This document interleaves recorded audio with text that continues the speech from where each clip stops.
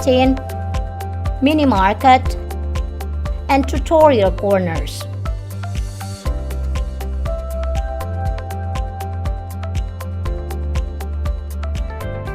Partnerships and achievements. Health Polytechnic Ministry of Health Jakarta 3 has established partnerships and collaborations with several educational institutions and others, both domestic and overseas.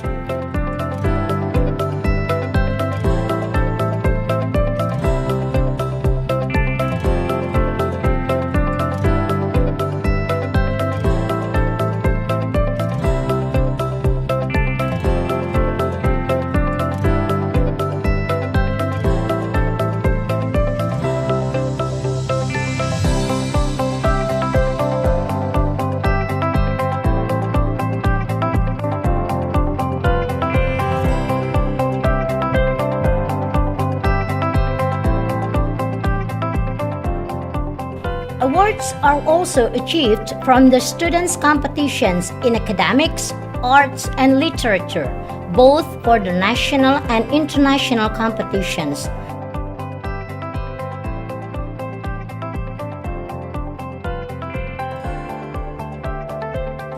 Health Polytechnic Ministry of Health Jakarta 3, leading in quality.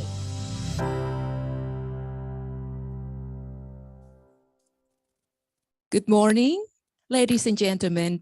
Selamat datang and welcome to the international webinar of Health Polytechnic Ministry of Jakarta 3 2022. Here, I am pleased to inform you that this event is one of the series of the 21st anniversary celebration of our Health Polytechnic Ministry of Jakarta 3. Before we begin, please allow me to remind a few things to all participants. The first one, while attending the webinar, you must keep the camera active and the microphone must be muted unless required. And for the Zoom account, please write your name and the institution with format as follows. For the participant, make sure you write Angela _University of Pavia, for example. And then for the committee, you write committee _Angela. And for the speaker, you write speaker _Angela. And for the invited guest, VIP _Angela. And the third one, question and answer session will be conducted via chat room, both in Zoom and in the YouTube channel as well. And for the attendance and evaluation form will be shared via chat room, both in Zoom and YouTube channel. These are required for you to get the e-certificate. And for the fifth one, please kindly ensure that your mobile phone are in silent mode or turn off. And lastly, participants can also join this webinar via our YouTube channel at Poltekkes Kemenkes Jakarta 3 or our campus radio at Radio Campus Poltekkes Jati. Now, for honorable speakers, distinguished guests, and delegates, as well as all participants, Assalamualaikum warahmatullahi wabarakatuh. Selamat pagi, magandang umaga, Ohayo gozaimasu, sawadika, and good morning. It gives us a great pleasure to welcome you all to the opening event of this international webinar of Health Polytechnic Ministry of Jakarta 3 on today, 14th of April, 2022 from Indonesia. First of all, let me introduce myself. My name is Kristanti Heriatrengi, and today I will be the master of ceremony for this event. Before we begin, please allow me to inform you today's agenda. That is, there will be opening and then plenary session 1 and break time for about 1 hour. And then we will continue with the plenary session 2. Now, we will continue with the opening, We will sing our national anthem, Indonesia Raya. Please remain seated and be ready.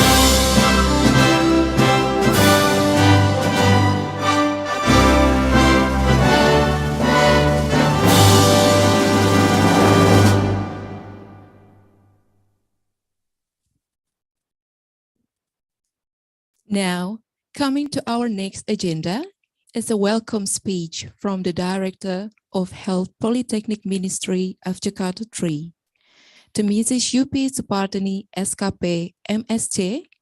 The time is yours.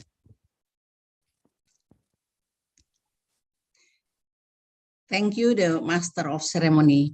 Bismillahirrahmanirrahim. Assalamualaikum warahmatullahi wabarakatuh. Good morning. Om Swastiastu, Namo Buddhaya, Salam Kebajikan, Sawadika, Magandang Umaga. The honorable speakers, Pamela Gray, PhD from Jakarta University, Finland. Assistant Professor, Dr. Sunny Wong Wiset from Burapha University, Thailand. Professor Hiromi Fuji, PhD from Osaka University, Japan. Dr. Jennifer Joy Oliver, PhD RN from St. Paul University, Manila, Philippines. Dr. Raden Siti Mariam, Magister Keperawatan, Nurse, Spesialis Keperawatan Komunitas from Jakarta 3 Head Polytechnic. And the honorable guests, the representatives of our partners, all director, vice director, and lecturers of Health Polytechnic of Ministry of Health around the country, Indonesia. Professor Dr. Ritikon Siriprasetchok, the Honorable Consulate of Finland and Burapha University, Thailand. Dr. Tuomo Rautakelivi, Honorary Consulate of Finland. Dr. Linatio, MBA from University Malaysia of Computer and Science in coordination with Lincoln University, Malaysia. Eminent scholars, colleagues, ladies and gentlemen. I am pleased to welcome you to the third Jakarta 3 Health Polytechnic International webinar in celebrating our 21st anniversary. This year, we bring the theme lesson learned, higher education learning transformation due to new life after COVID-19 pandemic. I would like to inform you that in this webinar are followed by 7 countries: Finland, United Kingdom, Thailand, Malaysia, Japan, Philippines, and of course Indonesia. And the expected participants are around 1,000. Several participants are attended from Finland, UK, Thailand, Malaysia, Japan, and the Philippines. Ladies and gentlemen, as you are only too aware, we are in the midst of a crisis like no other. The pandemic has sent shockwaves through the global economy. People are worried about their lives and their livelihoods. Many businesses are either closed or waiting for the customers to return.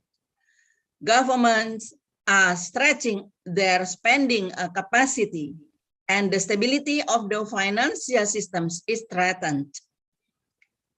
Policymakers all over the world are looking for ways to contain the spread of the virus while limiting the economic fallout.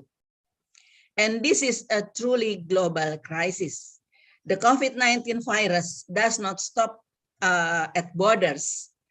For these reasons, coordinated international strategies to fight the virus and its all sectors impact are more effective than going it alone. Even different countries or even regions within the same countries can require different approaches in defining essential health services and in reorienting elements of the health system to maintain these services. Decision makers must balance the benefits of certain activities and the risk of spreading the virus that these activities pose. The risk-benefit analysis for any activity will depend on the disease burden and the local social context, the scenario of COVID-19 transmissions, and local capacity to provide services, both basic capacity and capacity as the pandemic progresses. This certainty encourages each country to have different policies for public health and social measures that are implemented to limit the transmission of COVID-19. And the approach to loosening these measures also varies. Policies that restrict movement to contain transmissions can create barriers to access health services and will influence the roadmap of returning health services to their original state. Ladies and gentlemen, the COVID-19 pandemic not only affects the health service factors, but also education. Education and students are required to be able to adapt due to the conditions of the COVID-19 pandemic, and for now, the new life after the pandemic. This condition can encourage the development of creativity and innovations through joint assignment or collaborations, individual assignment, and certain projects that are useful during this pandemic situation. The collaborations shown by educational innovations should have bridged this. In the conditions of the COVID-19 pandemic, innovation in the field of education is needed, namely reforms in the education sector carried out to solve the educational problems. Educational innovation is an idea, item, method that is perceived or observed as new to a person or group of people or societies, either in the form of an invention or new or discovery, changing an old one that is used to achieve the educational goals or solve educational problems.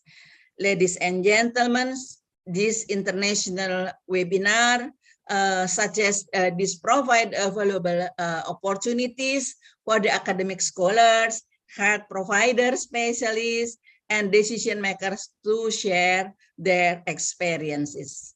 I'm grateful to the many experts who have come to share their knowledge today.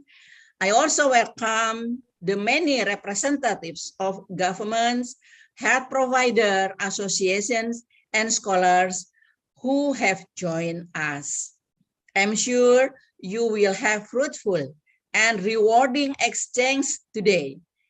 I wish you every success with this important webinar, and I look forward to learning about the outcome. Thank you very much.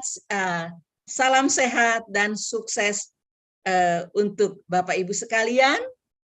Wassalamualaikum warahmatullahi wabarakatuh.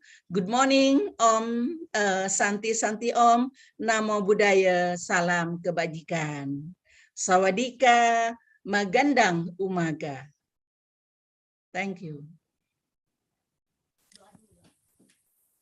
Thank you, Mrs. Yupi.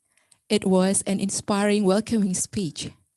Now, distinguished guests, ladies and gentlemen, I would like to call upon Mr. Suhana Haryanto, SKM MCAP, to recite the dua.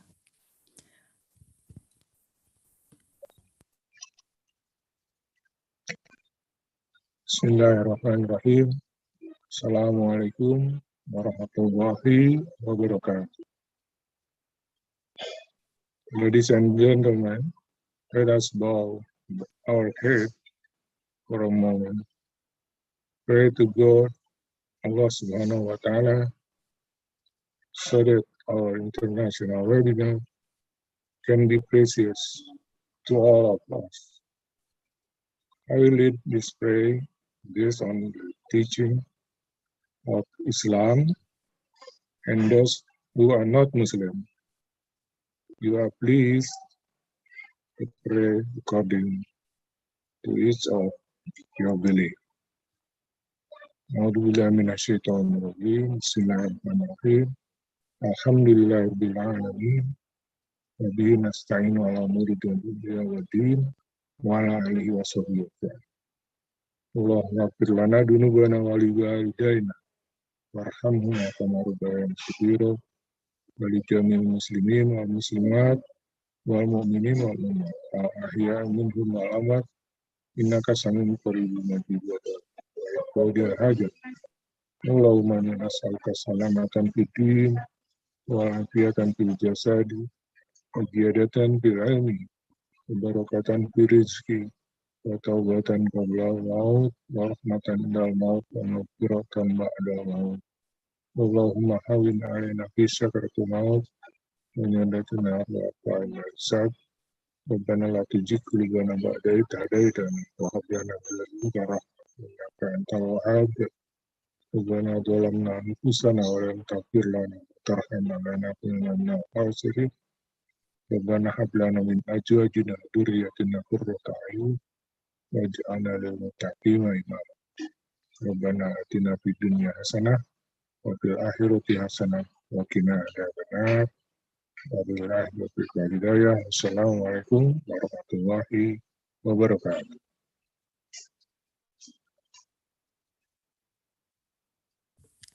Thank you, Mr. Haryanto.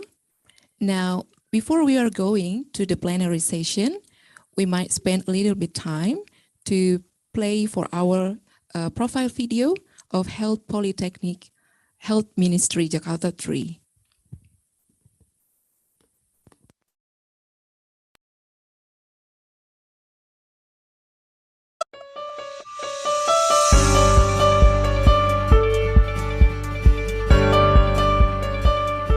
As a member of ASEAN, Indonesia joined the Asian Economic Community in 2015. It means the needs of health personnel is more challenging and competitive. During this era, foreign laborers may work in Indonesia, including at health service facilities. Health Polytechnic Ministry of Health Jakarta 3 as one of the technical implementation units under the authority of the Board of Development and Empowerment for Human Health Resources for the management and monitorial aspects and supervised by the Ministry of Research and Technology in Higher Education for the academic aspect. In 2016, there are 38 health polytechnic institutions. Health Polytechnic Ministry of Health Jakarta 3 has a vision becoming an excellent higher education institution on the basis of health science and technology at the Southeast Asian level by 2028. There are 4 missions. 1. Organizing higher education on the basis of science and technology, culture, and also character to produce the qualified health manpower. 2. Developing the current science and technology through continuous research and community service in order to improve the health status of community. 3. Developing networks with stakeholders at the national and international levels in developing health science and technology to face global challenges. 4. Strengthen the accountable, professional, and transparent governance in the academic and general fields. Health Polytechnic Ministry of Health Jakarta 3 has values, namely faith in one God only, ethics, rational, trustworthy, dedication, accountability, and transparent character. Health Polytechnic Ministry of Health has Center of Excellence for Health Polytechnic Science and Technology in the field of elderly health technology. Health Polytechnic Ministry of Health Jakarta 3 has 4 majors, namely nursing, midwifery, medical laboratory technology, and physiotherapy. And there are total 10 study programs administered in the aforementioned 4 majors. Diploma 3 of Nursing. The vision is by 2028, it's able to produce nurses who excel in the application of nursing skills on the basis of nursing science and technology nursing. The Excellence Elderly Nursing Technology. Bachelor of Applied Nursing and Professional Nurse Education Program. The vision by 2025. Produce nurses who excel in advanced nursing care age by applying health science and technology. Excellence Elderly Nursing Technology. Diploma 3 of Midwifery.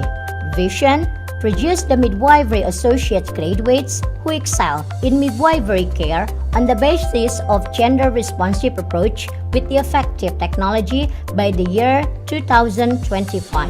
Bachelor of Applied Midwifery and Professional Midwifery Education Program, its vision: producing professional midwives who are responsive in preparing the qualified generations through the development of continuous midwifery care models and technology, also called as COMC, by the year of 2028. Excellence, continuous midwifery care with gender responsive. Bachelor of Applied Health Promotion, its vision: to produce health promoters excel in community empowerment on the basis of innovative and effective technology by the year of 2025. Excellence, development of innovative and effective information media. Diploma 3 of Medical Laboratory Technology. Its vision is becoming a program study of Diploma 3 excel in medical laboratory technology at the national level in 2025. Study program of Medical Laboratory Technology Program of Applied Bachelor. Vision: to become Bachelor of the Applied Medical Laboratory Technology that excels in the field of molecular diagnostics in 2025. Diploma 4 or Bachelor of Applied Physiotherapy, its vision: by the year of 2028, becoming a study program that produces the professional Bachelor of Applied Physiotherapy excels in the mastery of science and technology of neuroscience technology. Study program of Physiotherapist Professional Education Professional Program. Vision, becoming a study program that produces professional and excellent physiotherapists in the mastery of science and technology of neuroscience physiotherapy.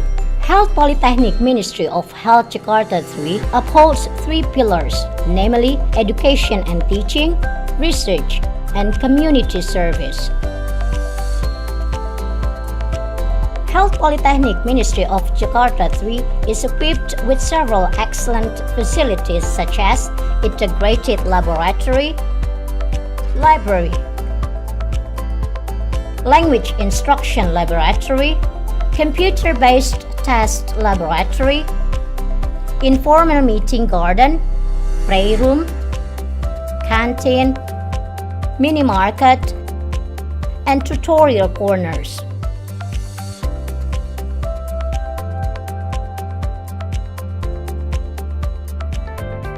Partnerships and achievements. Health Polytechnic Ministry of Health Jakarta 3 has established partnerships and collaborations with several educational institutions and others, both domestic and overseas.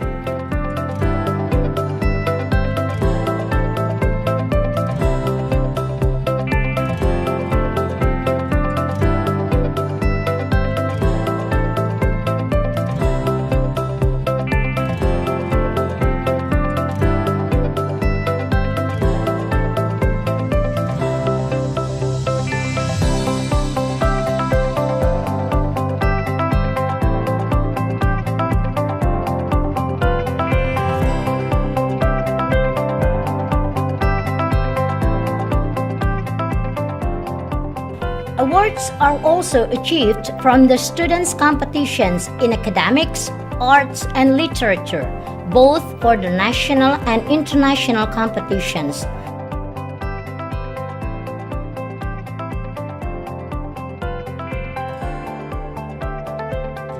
Health Polytechnic Ministry of Health Jakarta 3, leading in quality.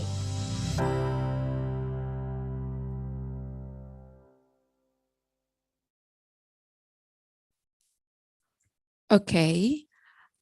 Before we are going to continue with the plenary session, first let me say hi for Professor Fuji, who have joined with us in the Zoom. Now, before we continue, actually, there are some invited guests. So would you like Ms. Paula to lead them to say greetings for this webinar? Yes. Thank you, Ms. Tanti. Yeah. Ibu Yupi, some of our VIP guests will say greetings to you. First of all, Professor Ritikon. Professor Ritikon. Yeah, you may say words. Director UP, Vice Director Paula, hi, distinguished speakers and guests and participants, good morning. I hope you all can hear me clearly. Yes, very clear. Okay, thank you. So Director UP, congratulations again on hosting the international webinar. However, I think you have been holding the webinar, the virtual conference for several years now. I hope that next year we can have the real physical conference and can group up together and meet up again.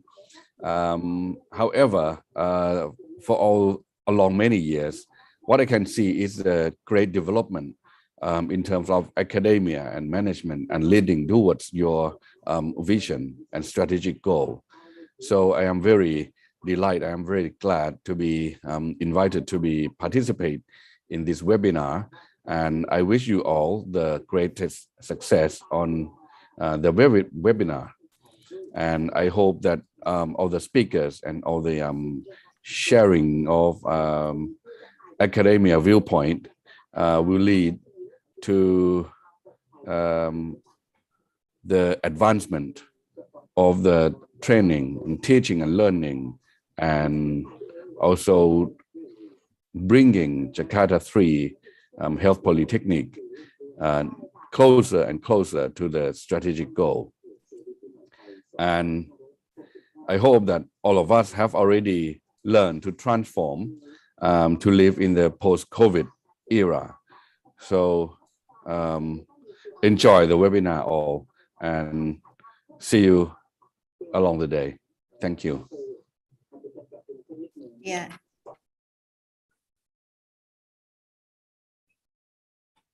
Please, Ibu Yupi. Oh, you still mute. I'm so sorry, you still mute. Thank you, Dr. Ritikon. So looking forward to meet physically in Indonesia, in Jakarta, next year, hopefully. Yeah, thank you, Professor Ritikon. He is the honorary consulate of Finland and also from Burapa University, Thailand. Next, Dr. Lina Tio. Dr. Lina Tio, MBA from Malaysia. Hello, Dr. Lina Tio, yeah, you already in. Oke, selamat pagi. Pagi. Paula, selamat pagi, Director UP. Lina mau mengucapkan happy anniversary of 21st anniversary to Polytechnic Kemenkes Jakarta 3. Semoga sukses terus atas bimbingan dan pimpinan daripada Director UP semuanya. Seperti yang Lina lihat, tiap tahun kita punya webinar ya. Dan terima kasih juga sudah diundang ke acara ini, so at least we can sharing our informations and mempersatukan dan mempererat tali persaudaraan dalam bentuk pendidikan. Terima kasih and happy anniversary. Terima kasih. Thank you, Dr. Lina. Looking forward to meet you in Jakarta or even in Malaysia. Hopefully, inshallah. Thank you. Thank you. Thank you, Dr. Lina Tio from University Malaysia in accordance with Lincoln University, Malaysia. Thank you, BUP. I'll deliver back the time to Master of Ceremony. Thank Ibu you, Ms. Ola. Paula. Yeah, ma'am. Ibu Okay. Ola, Yeah. Now, you're maybe I also, will greet some of the participants. there is hello. Yeah, yeah. Ibu Ola, Yeah. here also there is the president of APKESI, Oh, yeah. Mr. Budi Susatya, SKPMKes, who joined this webinar. Maybe he would like to say something, to say some word, and congratulate to all of you, all the participants and the speakers. Ibu Pak Budi, Bu Ola. Yeah. Yeah. Please, Pak Budi, time is yours.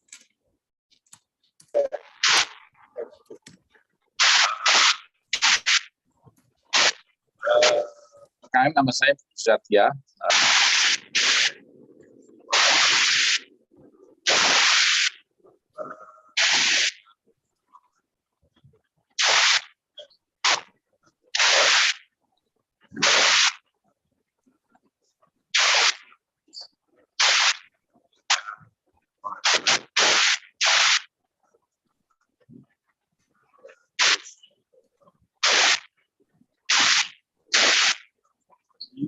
Problem Punten jaringan. Pak Budi, punten, mungkin suaranya, volumenya bisa diperbesar. Suara Bapak lembut sekali. Jaringannya mungkin juga. Iya. Ya, soalnya pakai HP, maaf. Ini adik. Iya, Pak Budi.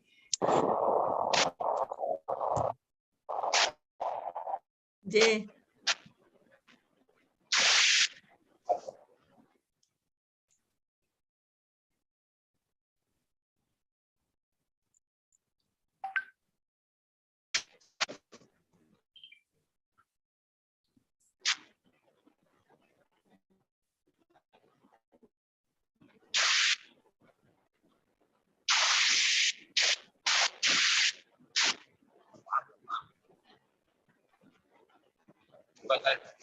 Ganti Ya, Pak. Yupi.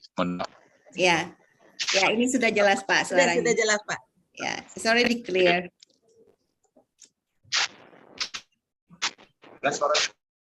Yes. Ya, Pak. Alat yang lain. Oke.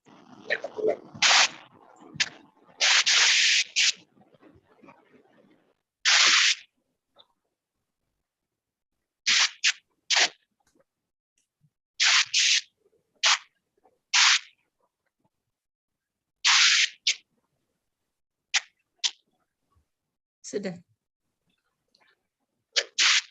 Ya, Pak.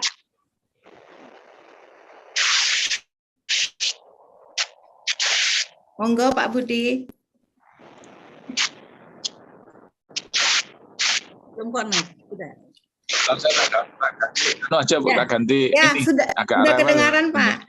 Ya. Saya Sudah kedengaran, Pak. Sudah. Dengaran? Sudah, Pak, jelas, Pak. Ya. Ya, bagus, bagus. Atau Kejati, Desnatalis,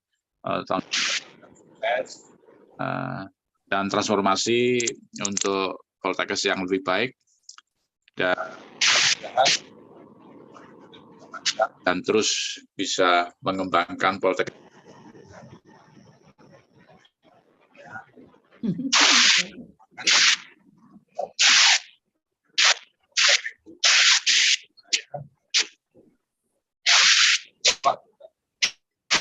Ke seluruh Indonesia. Kemudian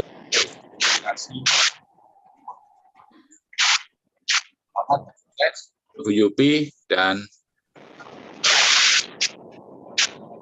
Ya.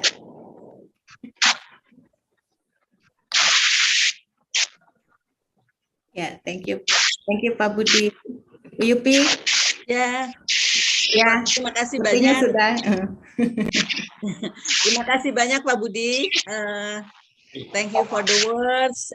Semoga kita seluruh Politeknik Kesehatan bisa mengkawal transformasi yang diharapkan oleh Kementerian Kesehatan sehingga membawa Politeknik Kesehatan lebih maju dan berkualitas tentunya dengan kolaborasi dan kerjasama kita semua.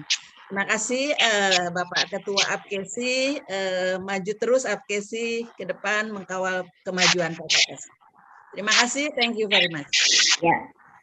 Thank you, Pak Budi. Thank you, Bu Yupi, for your information. Pak Budi is head of Apkesi. Apkesi stand for Association of Health Polytechnic in Indonesia. So thank you so much for all the greetings. So I deliver back the time to Master of Ceremony. Miss Tanti. Yeah, thank you, Ms. Paula.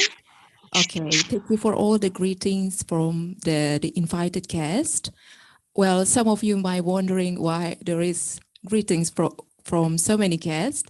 So let me inform you once again that this event, the international webinar, is one of the series of 21st anniversary celebration of our Health Polytechnic Ministry of Jakarta 3. Again, also, I would like to remind the rules of webinar for some of the participants who might just join with us now. The first one, while attending the webinar, you must keep the camera active and the microphone must be muted unless required. And then for the second one, on the Zoom account, please write your name and institution with format as follows. For the participant, Angela_University of Pavia. And for the committee, committee_Angela. And for the speaker, speaker_Angela. Or for the invited guest, VIP_Angela. And then the third one, question and answer session will be conducted via chat room, both in Zoom and YouTube channel. And the fourth, attendance and evaluation form will be shared via chat room, both in Zoom and YouTube channel. These are required for the participants in order to get the e-certificate. And the fifth, please kindly ensure that your mobile phones are in silent mode or turn off. And lastly, participants can also join this webinar via our YouTube channel at Polytechnic Kemenkes Jakarta 3 or our campus radio at Radio Campus Poltes Jati. Well, now we are going to move to the plenary session. There will be 2 sessions, and for each session, it will be led by a moderator. So before we continue with the session 1, please let me introduce the moderator.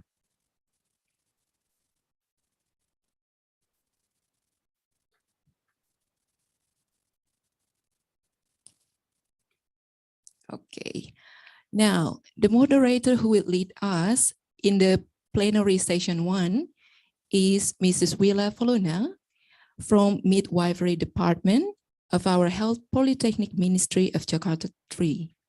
She was graduated as Master of Midwifery from University of Pajajaran in 2012.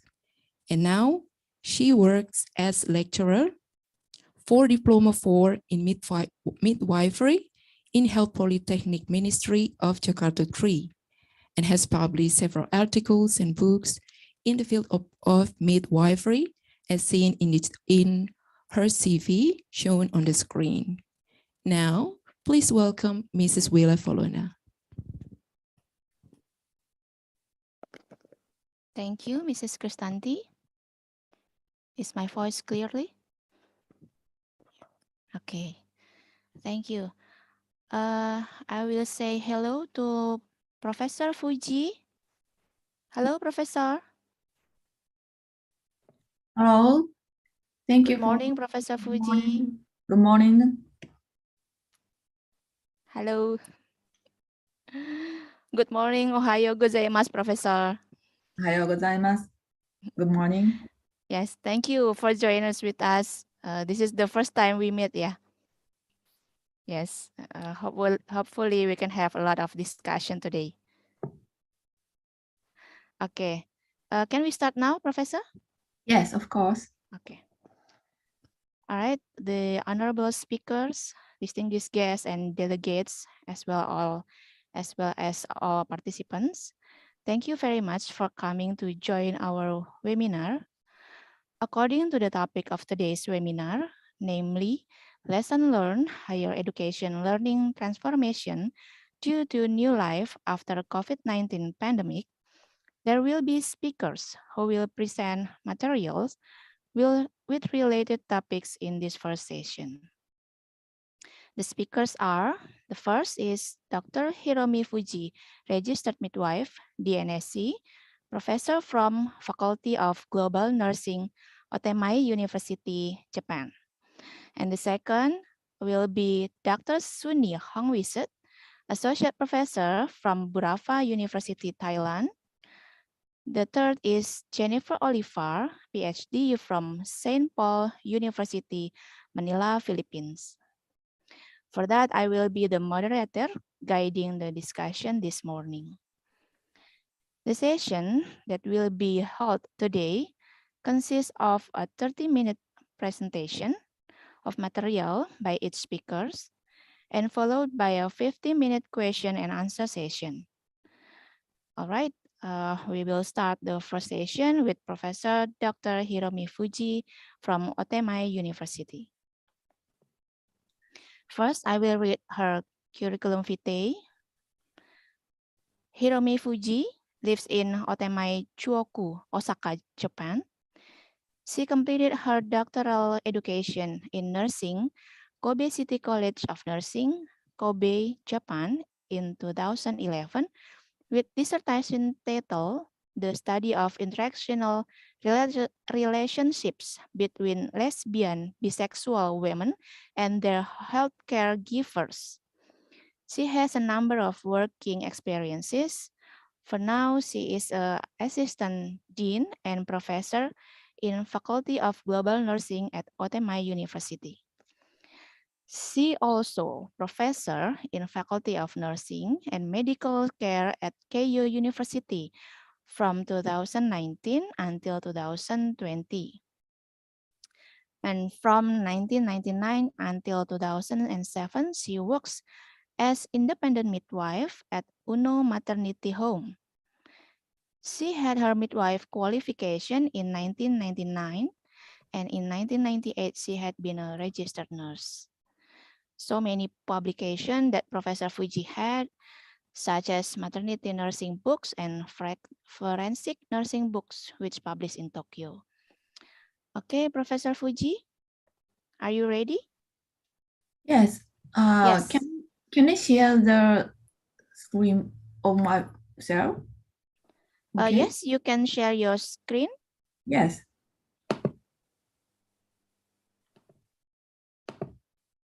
Can you see my screen? Yes, okay. Thank you Yes, very please. The time is yours, Professor. much. Ms. Vera Horner, moderator, thank you very much for your introduction. I'm happy to be able to speak to you today. Before my presentation, I'd like to thank Jakarta Three Health Polytechnic for inviting me to speak today. It's my pleasure to join this international webinar. Today, I would like to speak about Japanese nursing education changing, especially the online learning formation for nursing students in pandemic and their lesson learned. And, this slide shows the contents of my presentation. My presentation consists of 5 parts. First, I am going to introduce background. What Japanese nursing education changes has, especially focus on ministerial ordinance. Second, I want to mention about online lecture. Then I'd like to describe online class in our university and focus on practicum. Finally, I will review the main content and recommendation from our experiences. I'm sorry. Yes. In this section, I would like to introduce background of nursing education with COVID-19 pandemic, focus on Ministry of Education and Ministry of Health in Japan, ordinance in 2020 and in 2021. You know, in 2020, the pandemic spread, many ministerial ordinances were issued in Japan. In particular, in February, about correspondence of each school of medical-related occupations due to the outbreak of new coronavirus infection. Meanings of those are changing policy. Before pandemic, nursing practical should be done on hospital or on site. But during pandemic, many hospitals where had been accept nursing practicum stopped accepting nursing students. However, nursing practicum is needed to the nursing national license in Japan, of course. So Ministry of Education and Ministry of Health were both changing policy towards mitigation. Nursing education had been able to adapt online lectures and practicum on campus instead of hospital where had been locked down.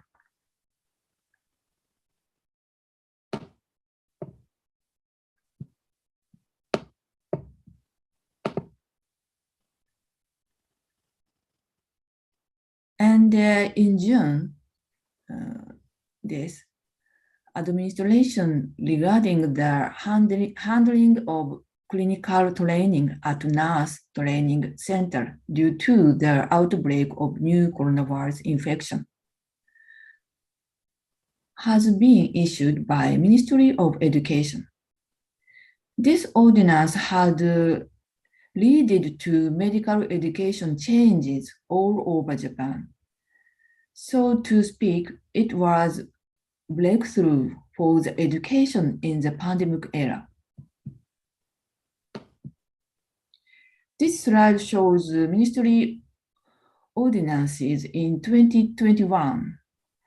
On these backgrounds, the teaching style could change from face-to-face style to an online lecture one in all nursing school or faculties in Japan during the pandemic.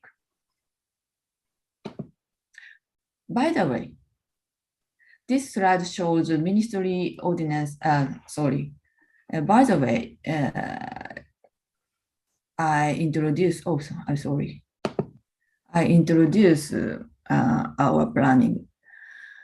You know, students who could not do part-time job due to the pandemic had been in financial distress in Japan. So teachers, we have been distributing free sanitary products for students on campus since 2020. Anyway, according to policy changes, many schools had been able to adapt online lectures. So we needed learning the basic knowledge for having online classes. First, what is an online class? One institute says, teachers give lectures using computers and smartphones connected to the internet, and the students can take lectures without having to gathering in the lecture room. We can also distribute handouts and lecture videos, collect student submissions, and exchange ideas between faculty and students using text, chat, and audio.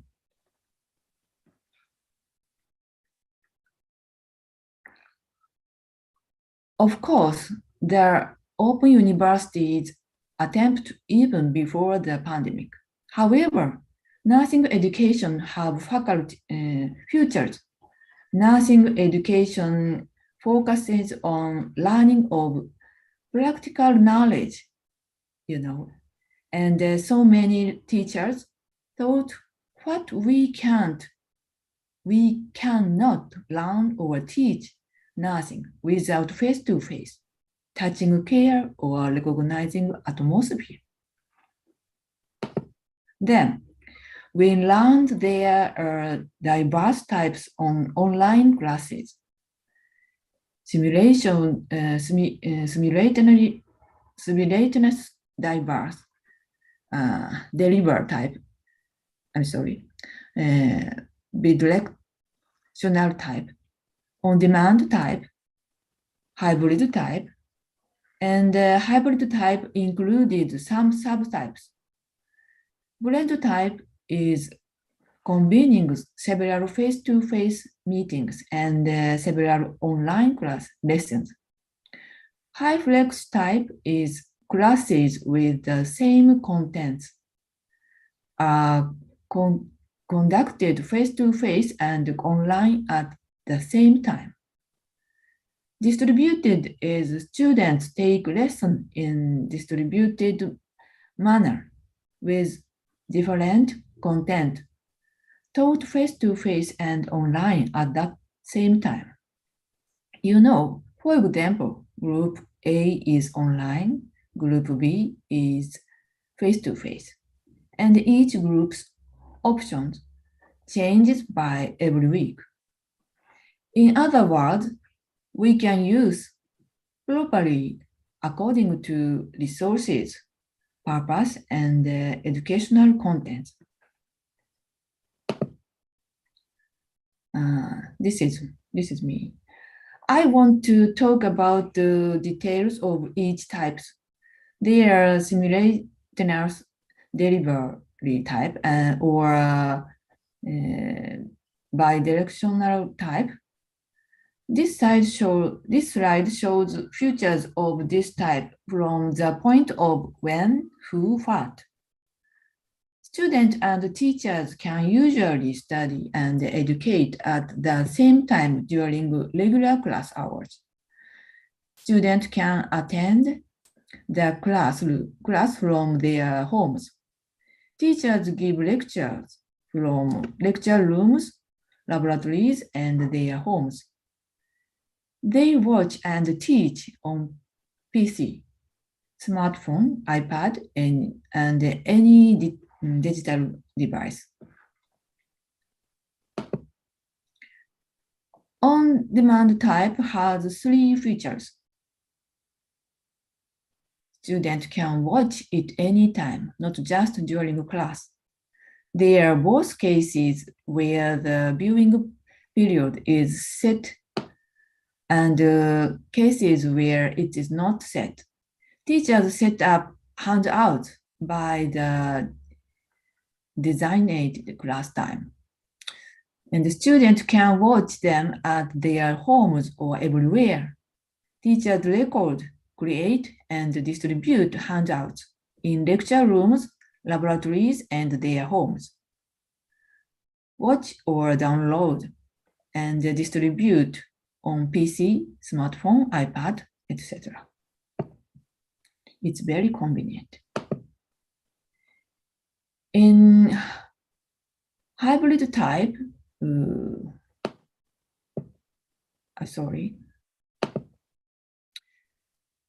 they are usually done during class hours. Students participate from home or from the lecture room.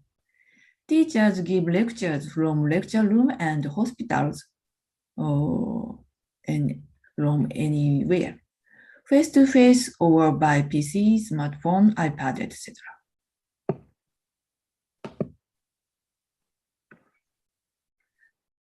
However, for us, it was not enough to learn the futures. Important points are here. Can our student pay the cost for online class? At that time, we did not know how much data does an online class use per 1 hour. Moreover, students are required an environment capable of high-speed and large capacity communication to some extent and communication charges. It's possible to take an online class with a smartphone, but it's difficult to see operate unless the screen is large to some extent. And the students need a safe environment, PC, taking space, quiet environment, and distributed. Disparities among students are likely to appear by digital, I think. Some students have poverty and parents who are lack of internet literacy. However, if their online classes are on track, it is said to be a tool that may be able to cover the gap. So many teachers challenge online classes for such a student. We also had to pay attention to copyright in online classes. In Japan, there was amendment to the Copyright Act in 2020. However, we were able to exempt from Act in case of we teach in an online class, especially in the pandemic era. In next session, I would like to introduce our online classes planning. The first step is consideration to support for students. We discussed router rental, financial support, or sharing points to note when taking online classes between students and their faculty members. Sending contact information for digital support, regular online interviews with advisors. Advisors are teachers for students. And the contact method and timing of notification. How to enter the classroom. How to ask a question. Recording is prohibited. How to protect the background and how to show the name. Awareness of interest in internet security.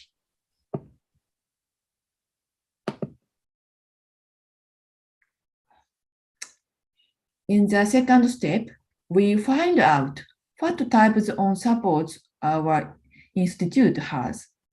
Because classes belong to the educational institutions, we also needed to cooperate with the information-related department of the institution and to check security policies of the institution. We could use the functions of the Digital Information Center in Otema University. It means centralized reporting, contact, and consultation for emergencies. It's very important. This page a lot of resources of Digital Information Center. I'm sorry, these are Japanese. The next step is preparation for classes. We determine online class type. We distribute handouts by online and request students to submission of assignments. Then introduce the page of textbooks to learn in the class in advance. Also provide the URL link of the material we expect students to check. Teachers create handout, PDFs, PowerPoint presentation, and videos, and place them in a secure online location for students to download. This slide is one of examples of PowerPoint presentation materials. In maternity nursing class, I am midwife. This page shows the active birth. This is one of example of short video. In the online classes, I moved it and show it to students.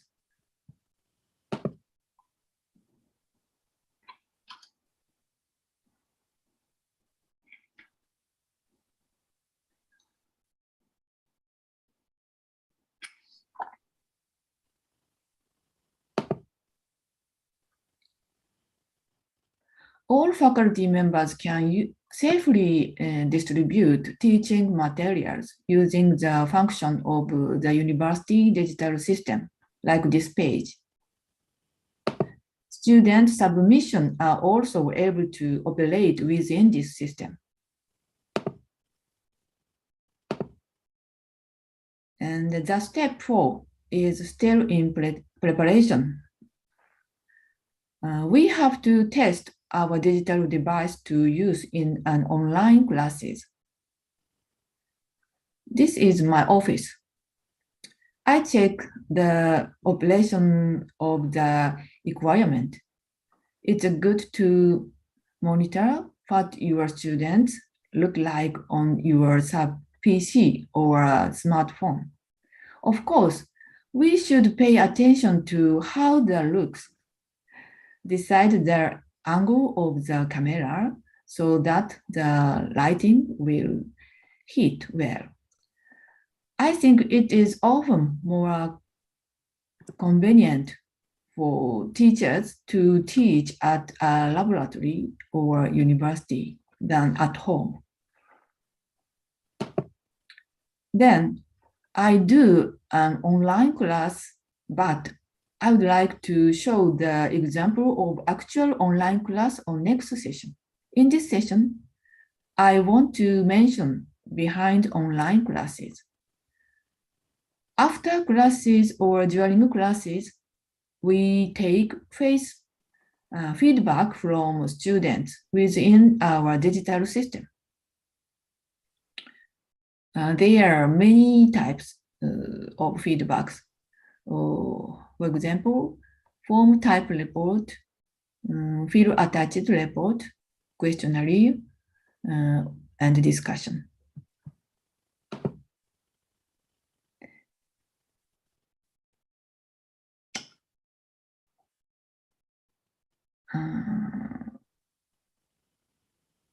After we complete classes, I gave online examination. I did it on campus and used the internet in my classroom. During exam, I can look around the students in the classroom and check their using digital tools are appropriate. The question in this slide is one of exam of mine. I have been planning that students can use digital tools to think about the question.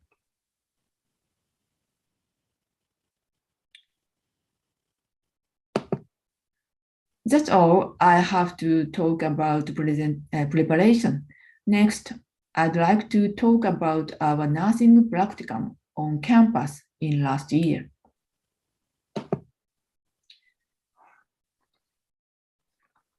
Nursing practicum has changed from on the hospital to on campus during pandemic in all over Japan. Many students cannot experience any practical training in hospital and directly communicate with patients for pandemic. Nursing Educational Association and Social Midwifery Education in Japan distribute documents for practical training on campus, included paper patients for simulation. We had done the simulation instead the practicum in hospital. At that time, we can use them. I would like to share our experiences of alternative practical training. One of them is role-playing on campus in the situation of disaster in the maternity unit. We planned two cases. One is case of the maternity unit in hospitals, and the other is in the shelter. Each goals are be aware of the risks of everyday life. Learn the basic of evacuation response.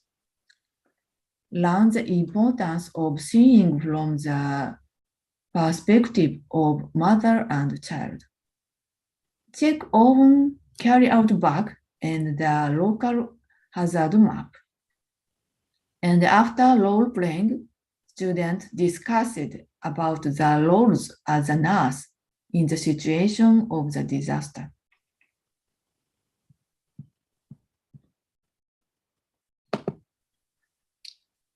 I'd like to show one of our training rooms. Students think about risks mothers in the maternity unit have towards disaster. Sorry. They speak out or write out of their opinion or their idea.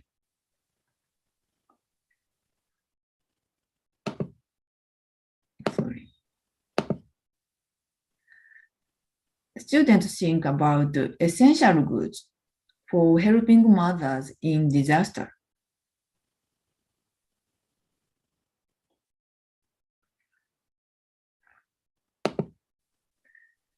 Of course, we recommended breastfeeding for all mothers. And the other hand, students make effort to know about milk too. Liquid milk. This is a special food for mothers. This food made by Japanese midwife. Students actually practice wearing to be good at use it.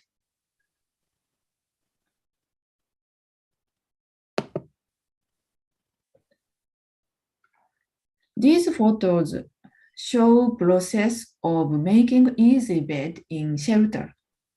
We expect students to be able to explain about it toward mothers.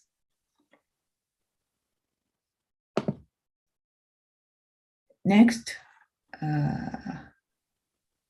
I'd like to share other case,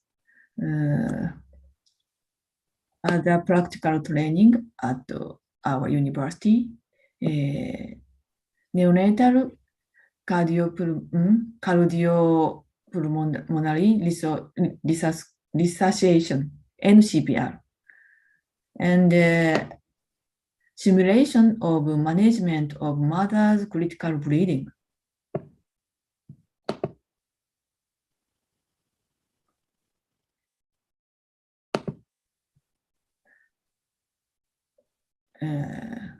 In this simulation, student understanding, we expect for the student, understanding our protocols, basic skills for NCPR, significance of monitoring vital sign and shock index.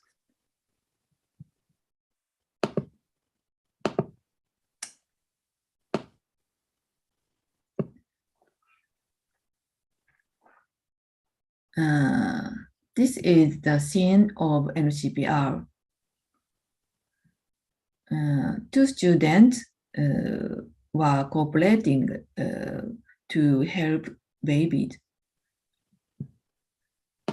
All students experienced the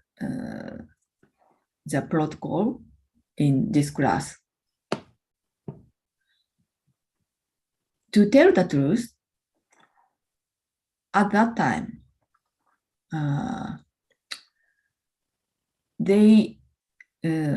I think they received the practicum on hospital. However, pandemic disturbed it. So instead, we plan this practicum on college or campus. You know, this chart is neonatal cardiopulmonary resuscitation in Japan. So first student learn this chart or detail. So next hour, they challenged to practice. This is my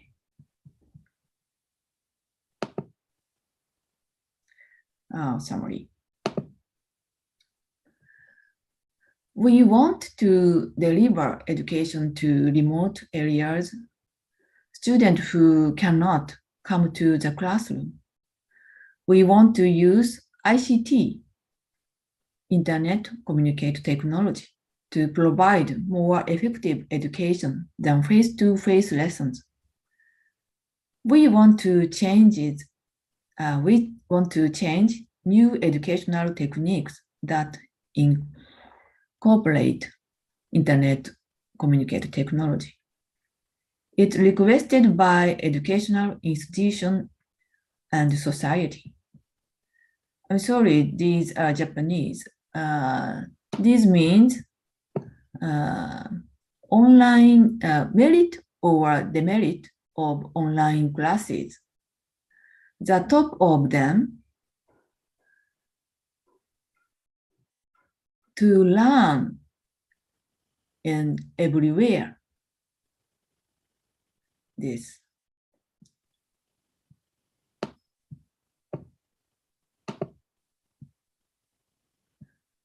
And next, this is this is the paper of Otemae University Faculty of Global Nursing Practicum. Here text. Last year, we could not practice on global field for teaching global nursing due to pandemic. Faculty of Global Nursing in Otemae University is the first faculty to teach or learn global nursing in Japan. However, we cannot practice on global field last year. It's very sad things. Instead, we used online to communicate with nursing leaders in the other country. Students learned global nursing directly from foreign nurses by Zoom, discussed and did each presentation about their new learned.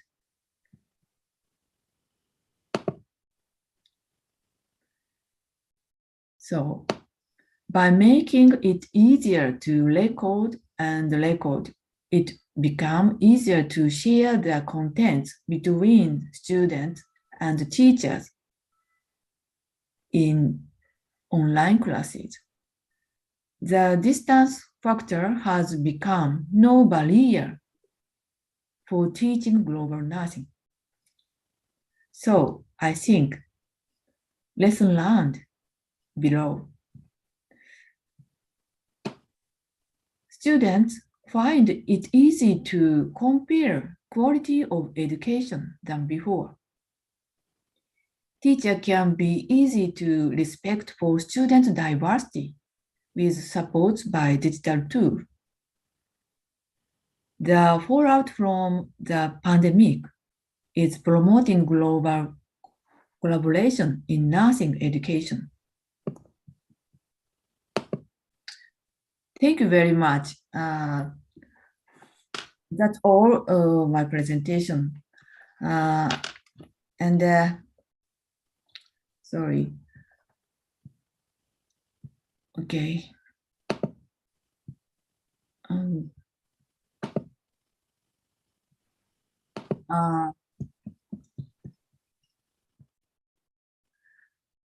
That covered my present. Thank you for your attention. Finally, and I wish for the Polytechnic Ministry of Health of Jakarta's continued success. Thank you so much. Please, please hear your answer. I'm sorry, your current question. Any question? Thank you so much. Yes. Okay. Thank you so much, Professor. All right. Thank you so much, Professor Fuji, for the presentation.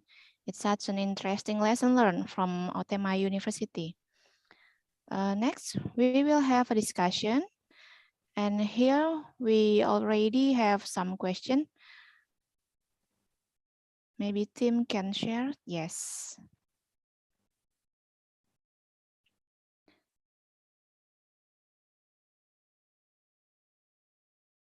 Okay, the first question from Diana. Which type of online class is most effectively used according to the professor's experience? Can you answer it first, Professor? Sorry, yes. Yes. Which type of online class is most effective? It's difficult because there are diversity among students. So,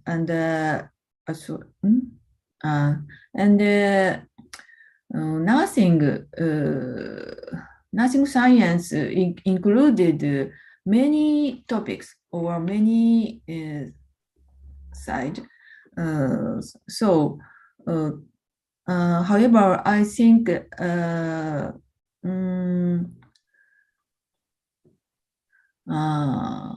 for the young grade, for example, first year or second year student like to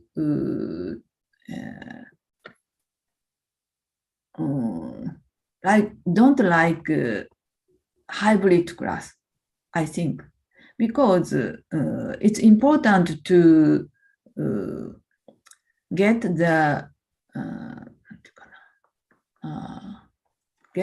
the rule or routine attitude to learn nursing science. So hybrid type, sometimes hybrid type make the confuse among Japanese among students. So I think so. I recommend the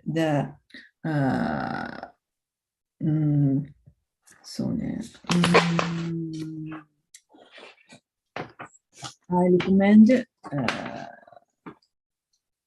on demand or simultaneous delivery type. I recommend. Okay.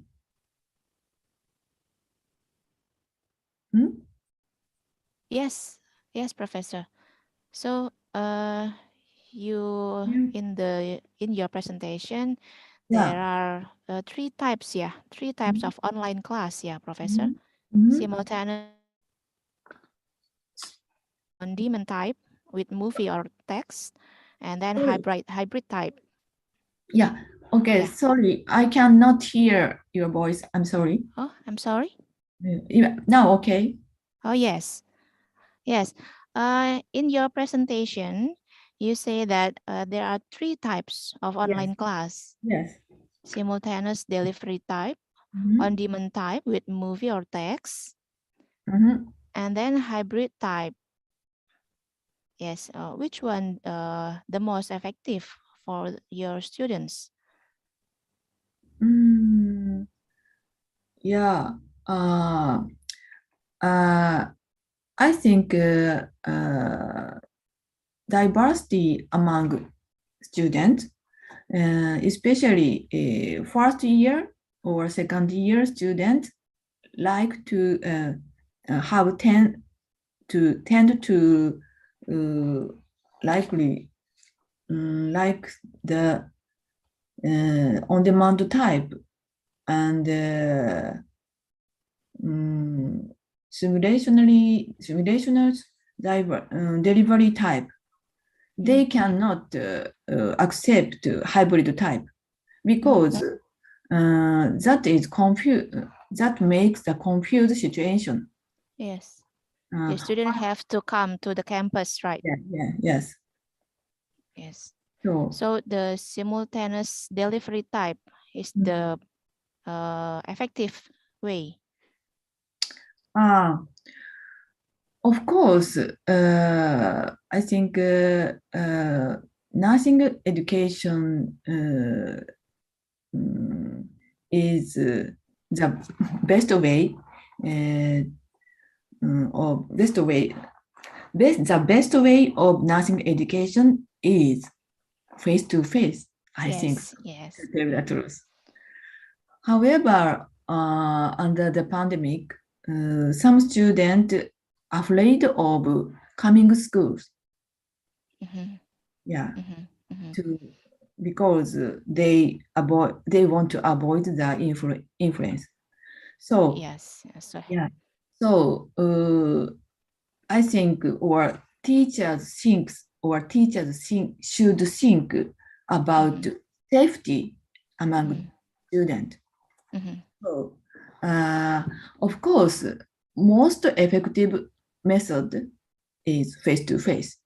However, safety is the most important thing for students. So I have to think or discuss or do hard work to make online classes. Yes, okay. Yeah. Yes, it's clear, Professor. Thank you. Mm. We're moving to the next question, Professor. Yes. Yes. From Widati, how many students in average are there in one class? How to measure their level of competencies, knowing that students can do the hands-on intervention directly to the patients? Mm. Yeah, we have two questions here.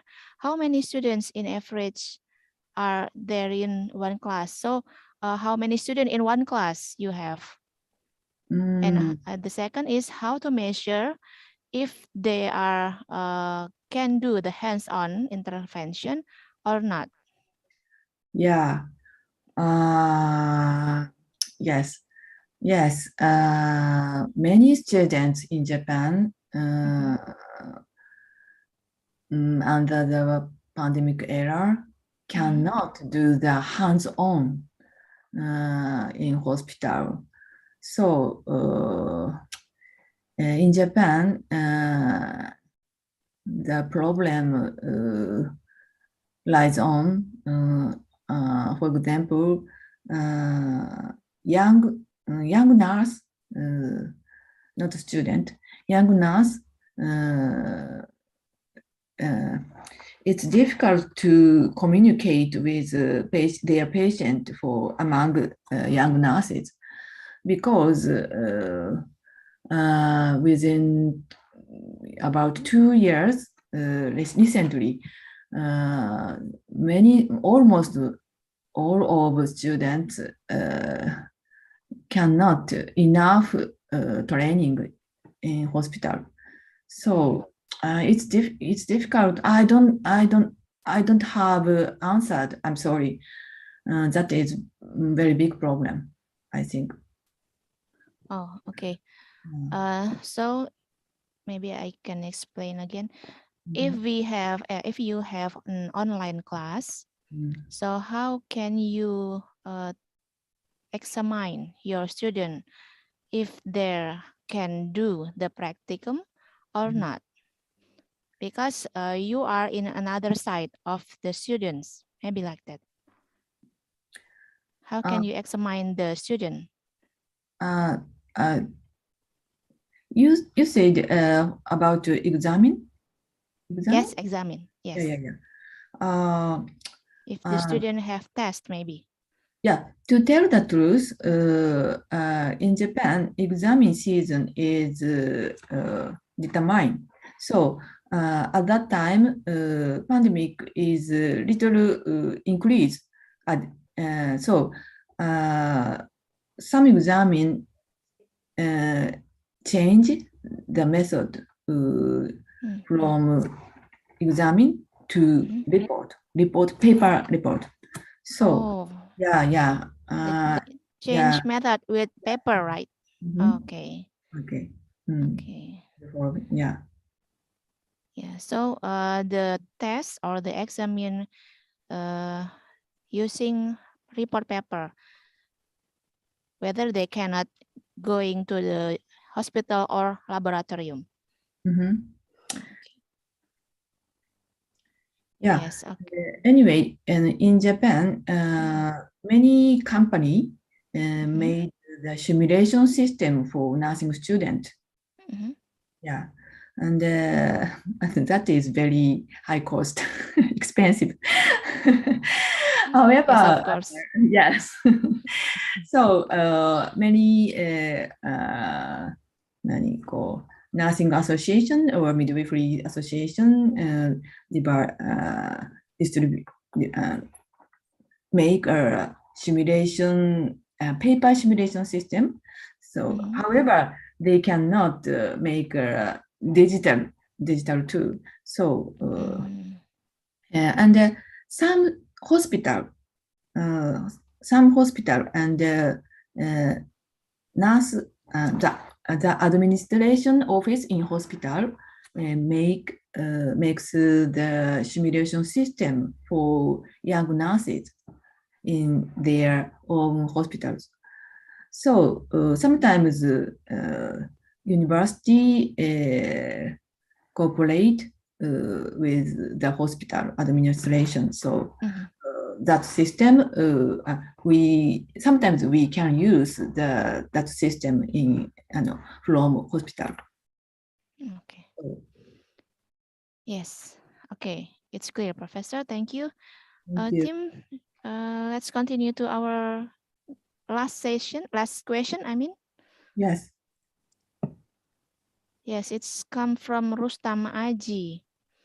What are the preventive measures for pregnant women, children under 5, teenagers, and the transmission of the COVID-19 variant? How much benefit from immunization? And then what level of immunization should be competent and beneficial for the human body? Oh, Rustam Aji asked 3 questions, Professor.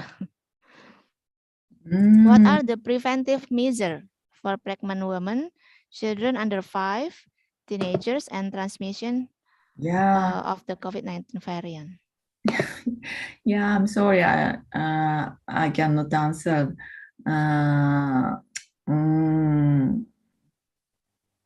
Yeah, I'm not doctor, so I'm sorry. Oh yeah, okay. Maybe we have another question. Yes. Tim, okay. Maybe one last question, Professor. And I find the some question in chat. Yes. Oh yeah. Sorry. Oh yeah. From Mr. Yusuf from Polytechnic of Tanjung Pinang. How to optimize and evaluate online learning, especially for psychomotoric aspects or physical utilities on using tools or doing direct measurement. Thanks in advance. Yeah, how to evaluate online. How to evaluate online learning. Yes, especially from psychomotoric, yeah, Professor. In laboratory, maybe. Yeah, yeah, okay. Yes. Yes, I think so. Yeah, maybe it's already have your answer, yeah, Pra? Yes, you said that for psychomotoric aspects or physical utilities, there are no laboratorium tests, but with report, yeah? With paper report. Yes, yes. And it's difficult to answer. So I send the chat. I send my answer by chat. Okay. Okay. Yes, I did. I sent the detail of my answer after this session. Yeah. Yeah, after this session. Yeah. Okay. Okay. It's time. Yes. Okay. Yes, maybe there is from Pak Yusuf. Mr. Yusuf is our last question, Professor. Yes. Yeah. Okay, because the time for discussion is limited. We apologize that not all questions can be answered by Professor Fuji. If the participants still want to ask question, then the question can be submitted to the committee to convey to Professor Fuji. Yes. Thank you. Yeah. Thank Okay. you. Thank you for Professor Fuji for the material and your explanation. Well done for Otema University that already prepare for the transformation due to new life after this COVID-19 pandemic. Thank you very much for sharing, and we hope that our meeting doesn't end here, Professor, but can continue to develop collaboration between our institution.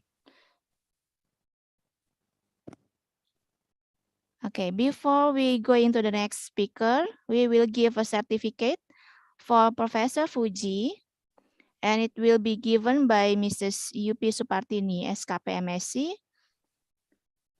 Thank you. For Professor Fuji, please remain your screen as we are about to hand over the certificate as an appreciation for having the time with us all here. Please, Ibu Yupi. Thank you so much, and thank you sending many questions. And I'm sorry to not answer. After this session, I send all answers by chat for audience. Thank you so much.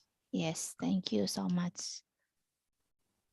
Maybe Mrs. Yupi wants to say something for Professor Fuji.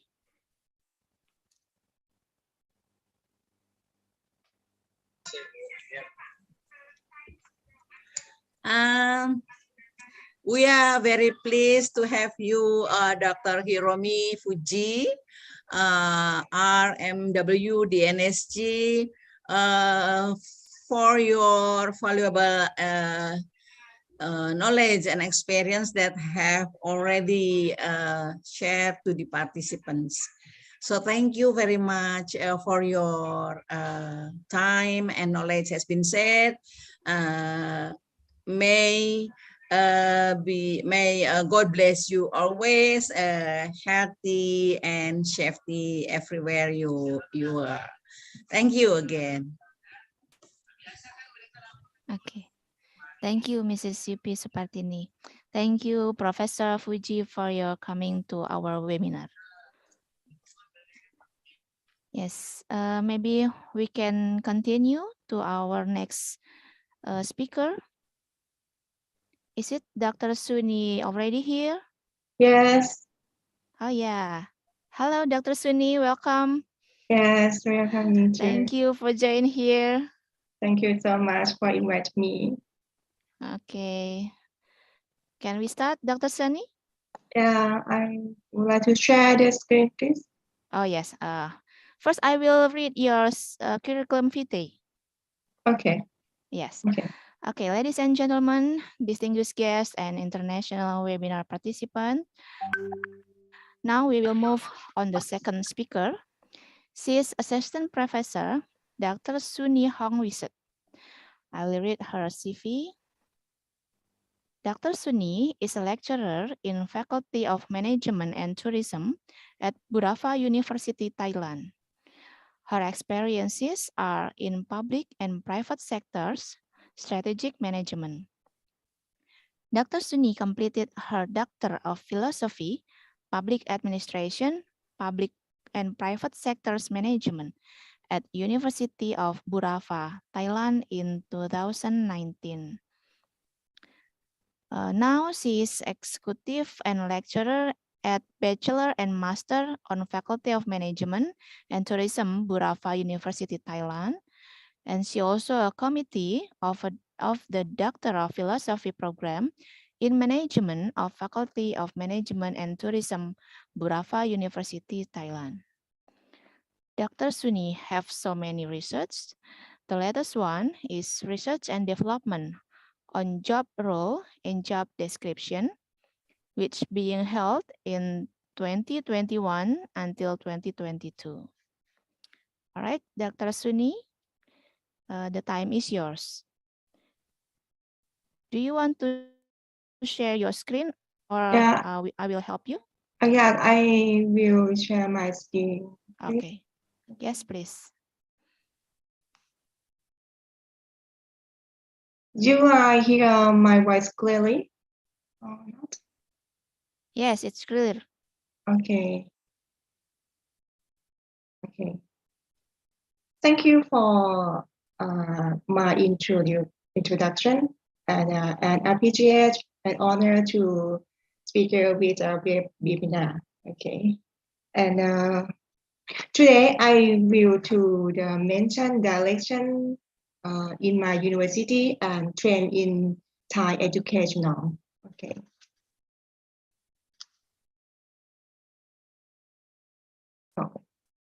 First of all, I would like to present about the outline for present today, introduction and investigation, higher education institute during COVID-19 outbreak situations. The COVID-19 with challenging of educational education and society, new normal-based design in education, quadruplet model, child education, education management related new normal, reinvention university platforms, higher education sandbox, and SAMMELI.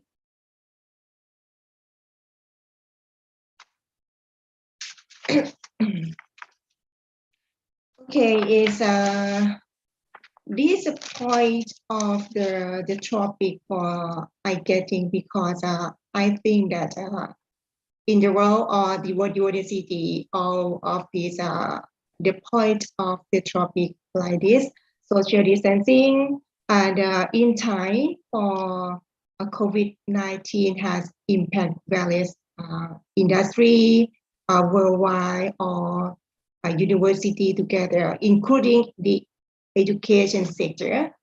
And in Thai, talks about the journal, the paper, the topic like this, said that and more than 2 million students at the territory level were affected.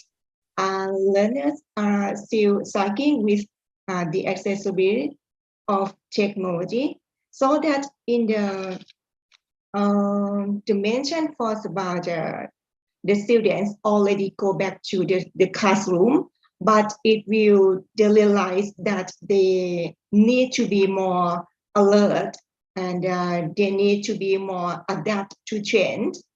They can't just to realize teacher in front of classroom anymore. I think so. So we wake up to realize that how they have to be active engagement with learning like that. And for in the important problem of the existing education system in Thailand, how effective skill development or the design to a curriculum for the new educational world to look like that.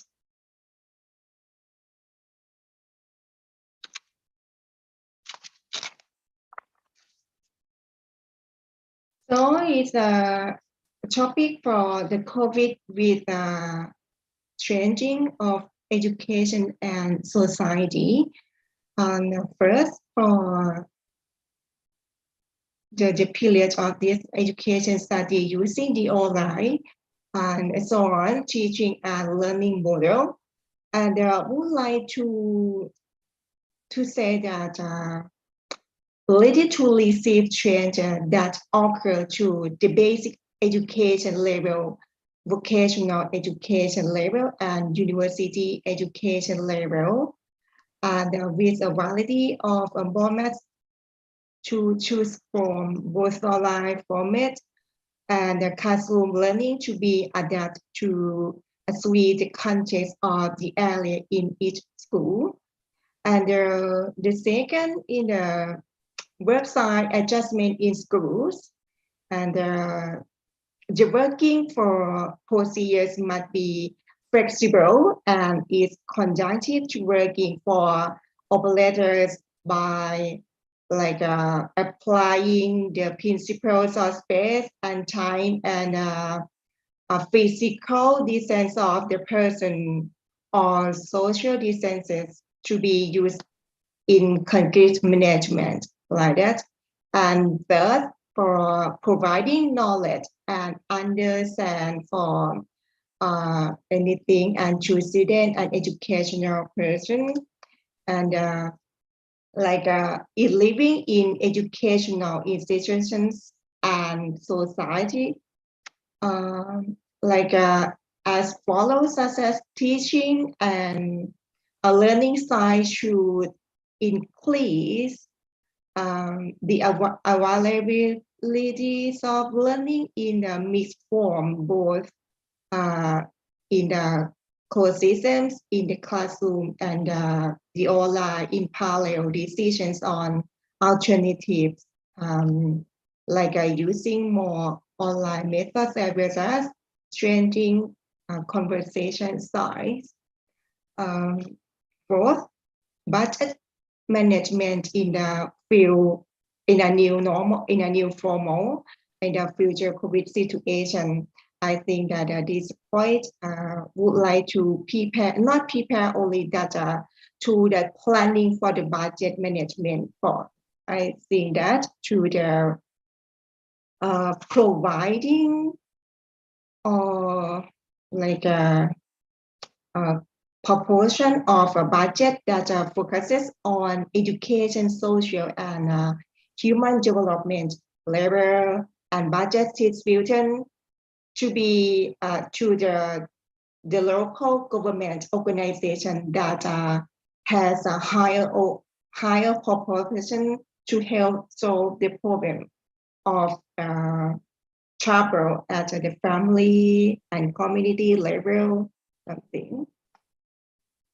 And this point is a new model of the people, government, private, community, and all sectors participate in helping each other to define a pattern of conduct in society.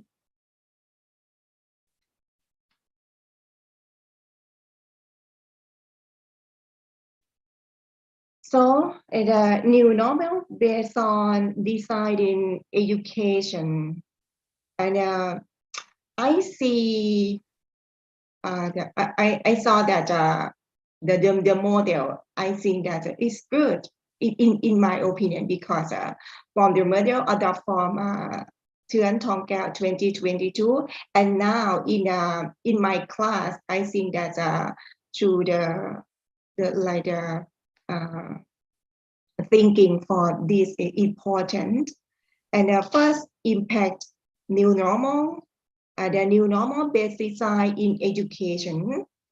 Impact first, social, economic, education, new normal living situations, crisis management, and new normal based design and in education, administrative, learning management, and information technology, database management system, and community relations are based on education, but would like to think about situation from COVID-19, like a crisis management, right? So when I think about this model, I have a question. I have a question from matching or like a similar in my class. First, my question, how should students adapt themselves for this post-COVID-19? And I think that I have answers, and another have a question, and another have an answer together. They have to be independent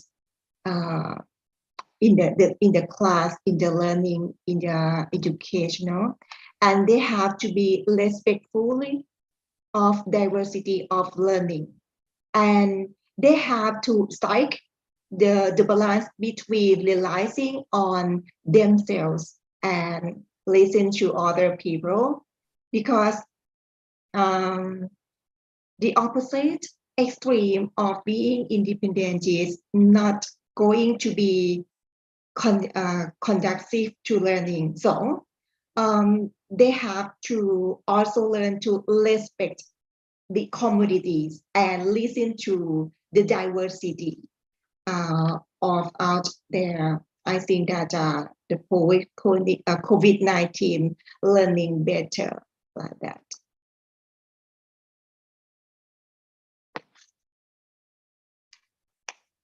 First, about the model in my university, and in my university would like to lecture, and then the classroom and the curriculum would like to think about the model hydrophilic, because the hydrophilic model just to realize about the curriculum in the university, realize in the public And first of all, in the public sector, just to set up and to the designing the curriculum, designing for the student out to the like a labor market. University like a center, not the center only, just to training the academic, training for about the resources to community, relate to public sector, community and private sector. So I have a question for this.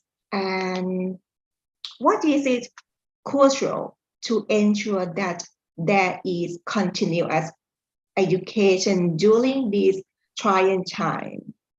And so, in my opinion, for this model, and because a hot issue in the university, and I think that the educational in talent, everyone to help, like parents has to help, principals have to help, Ministry of Education has to help. Everyone has to realize that learning has to be the center of attention for students, because if it don't mean that if they don't go to school, they can't learn, and they can learn with their grandparents in the family. They can with that like a TV or the online, like a YouTuber like that. How to like set a curriculum, set a classroom, and relate for another together. Right?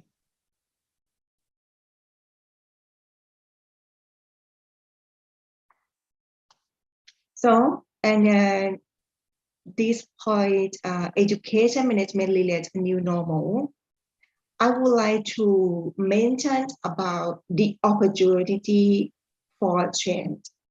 The opportunity for change, why I say that? Because with disruption comes opportunity. I think that opportunity, I don't think that crisis management or crisis only. And all that mobilization-based education model has a consent the development of Thai students for decades. And first of all, learning education. So I think that now and normally online, because cannot to the school, cannot to the classroom, cannot to the faculty, online now, on site. And I think that I remember about 1 or 3 times in the class, and after that cannot on site, because check for about the COVID test, like something like that. And hybrid, I think that the period of time in the short time hybrid, because in the classroom, because in my classroom have a student about 45, maximum 50, 55, 7. Some class maximum about 60 until 270 students in the class. I think that cannot do the social distancing in the classroom, because in the room about not a big, not a hall in the classroom. So homeschool in the, I think that some family, some parents think about the homeschool for the student. I have answer from interview the student. You know that this period time for the like some student, some student, and student in the school, high school, would like to and preparing to high school. No, not high school. In the high school, prepare to university. Yeah, and would like to know for the student thinking in the university. You are prepared. You would like to higher education. The student said that. What he said that it's about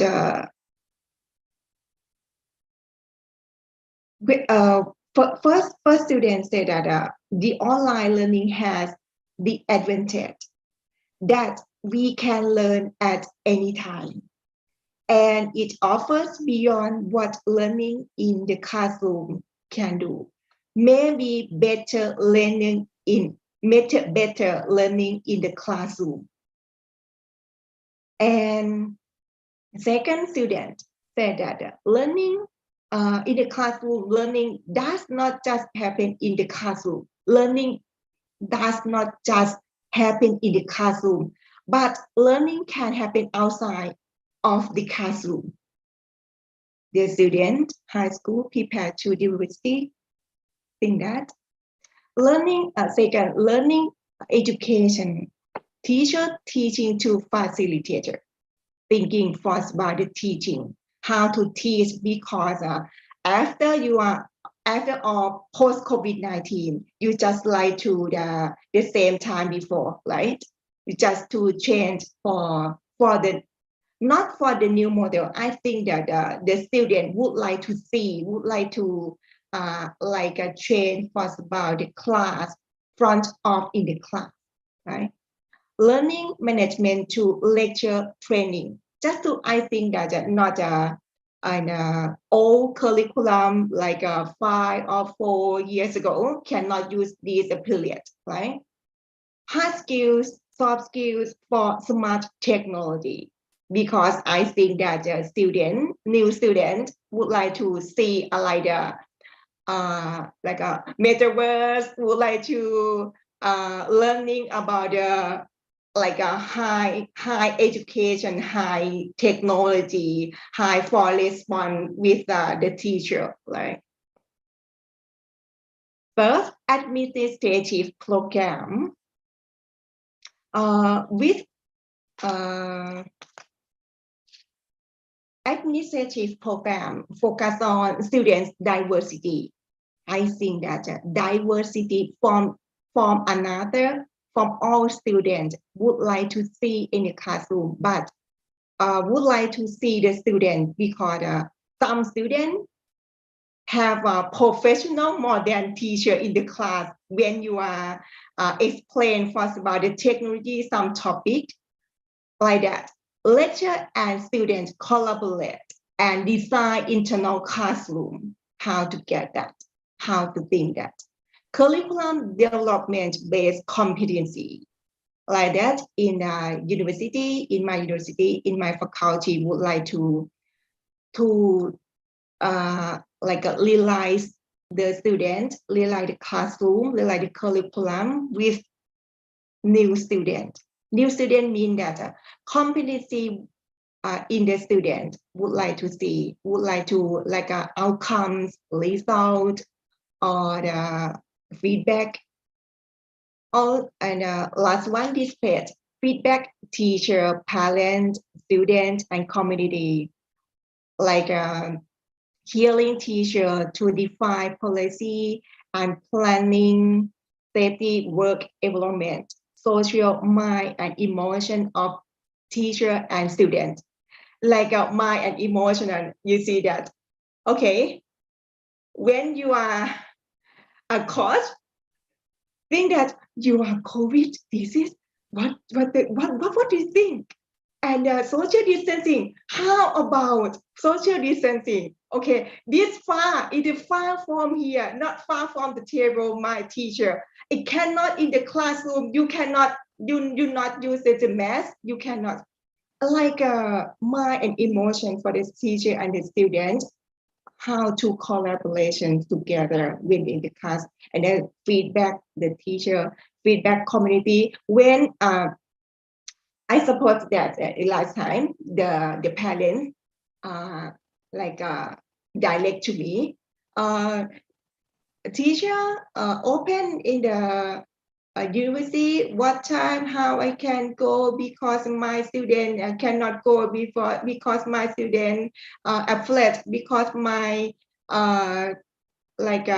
daughter afraid to the class, because blah blah blah, something like that. How to get it? How to mention for about the mind for emotional to the parents and the students in the class, and something like that.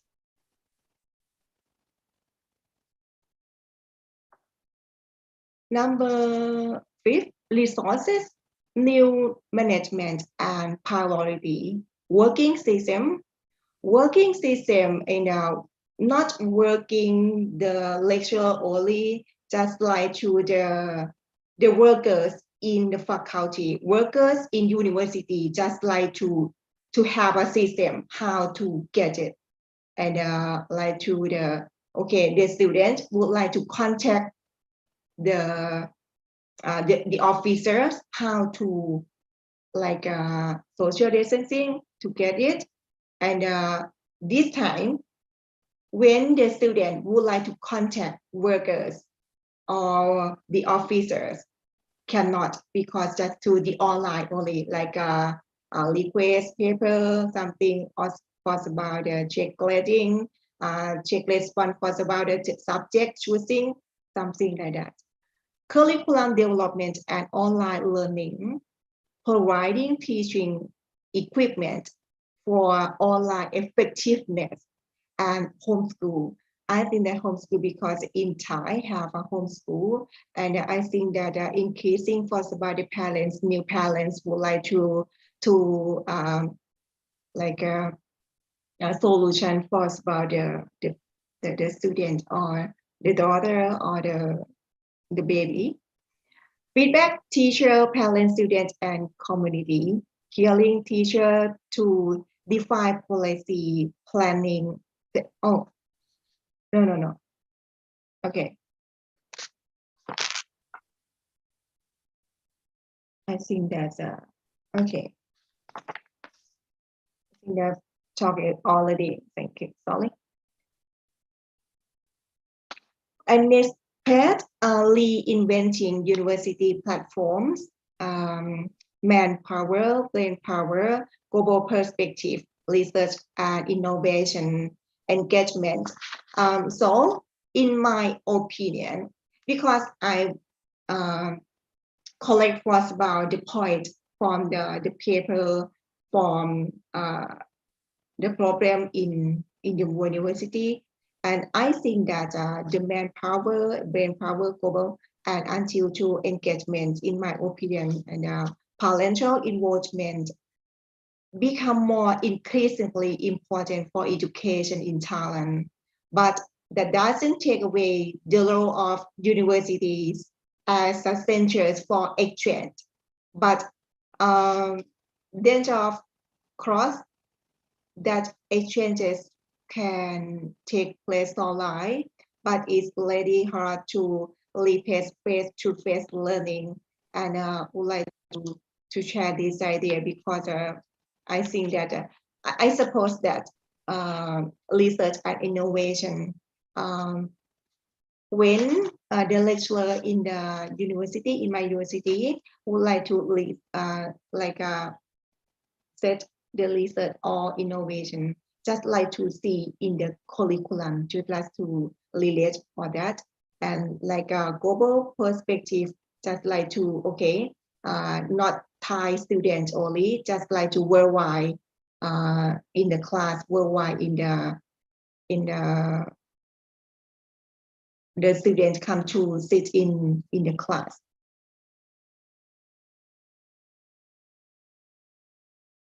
Okay, for this higher educational sandbox, I think that in the hot issue in my university, hot issue, because now in the academic or academia in university would like to the faculty like to see that important now, and next was about the manage or divide in the classroom or the curriculum, new curriculum. In the sandbox, in the apply sandbox thing principles in educational institutions to change in teaching and learning that develop students to have critical thinking skills. It necessary to make change to the entire system of educational institutions and apply the appropriate curriculum, modifying to the learning management model that is consistent and appropriate of the context of the area. And you see this, I set up this higher educational sandbox, and in the ministry educational would like to, the curriculum in Thailand would like to see, and would like to how to design curriculum, or how to design the class for the student after COVID or post COVID-19. And just to be first that the degree just to similar or just to change for that associate degree now, bachelor degree, master degree, doctoral degree, just like this, associate degree or professional degree, double degree, graduate entry degree, honors degree, coursework masters, research masters, or something like that, would like to set up like that. And just to think about competency, the student or output, hiring, spatial collaboration, venture capital, and learning management, how to set up or management in the system or the process for the student for their innovation program designing, how to design learning management, standard study period, special experiences, or like a learning experience, right? Measurement and evaluation, outcome, results, and feedback. And all of this, have a question or the lecture. Not a nation qualifications framework was about, and how to set up and to relate for the class, relate for the industry, relate for the outside, would like to work like a working, because when the student graduates, like to the working in the outside, how to like that. And this get before think about the head, heart, based on head, heart, hand, similar that head in the management, how to management in the classroom, how to management or design the class to the student, to the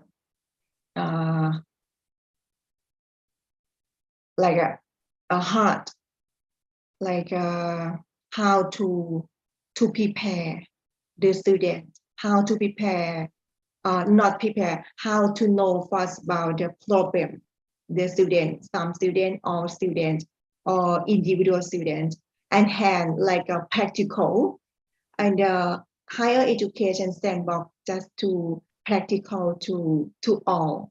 And in Thailand now have like a pilot project to sandbox higher, not higher education, and from the school, because like to relate higher educational from the school about 8 provinces in Thailand, about more than 400 schools to join about the educational sandbox, because like to would like to know that okay, after this or post COVID, how to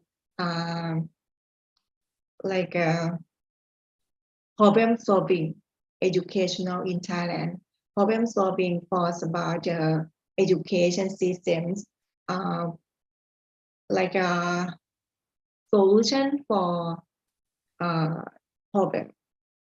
problem solving together.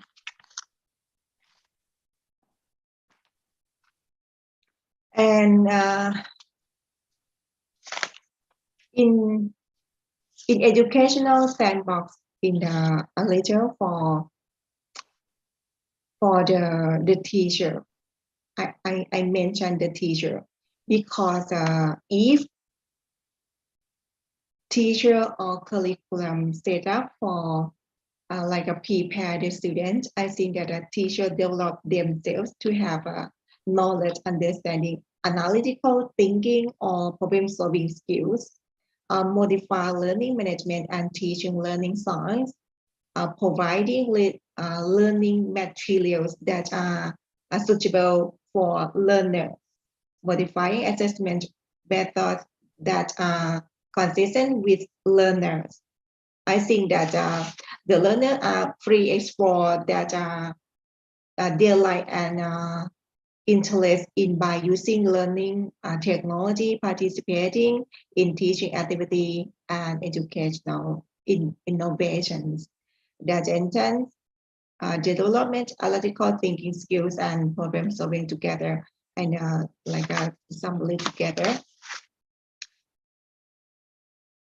So the last one for the summary, in my opinion, think that the focus on skill development and lifelong learning. And first of all, competency of lecturer, workers inside university or faculty, competency the student, what would to see, new normalcy or new normal, flexible and change management, and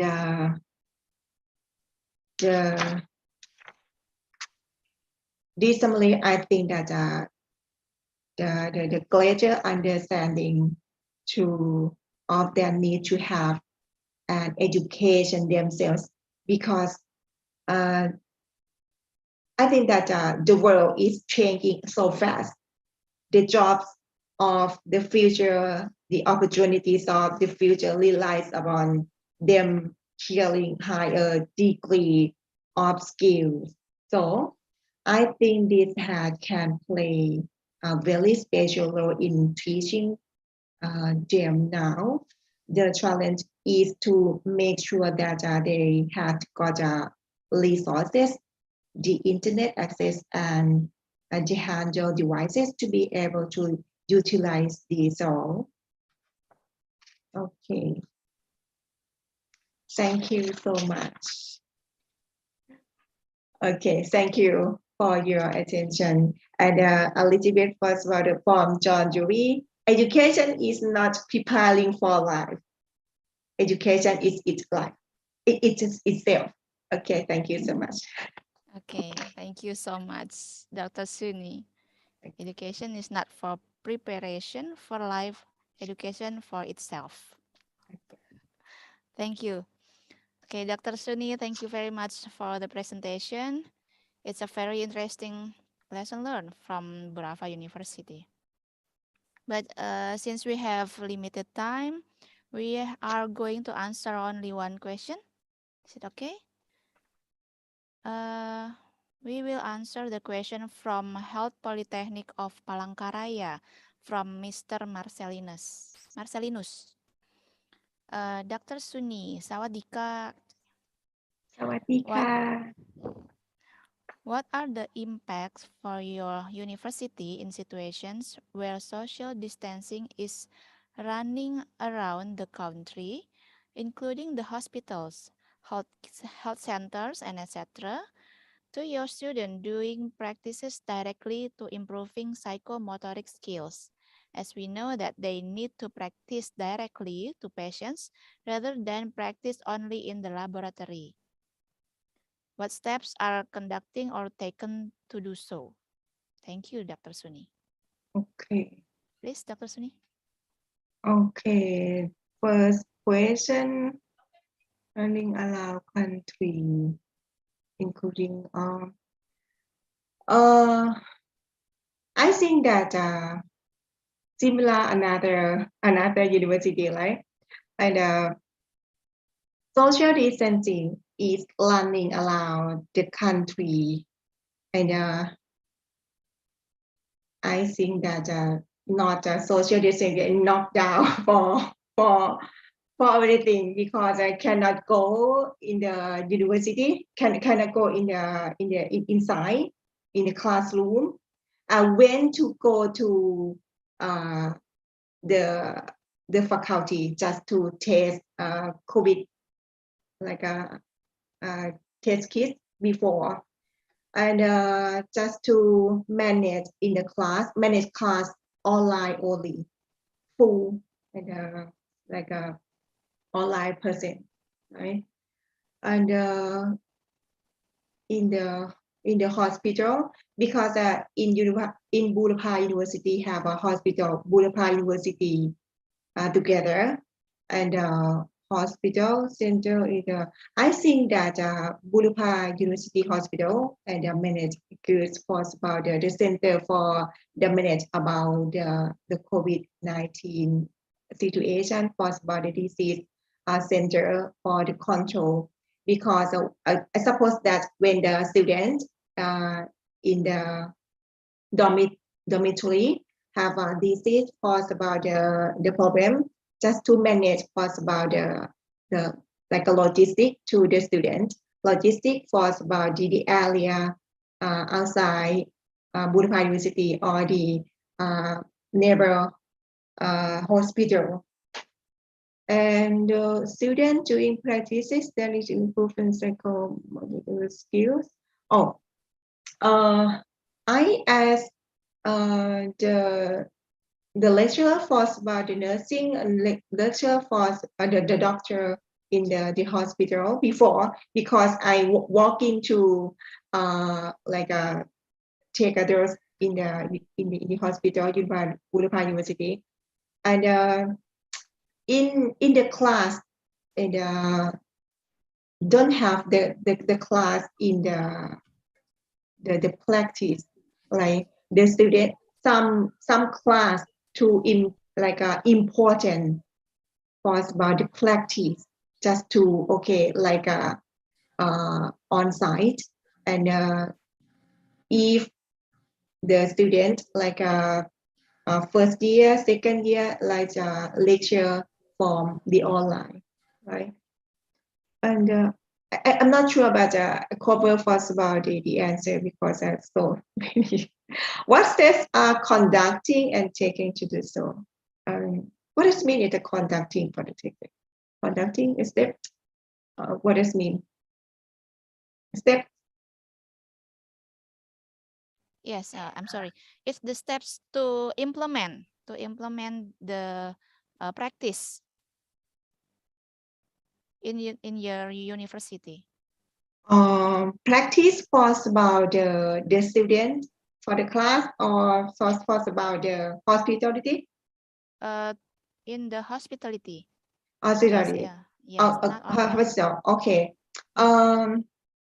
Separate hospital and the class, because I lecture in the like management, right? Management in the curriculum, and separate from hospital in the study in the classroom, in the separate and the different, and the state for for the class, I think that are different because in the hospital, separate from this for the manage. I mentioned for in my faculty management, okay, and if the class important for about the practice, like a laboratory in the practicum, just like to inside in the faculty and just to priority to the classroom and separate the student small group for this lab, small group in this lab, not in the like more in the class. And I suppose that this week, if the class just like to planning to the schedule in the class, lab how many students and lab important for about the lecturer, lab important for about the student, not like grow up glue in a class, right? When the lecturer or the student have to collaborate in the class, just like to report to the like a disease COVID-19 Center of Budapest University first, and like to report on the online system to be first. Okay. Thank you for this question. Yes. Okay, thank you. So that you have to separate the class, yeah. Separated the class into small groups, so they can move to the hospital. Maybe like that, Dr. Yeah. Suni? Yeah. And I see. I'm sorry? Once again. Yeah. Thank you very much for your explanation. So in Budapest University, first before the students come to the hospitals, they separated into small groups so they can join to the hospitals with arrangement management. Is it like that? Okay. Oh yeah. Yes. Okay. Okay, Dr. Suni, that's all for the question. Yes, so many preparation that we should prepare after this pandemic, yeah, Dr. Suni. Not only the platform media, but also the management, like administrative program, internet access, curriculum design, teacher, students, parents, and also the community. So online is not only the platform media. Yeah. Okay, thank you, Dr. Suni, for the material and your explanation. Thank you very much for sharing. So before we going to the next speaker, we will give you a certificate, and it will be given by Dr. Made Riasmini, MCAP SPCOM. Yes, for Dr. Suni, please remain on your screen as we are about to hand over the certificate as an appreciation for having the time with us all here. Mrs. Made, please. Yeah, thank you, Mrs. Willa. Sawadika, Dr. Suni. Yes, Thank you very much for joining us. We really appreciate your time here, sharing your valuable experiences from your institution. Yeah, hopefully you can join us again some other time. Thank you and stay healthy, Dr. Suni. Thank you. Kapunka. Terima kasih. Terima kasih. Once again, thank you very much, Dr. Suni, for joining with us. Thank you, Mrs. Made Riasmini. ขอบคุณค่ะ สวัสดีค่ะ สวัสดีค่ะ Okay. We will going to the next speaker.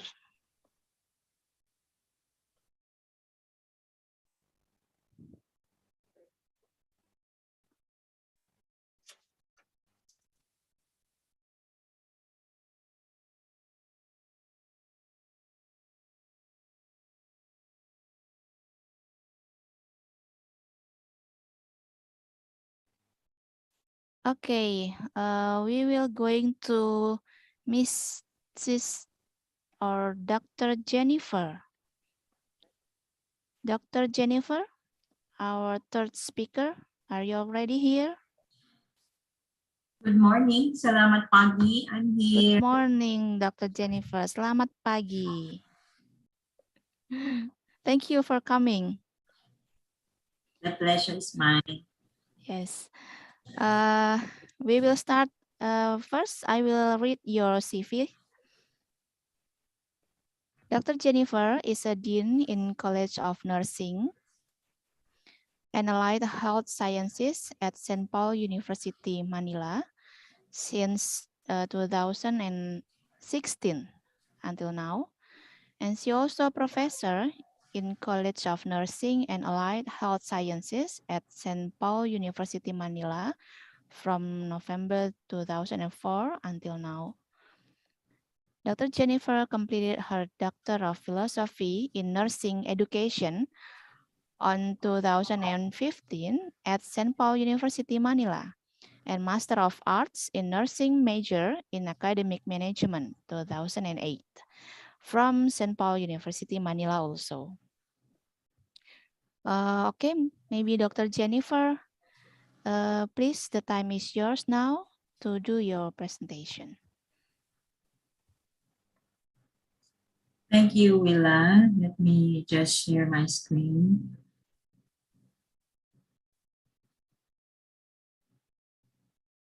Okay, can everybody see it now? Yes, it's clear. Okay, so good morning, everyone, and nice to be with you all today. So I'd like to share important things on how we did face-to-face, limited face-to-face in the Philippines. And I'm only one of the many universities who already started with our limited face-to-face.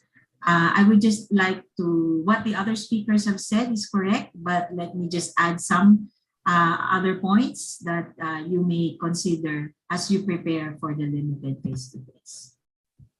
So first is, we are reminded of the goal of our university and our college. So for the College of Nursing, I am reminded of the goal of nursing, and that is practice the skills, knowledge, and attitude necessary for the promotion of health, prevention of illness, restoration of health, alleviation of suffering, and assist clients to face death with dignity, respect, and peace. So as you notice, the goal really is for the student to practice the skill. So the challenge here now is how can we do that, given that in the past 2 years, we were not allowed because of the presence of this COVID-19 virus. And another goal of the college is for the students to demonstrate the competence of the 11 key areas of responsibilities of a professional nurse. The curriculum in nursing in the Philippines has 11 core competencies, which are essential when students graduate and become staff nurses or first level positions when they become licensed nurses. So with what had happened, I think it is, somebody's raising her hand. With what had happened, we look into now, as I would look at it, the new normal, I see the new normal as a new possibility, an area where we now face new realities. So given these new realities, we now look into different possibilities. So we stay on the positive side. We are still in the VUCA world. I'm sure you're familiar with VUCA world. Everything is still uncertain. It's very complex, it's very ambiguous. And what is important here is what are the things that matter? So we focus on that. What are the things that matter and what are the things that we can control? So I'd like to look at this era now as we move forward. I now call this this new area as a new area where possibilities are endless. Possibilities are many. Okay. As a guide, I don't know if many of you heard of the UNESCO. UNESCO issued a document to guide universities all over the world. Okay, this is the UNESCO toolkit, UNESCO COVID-19 toolkit. It's a very good guide on how universities will be able to adapt, to find new ways in delivering education. And education now is very important given the changes that we have. Education must still continue. In that document, the COVID-19 toolkit released by UNESCO sometime 2020 at the height of the pandemic, there were questions there that they addressed. And what are they? What is the right mix of approaches for remote learning for my school? So I guess some of the speakers have already identified that. How can we ensure we reach the most vulnerable students, since education should be for all? Next, how can we help students catch up lost learning? This is very crucial. That's why in that document, that UNESCO COVID-19 toolkit, it is very clear they suggested different models of learning, and later I will show it to you. And what has been the impact of COVID-19 on learning, loss, and which students have been mostly affected. So this document is very nice. I have placed that reference at the end of my presentation. So when this came, our government is now, this is a tripartite government collaboration. So in the Philippines, the Ministry of Education, we call that the Commission on Higher Education, that is the CHED. Together with them is the Department of Health, or the Health Ministry, equivalent in Indonesia, in most countries. And of course, we have the Interagency Task Force on Emerging Infectious Diseases. So government now looking to how we should continue on educating our students, most particularly our nurses, because you know that nurses are very few, especially in our country. They're very much needed. So one of the things that we have to discuss is we have to bring them back to school at the soonest time possible. Why? Because we need them. Government needs them. We need to respond. We need as many manpower as we can, because we also lost a lot of them during that. So government issued guidelines on the implementation of limited face-to-face classes for all programs of higher education institutions in areas under alert level systems of COVID-19. In the Philippines, the government had different alert level system. The alert level system tells us now as a university if we are to open, if we are to go fully online, if we are to have 50% of our students. So we already have guidelines. We know what to do already because government has already given us this very important document. So limited face-to-face classes is basically what we discuss, what we say as restricting the number of students to attend face-to-face classes in campus in any given day. So this is an example of how my big classroom can accommodate 50, but now I only have 1, 2, 3, 4, 5, 6. Okay, and there is a way of doing that. We have different, because of the guidelines has given us numerous ways or suggestions on how we can limit the number of students at any given day to come to the university. But the question here is, since they cannot be all accommodated at the same time, some of them has to do classes online or remote. But the thing is, going back to my goal, we need them back in school. So the question here is, how are we going to do that? So here is the learning models. This is the one given by UNESCO. Okay, so as you can see here, The fully in-person is the one on the left, face-to-face. This is our school before pandemic. We all go to school, everything was fully in-person.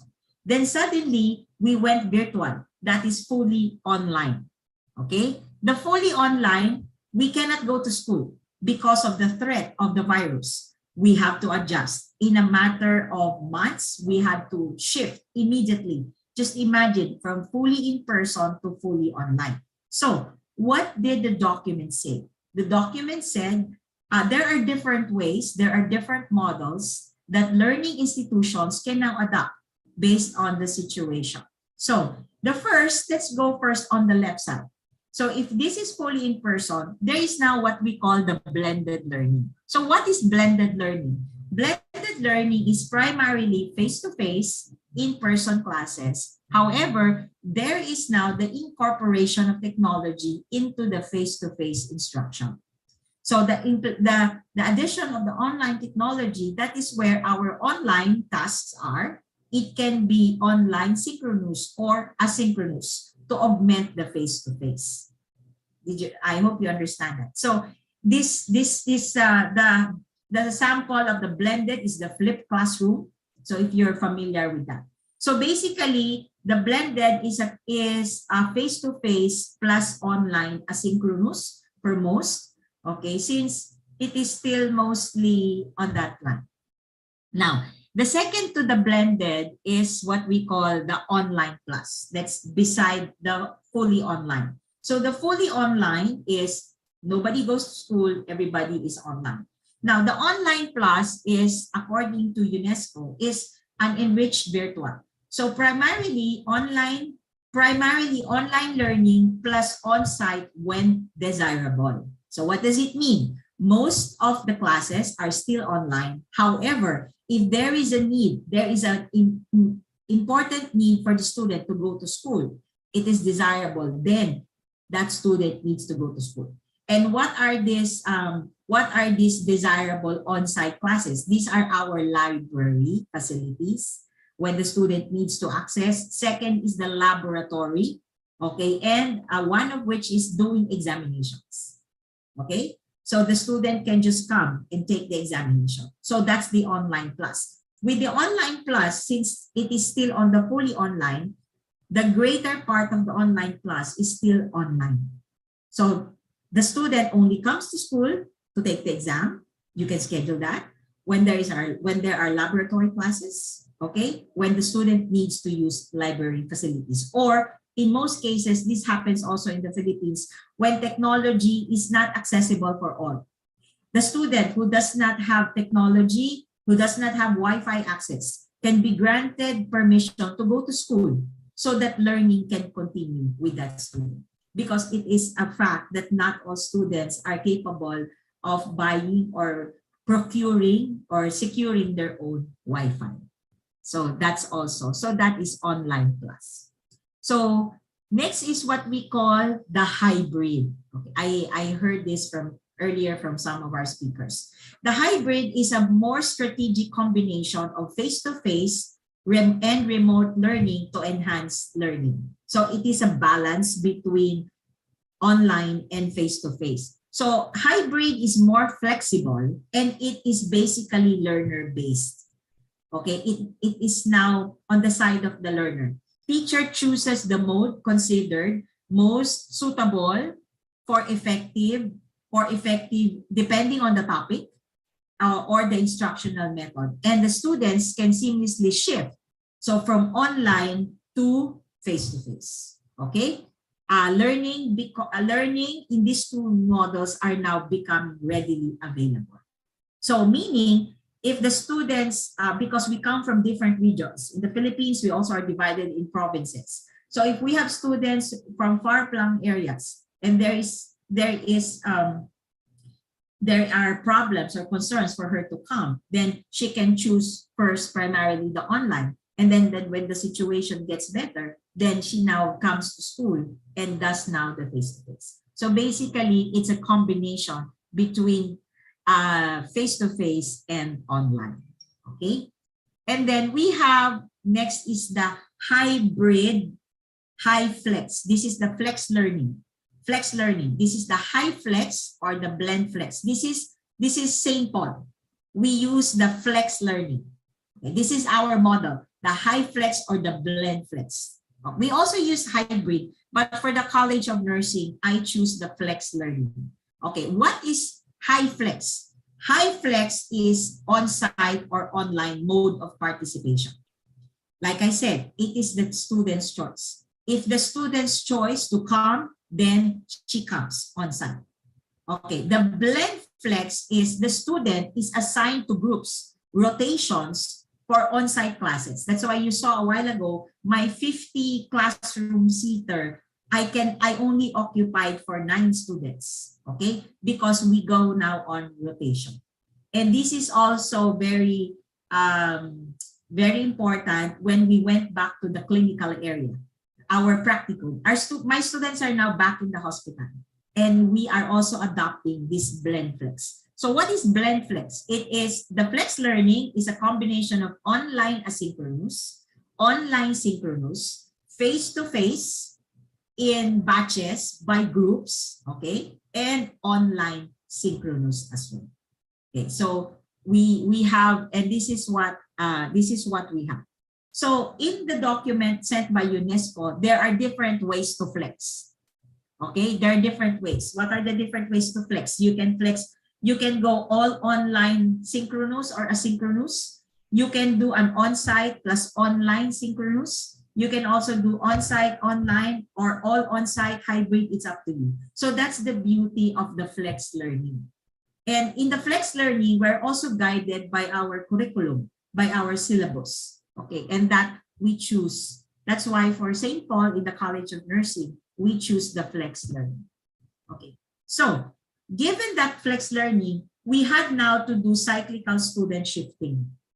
Okay, and in the document given by government, we still need to follow physical distancing and health and safety protocols. So in the schedule, class size and seating capacity of classrooms with social distancing and teachers loading access for all students to the campus and online platforms. So everything is accessible. So this is an example of our flex model. So April 4 to 6, all of my students went online. So all students remotely participate through Zoom in a whole class discussion. Then on the 7th to the 9th, all students are now going to the laboratory to do their skills lab. Okay, and that is also done by schedule. So in the implementation of the cyclical schedule, we have to do the following. We have to do distance learning. Since it is flexed, there are some lectures we can do virtual. And we have already identified what can be done virtual. Okay, then we have the limited face-to-face skill. So if you can see here in these two pictures, the one on top is a simulated delivery. As you can see, each students are spaced following the social distancing. And the one below with the green, this is a simulation of our operating room. Students now are taking examinations and tests. Okay, as you can see, we have very limited number of students. Okay, so that's how we did the high flex or the flex learning model. Okay, so again, going back to the guidelines given by government, there are specific things that we need to comply with them. And that is number one, we have to do a self-assessment checklist on the readiness of our higher education institutions to reopen campuses for limited face-to-face. And number two, there is a need to establish a crisis management committee. The self-assessment checklist includes the retrofitting of the facilities.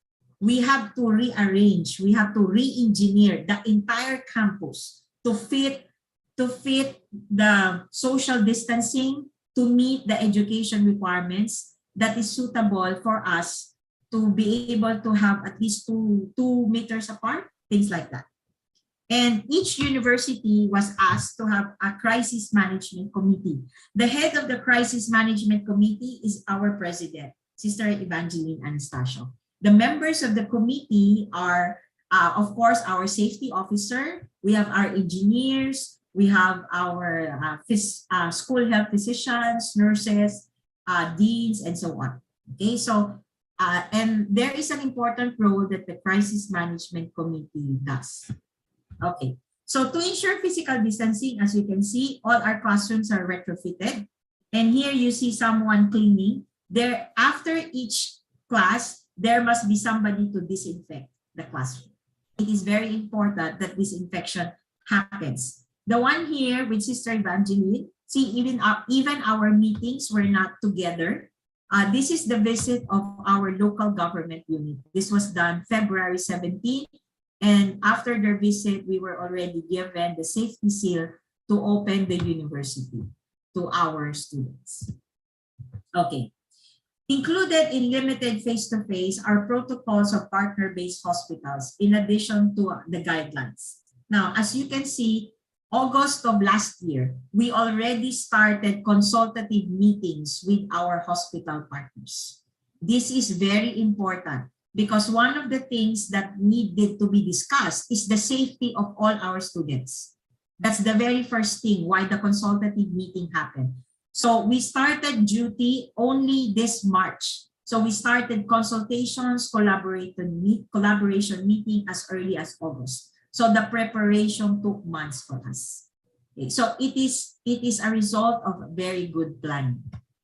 And then once we already set the guidelines for the practicum in the hospital, we now need to meet the parents and students. The meeting of parents and students are very important. Why? Because the parents need to understand what will happen in the clinical area. The students also are guided on what are the things that needed to be prepared by each student so that everybody is safe in the hospital as they work. One of the safety guidelines that we have is no student must be deployed or assigned in the emergency room. These are one of the conditions because we do not know if COVID patients will come in. So no students are deployed in the emergency room and no students should be assigned in any COVID ward or any COVID areas in the hospital. This is to ensure the completion of their number of hours as stipulated in our curriculum. The nursing curriculum in the Philippines needs to complete 2,800 clinical hours. That's a lot. We have missed a lot already.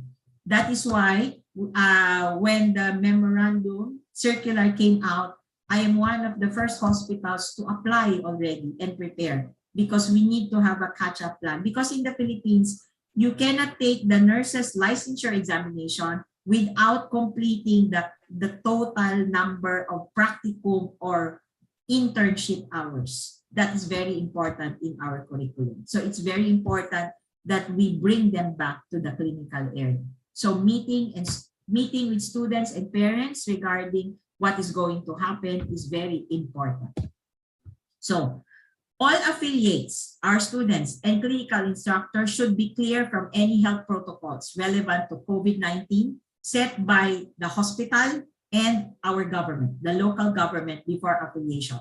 One of the very important thing that our hospital partner is requiring our students is for them to take the infection control training practice standards. After the training is done online, okay? Because that can be based on our assessment, it can be done. However, after that, they need to pass an examination. The examination is also done online with a schedule.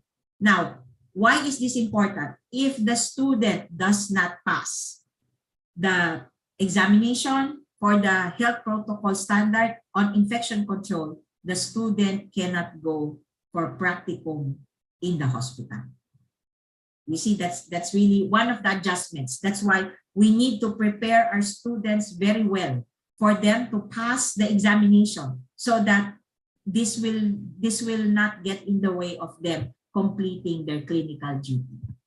So these are the other things that government is requiring from us. Clearance signed by our higher educational institution.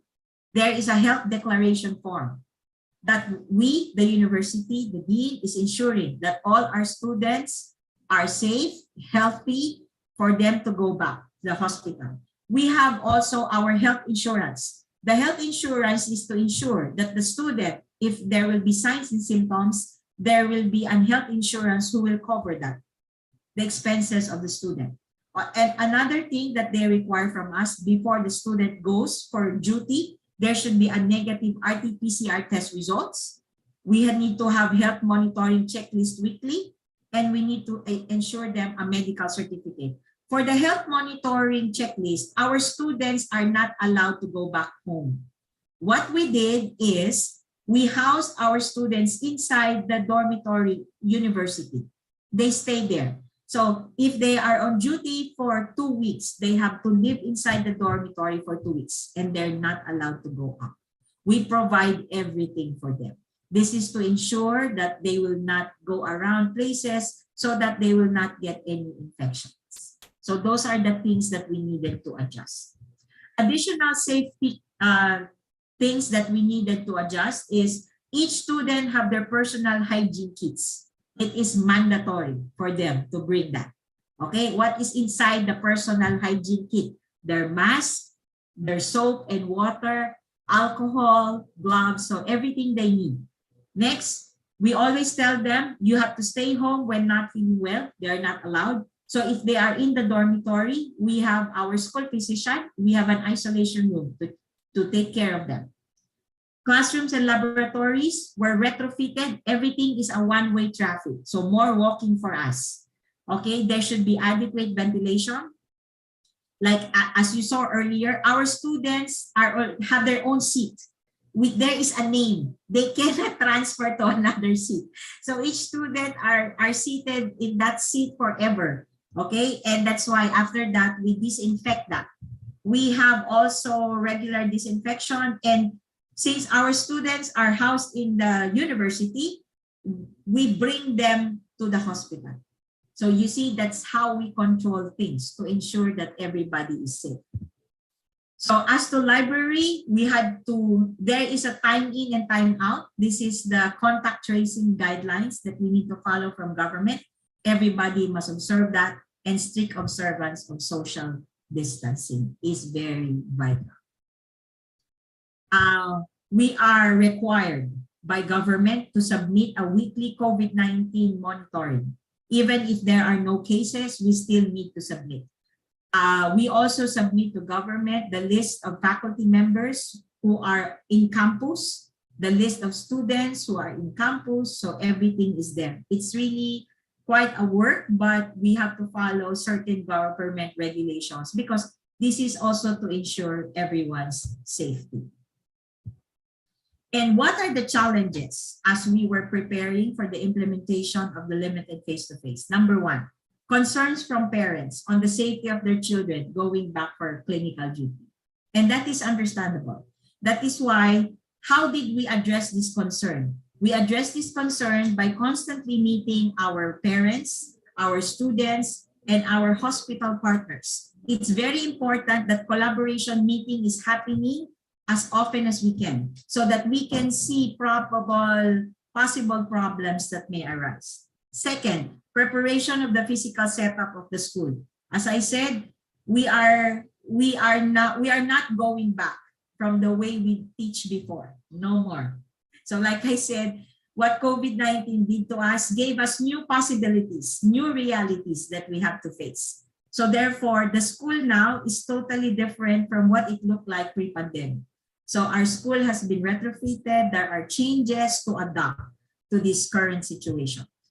Number three, preparation and compliance with hospital requirements. We have a lot. RT-PCR tests must be done. The students must be housed in a separate facility to ensure that they don't go around. We have to provide for their needs so that they are safe and our patients are also safe. Number four, sustaining stringent implementation of health standards. This is very difficult now, especially that many people are now going out. They forget that we are still, COVID-19 is still around. Another challenge is the possibility of our students and professors yielding positive test results with RT-PCR tests. Okay, that's the reason why we adopted the high flex or the blended and the flex learning method, wherein we do the high flex and the blend flex method. And of course, reemergence of surge in our country, as I for one is very watchful on news. So we have countries that are already increasing numbers of COVID-19 again. So we are monitoring that. So even if there will be cancellation of classes, our models, our high flex and blend flex is working because we have already adapted to that. Okay, and of course, changes in alert level. So we have alert level 4, the university is automatically closed. Nobody's allowed to go. Alert level 3, some may come, but only 20-30%. For level 2, 50%, and for level 1, it's 100%. So we have all guidance on that.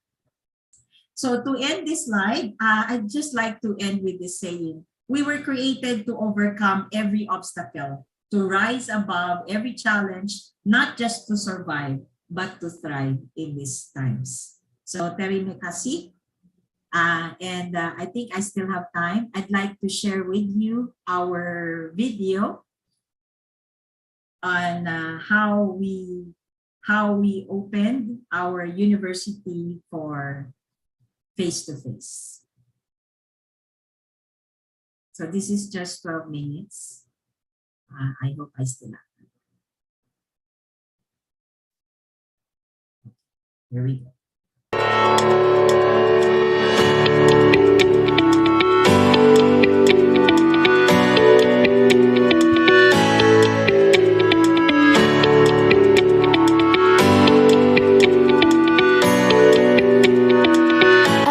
The day prior to your visit to the campus, the students and employees are required to accomplish the health declaration checklist via the eTriage Google form sent to all students and employees by the health services.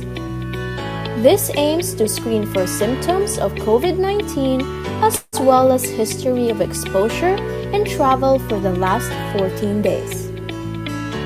The day before going to school, check your temperature by using a digital thermometer or thermoscanner. If you manifest signs and symptoms of COVID-19, such as colds, coughs, or fever, please stay home and rest. You have safely arrived at St. Paul University, Manila.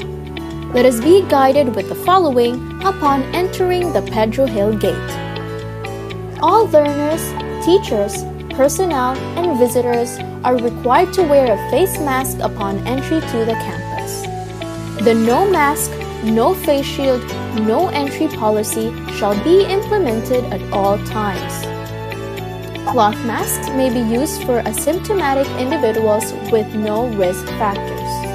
Medical surgical masks are advised for those who are considered vulnerable status. Fall in line and maintain social distancing at 1.5 meters. Observe the foot marks posted. Apply alcohol-based sanitizer to your hands and step on the foot bath mats. Wait for your turn in temperature checking. Upon entry, the guard on duty will do the temperature check using a non-contact thermometer. Temperature reading should not exceed 37.5 degrees Celsius. Those who will have a temperature reading of 37.5 Celsius and above after 2 tries of 5-minute interval or show signs of COVID-19 shall be provided with a surgical mask and brought to the isolation area near the entrance for further assessment.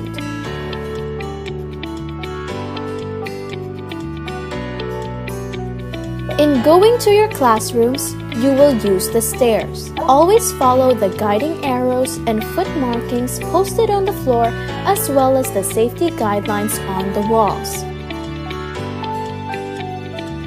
Before entering the comfort room, please be conscious of the following. A maximum of 3 persons will be allowed inside. Apply 70% alcohol before entering. Wash your hands properly after using the facilities. Dispose of trash in the trash bin located in every stall and near the door. Nursing students use 2 types of classroom. One is a regular classroom and the other one is the amphitheater-style demonstration room. Apply alcohol, which is situated near the classroom door before entering the classroom. All students will be safe and comfortably seated. These seats are already pre-arranged with a 1.5-meter distance away from each other, and wear your face mask at all times. Always observe the health protocols and guidelines while inside the room. No eating or drinking is allowed. The professor will teach behind a clear acrylic partition for safety. The guidelines for the nursing laboratories are: during return demonstration, the students will stay in their seats at Demo Room 1 and wait for their names to be called. As a student is called, they will get their materials. They will proceed to the assigned laboratory and perform the nursing procedure assigned to them. This will be under the supervision of their clinical instructor. Feedbacking of the performance will be done after the procedure, while of course following the safety protocols. Use an alcohol rub or wash your hands before and after performing the nursing procedure. The laboratory will be disinfected at least once every hour or as deemed necessary. The following special areas such as the intensive care unit, emergency room, delivery room, and operating room will be used for simulations of assisting a delivery and assisting a major surgery.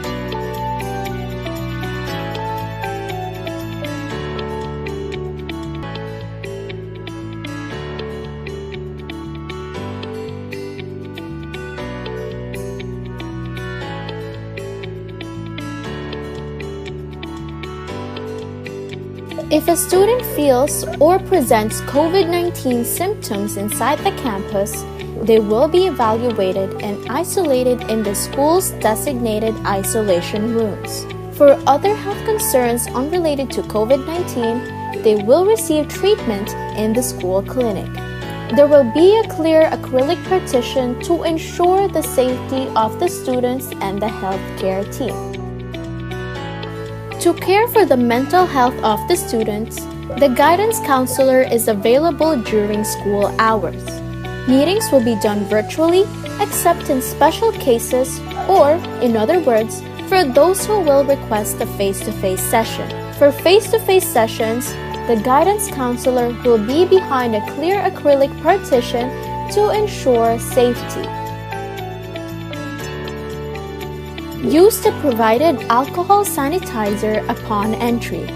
Tap your ID or write your name in the logbook using your own pen. The librarians will be behind a clear acrylic partition when assisting the students. The librarians will be behind a clear acrylic partition when assisting the students. There will be an allowed number of students inside the library.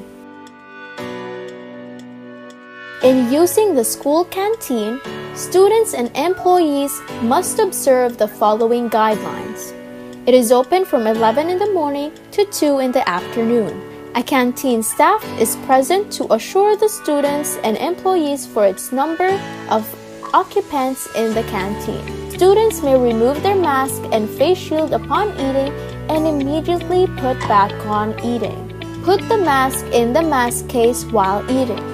Observe the principle of clean as you go and sanitize and clean your table after. Refrain from talking too much with your friends. The school canteen may not be used to hang out or wait for friends because it can only cater to 15 students at a time. There will only be a set number of students allowed to go inside the registrar. Students will get a number from the office and wait on the chairs located outside the offices. Students must wear their face masks and face shield at all times. Students must sanitize their hands using the alcohol placed near the window. Always leave on time after classes end. Do not wait for friends or roam around the school. Follow the arrows and signages. Do not walk in groups when walking out of the premises. Do not crowd by the gates. Remember to follow the health guidelines and protocols. It will result to a safe and healthy academic environment here at St. Paul University, Manila. Once again, welcome to St. Paul University, Manila.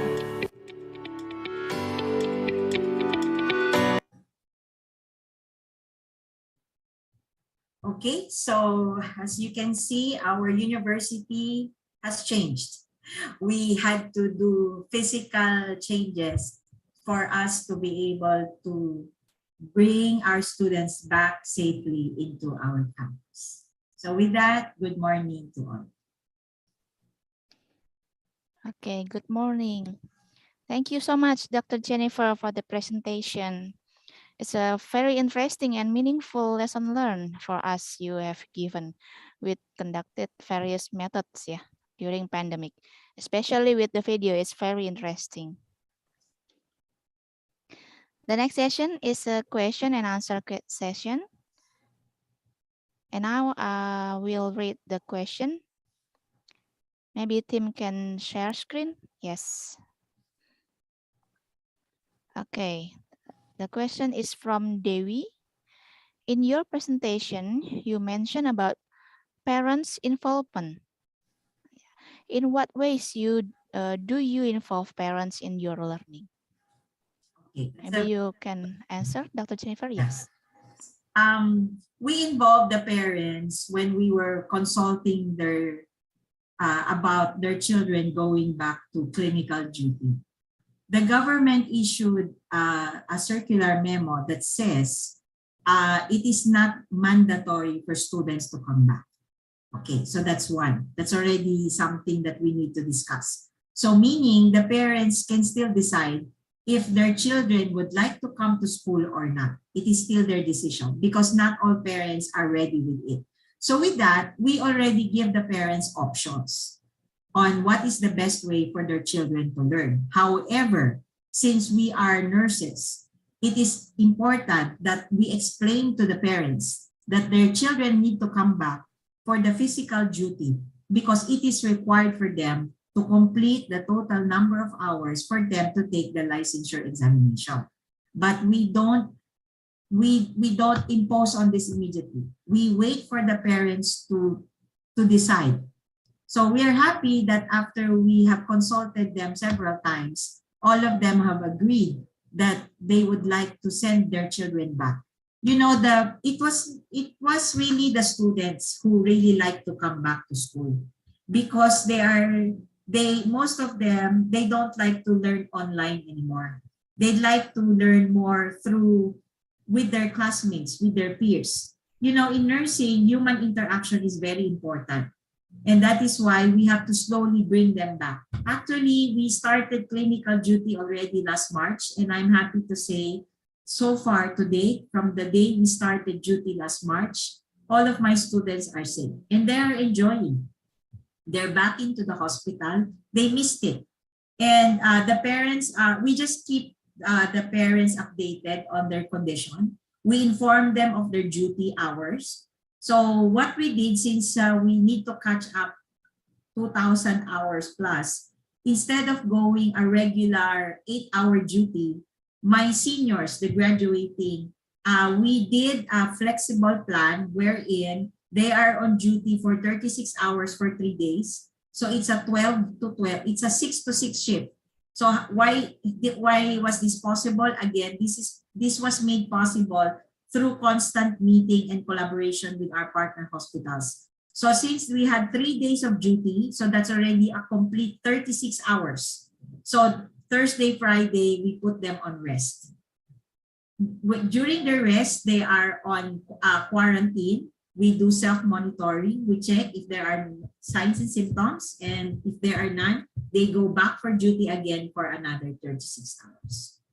And then all the lectures can be done asynchronous online because, like I said, we adopted the high flex, the flexible learning. The one I showed earlier, this was shared by the UNESCO. So there are different models of learning. So it really depends on what you think is important. That's why I started with my first slide. The goal of our program is to really bring back our students for them to practice and participate and demonstrate the necessary skills. 2 of our hospital nurses made a comment, and she told me, Dean, your students are very intelligent, but I think we need to help them with their skills. And I agree. For the 2 years, we've been teaching them online. They know everything, but they do not know how to do it. And this is the reason why this catch-up plan now is being made. So the only concern of parents is, will my daughter get COVID? That's why we gave them an assurance that we will not deploy them in any emergency room. We will not deploy them in any COVID unit, provided that they stay in the university. We monitor where they will go. They are not allowed to go to the mall, to the grocery, nothing like that.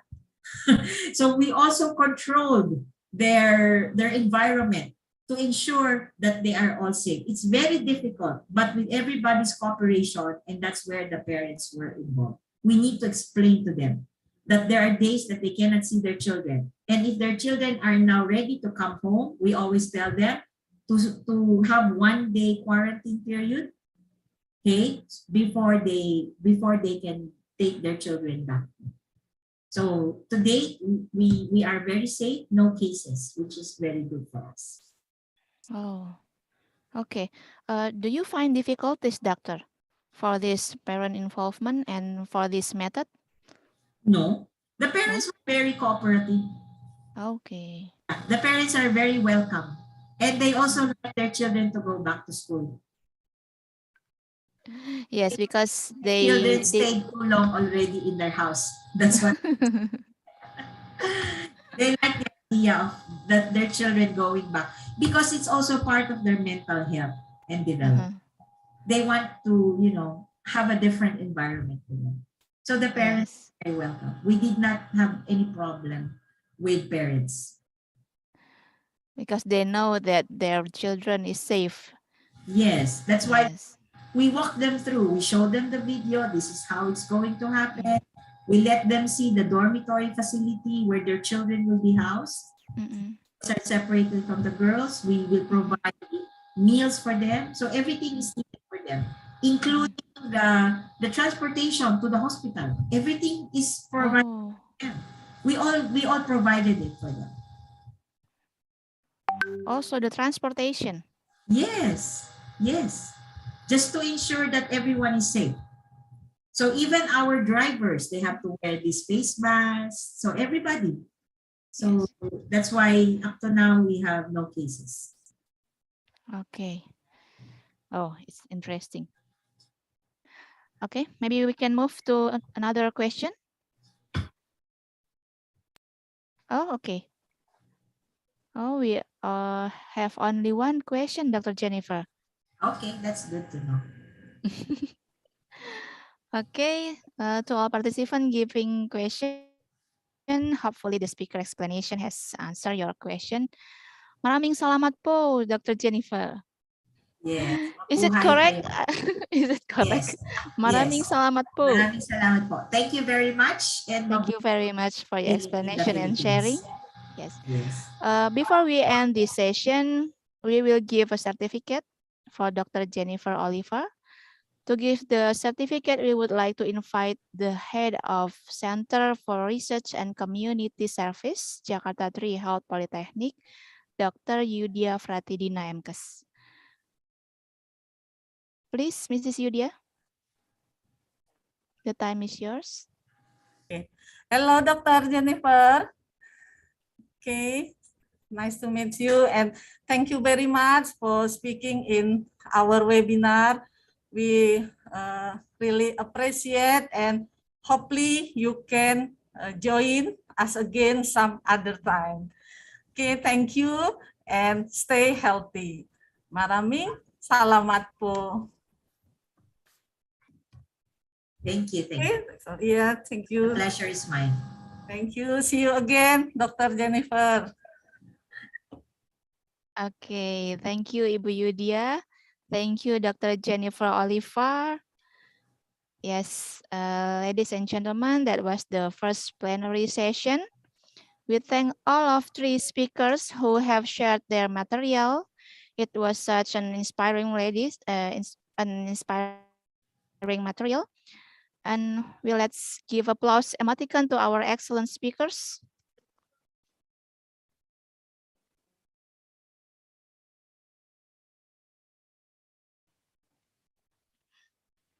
Okay, next I will deliver back the webinar agenda to MC, Miss Kristanti. Okay, thank you, Mrs. Willa, and all the speakers. Thank you very much for joining with us and spare your precious time to share your knowledge. And that's the plenary session 1. Ladies and gentlemen, now it's time for break. To all participants, I would like to remind you that the webinar agenda will continue later at 1 p.m. So please proceed to the Zoom room before 1 o'clock. Another reminder is that make sure you have filled in and submitted the attendance form. And then lastly, I would like also to inform that later on in the afternoon session, we will have a surprise that is a giveaway. So we are hoping that you all to join us again at 1 p.m. and don't miss the chance. Thank you all and see you later after the short break.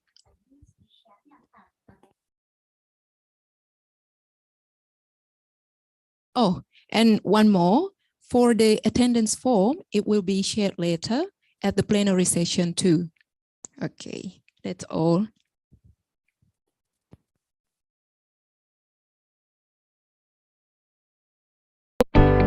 Assalamualaikum warahmatullahi wabarakatuh. Salam sejahtera, Om Swastiastu, Namo Buddhaya, salam kebajikan. Selamat datang di Polytechnic Kemenkes Jakarta 3. Saya Yupi Supartini, Direktur Polytechnic Kemenkes Jakarta 3 beserta seluruh jajaran manajemen berkomitmen untuk memberikan inovasi layanan yang terbaik kepada masyarakat dengan layanan mandiri prima, lari prima. Filosofi lari prima adalah layanan mandiri yang tidak hanya memenuhi kebutuhan dan harapan pelanggan, namun juga dapat melampauinya melalui pendekatan humanis dan berkesinambungan. Salam lari prima. Kepuasan Anda, harapan kami. Wassalamualaikum warahmatullahi wabarakatuh. Terima kasih.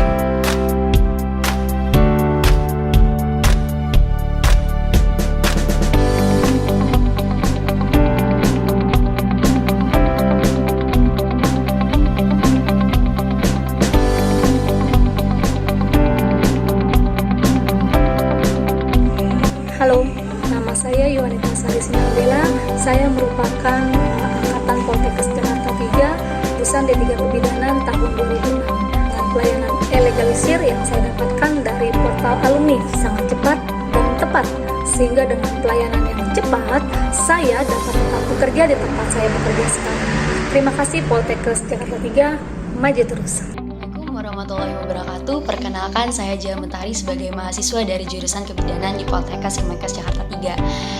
Sebelumnya saya ingin terima kasih banyak atas kontribusi dan atas upaya peningkatan fasilitas yang dilaksanakan oleh Polytechnic Kemenkes Jakarta 3 melalui Lari Prima atau pelayanan prima. Kita semua dapat bersinergis untuk meningkatkan kualitas dari Polytechnic Kemenkes Jakarta 3. Terima kasih Lari Prima, terima kasih Polytechnic Kemenkes Jakarta 3 yang telah memfasilitasi kami. Assalamualaikum warahmatullahi wabarakatuh. Saya orang tua dari Salsabila Mahadewi, mahasiswa jurusan keperawatan. Berterima kasih kepada Polytechnic Jakarta 3. Dalam keadaan pandemi seperti ini, kita selaku orang tua diberi keringanan dengan adanya bantuan beasiswa GAKIN. Orang tua sangat berterima kasih kepada Polytechnic Jakarta 3 karena masih membantu dalam keadaan pandemi seperti ini. Polytechnic Jakarta 3 terdepan dalam kualitas. Pagi, luar biasa, tetap semangat. Polytechnic Jakarta 3 terdepan dalam kualitas. BCPM berani dorong korupsi. Layanan prima, cepat, tanggap, tanggap.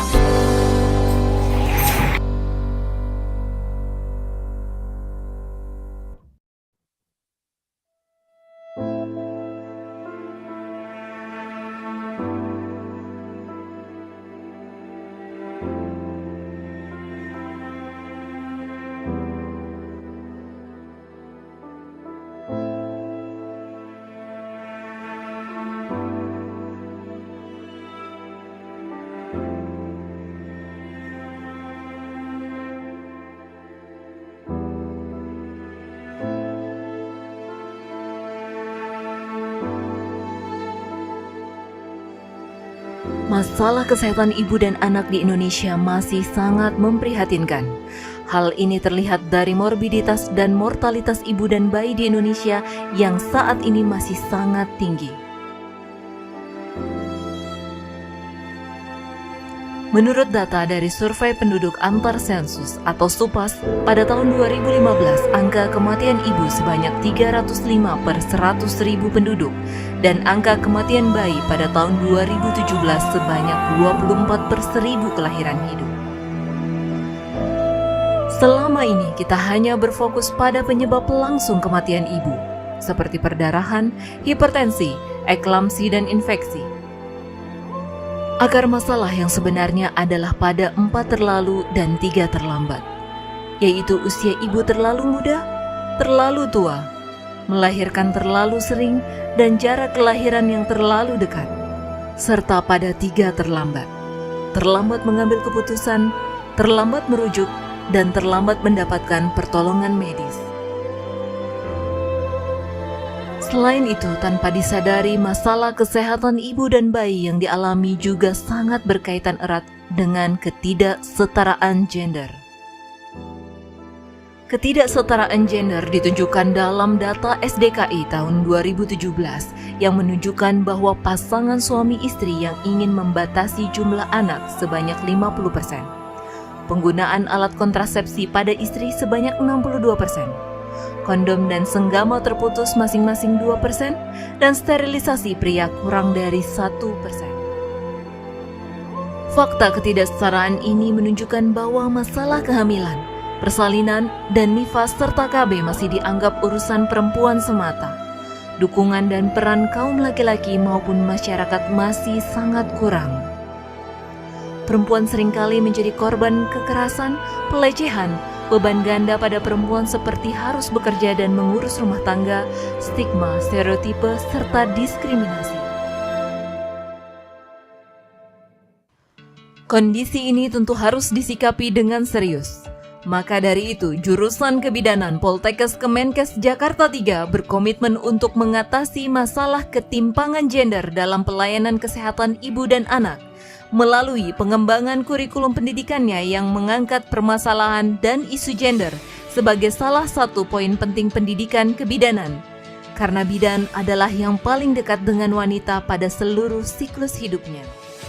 Dengan terpilihnya program Center of Excellence jurusan kebidanan, maka upaya ini didukung oleh Badan PPSDM Kesehatan, UNFPA, Global Affairs Canada, Ikatan Bidan Indonesia, dan Asosiasi Pendidikan Kebidanan untuk terus berjuang dalam mengedukasi terkait masalah ketidaksetaraan gender ini.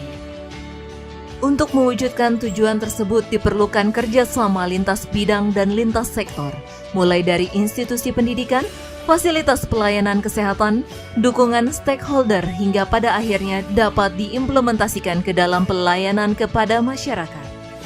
Sebagai Center of Excellence, kita berkomitmen untuk dapat menyelenggarakan proses pendidikan dengan output lulusan bidan yang kompeten dan dapat melakukan asuhan kebidanan yang responsif dan peka dengan permasalahan dan isu gender yang ada di masyarakat. Dan ini kita lakukan melalui pelaksanaan Tridharma Perguruan Tinggi, melalui pengembangan proses pendidikan dan pembelajaran dengan mengintegrasikan konsep gender ke dalam kurikulum, penelitian terkait kesehatan reproduksi dan permasalahan gender, serta pengabdian kepada masyarakat dengan meningkatkan peran serta masyarakat dan kepedulian terhadap permasalahan kesehatan perempuan, ibu, dan anak. Untuk mengimplementasikan program Center of Excellence ini dibagi menjadi 3 tahap. Tahun 2019 dilakukan kegiatan antara lain.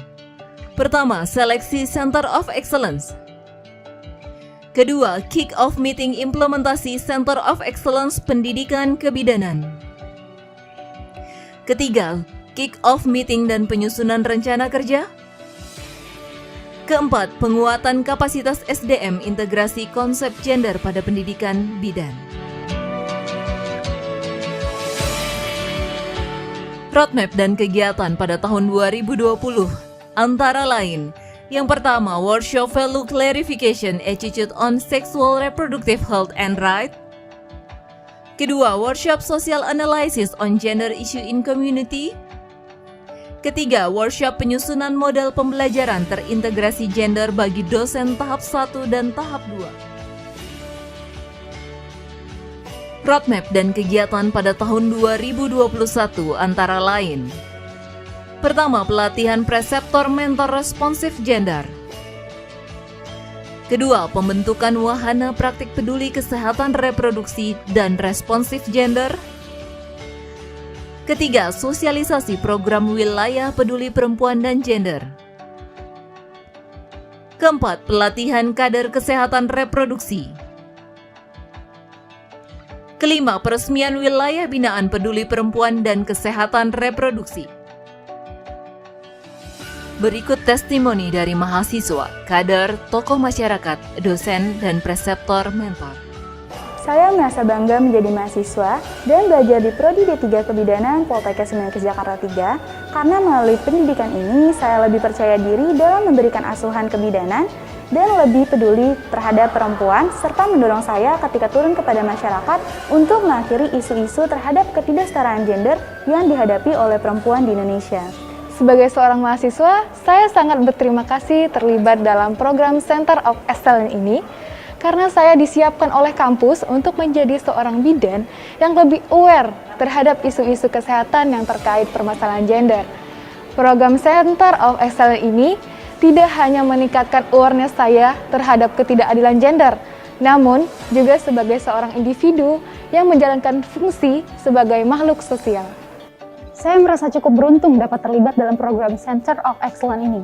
Karena banyaknya isu kesehatan ibu dan anak yang memiliki kaitan erat dengan ketimpangan gender di Indonesia.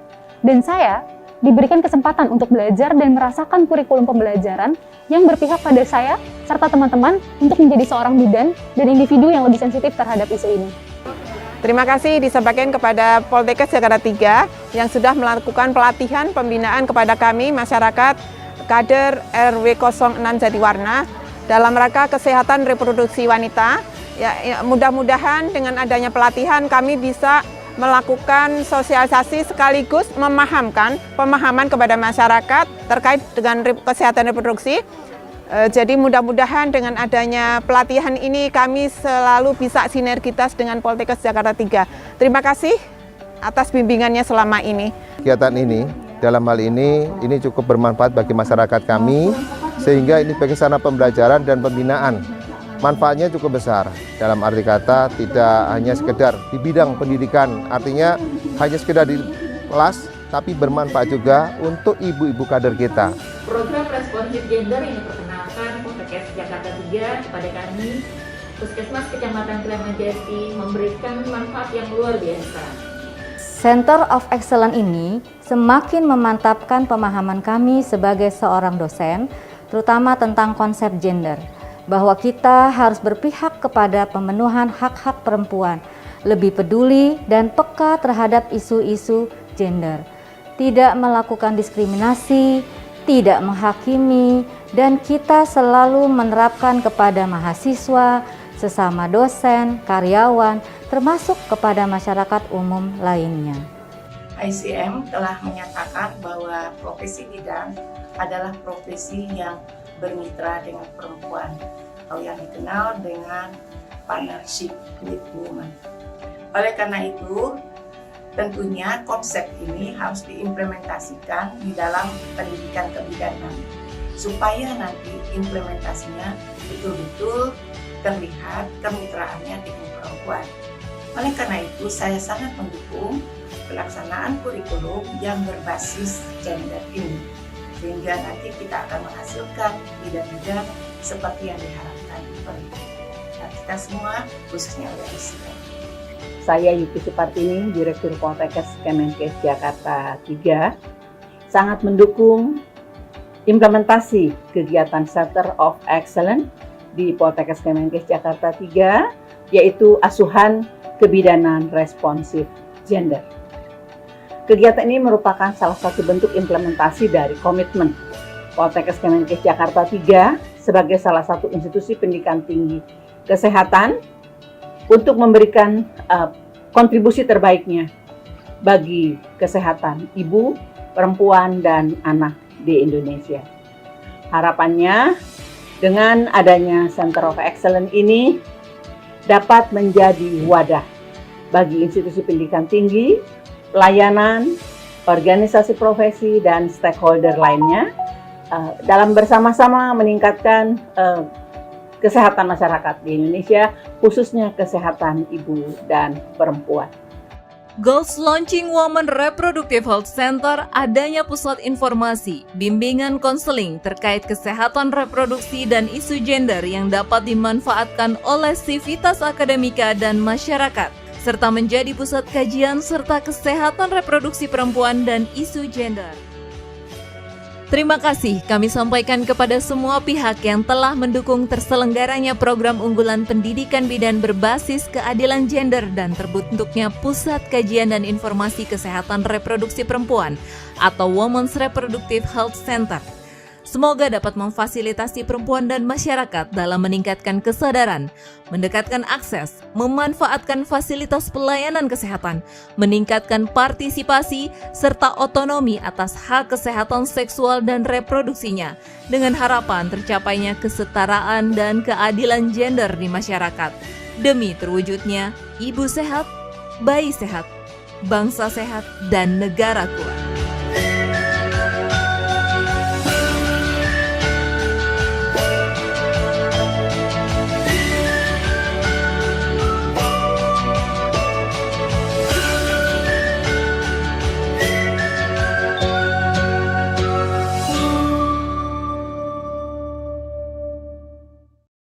Assalamualaikum warahmatullahi wabarakatuh. Salam sehat untuk seluruh perempuan di Indonesia.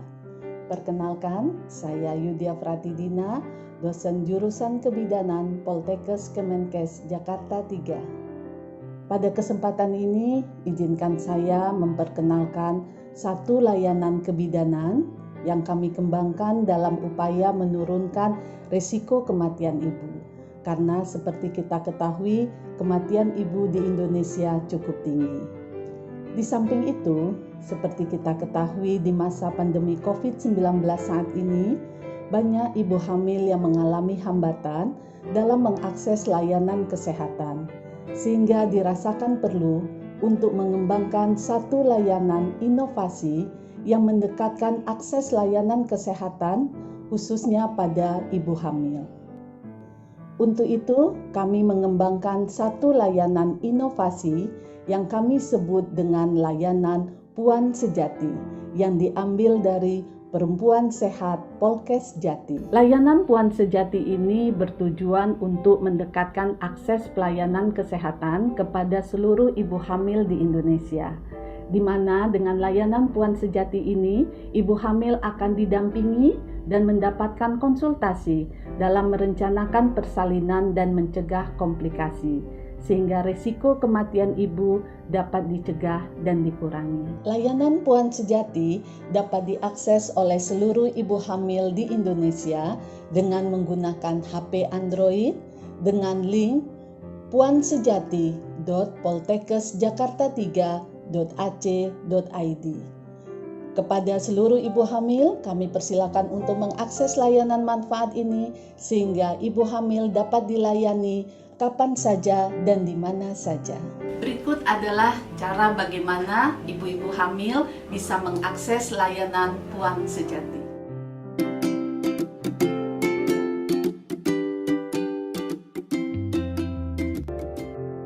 Layanan Puan Sejati dapat diakses dengan pencarian puansejati.poltekkesjakarta3.ac.id.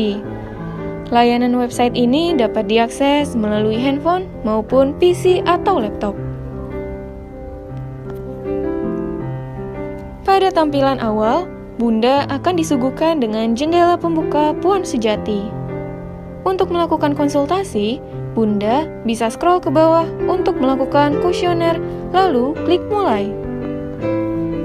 Pada halaman pertama, Bunda diharapkan mengisi data pribadi berupa nama, usia, kehamilan keberapa, pekerjaan, pendidikan terakhir, dan data kerabat yang dapat dihubungi.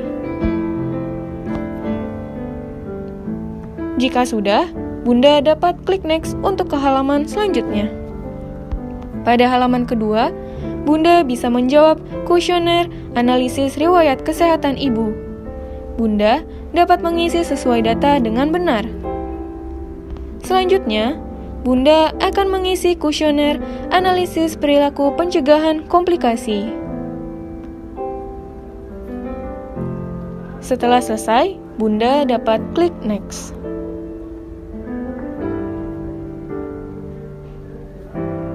Kemudian, Bunda juga isi kuesioner kemandirian perempuan dengan menjawabnya seperti langkah sebelumnya. Bila Bunda sudah menyelesaikan pengisian kuesioner, klik next sampai di halaman rangkuman. Lalu scroll ke bawah, dan Bunda bisa pilih bidan yang tertera dengan mengklik foto bidan tersebut dan klik kirim.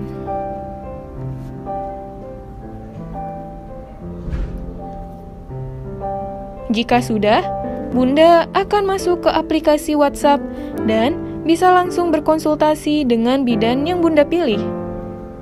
Mudah sekali kan, Bun? Berikut feedback dari wanita-wanita hebat di Indonesia terkait penggunaan Puan Sejati. Kami dari organisasi profesi sangat mendukung adanya inovasi akses layanan kebidanan online ini. Pelayanan ini semakin mendekatkan bidan sebagai sahabat perempuan yang siap mendampingi ibu dalam merencanakan persalinan dan mencegah komplikasi. Ibu selamat, bayi sehat. Assalamualaikum warahmatullahi wabarakatuh. Saya dengan Bidan Dini Oktavia Kusuma Wardani terpanggil untuk ikut serta dalam upaya keselamatan dan kesejahteraan ibu hamil dan ibu bersalin, pelayanan dan konsultasi online seperti yang dikembangkan oleh Poltekkes Jakarta 3 dalam bentuk layanan Puan Sejati memang dibutuhkan saat ini, apalagi di masa pandemi seperti sekarang. Dengan layanan pendampingan dan konsultasi, ibu akan merasa lebih aman dan nyaman menjalani kehamilannya dan merencanakan persalinannya dengan baik. Terima kasih untuk layanan konsultasi Puan Sejati. Saya memilih bidan dini, bidannya responnya sangat bagus dan baik. Saya sangat puas dengan layanan dan informasi yang diberikan. Terima kasih bidan dini, layanan Puan Sejati top dan sangat bermanfaat. Ayo seluruh ibu-ibu di Indonesia, ibu-ibu hamil di Indonesia, kita akses layanan Puan Sejati. Ibu selamat, bayi sehat. Salam Puan Sejati, salam sehat seluruh perempuan di Indonesia. Wassalamualaikum warahmatullahi wabarakatuh.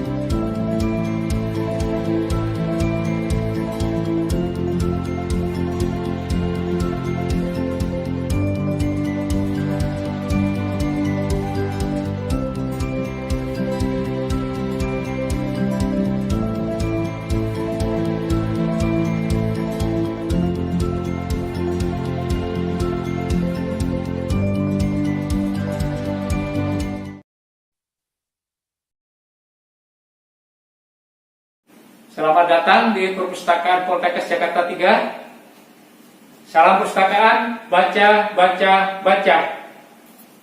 Silakan.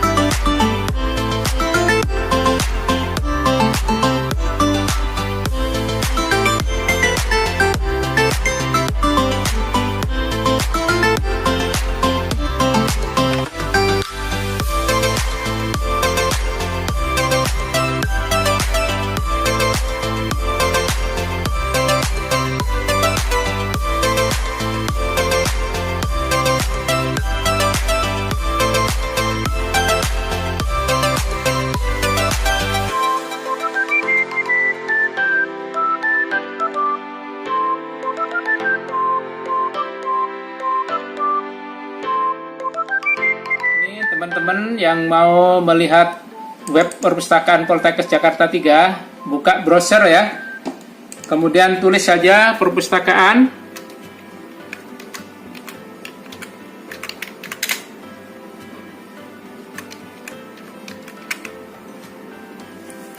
Sini udah ada perpustakaan Jakarta 3 nih, klik. Kemudian ini ada repository, ada web perpustakaan. Selamat datang ya, kita klik saja. Nah, ini tampilan dari web perpustakaan kita. Ini ada tamu dari New Zealand ya. Udah kelihatan dari tampangnya ya. Ya, kita lihat menu. Pertama beranda, kemudian ada profil ya. Profil ini ada sejarahnya, sejarah perpustakaan Polytechnic Jakarta 3 pertama bagaimana sampai sekarang ya. Kemudian ada visi misi.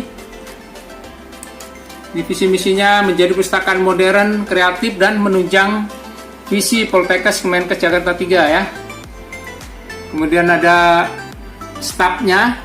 Stafnya ada berapa orang ini, ada 7 orang. Kemudian koleksi bisa juga kita membaca e-booknya ya, full text-nya di sini. Ada proceeding juga, modul proceeding ini juga ada yang full text. Kemudian ada web link-nya, ada YouTube, ada e-journal. Jurnalnya juga cukup banyak, ada fisioterapi, ada kebidanan, ya. Kemudian ada keperawatan, ada TLN ya. Kemudian ada laporan di sini, ada kunjungan online, ya, ada grafiknya. Kemudian ada layanan.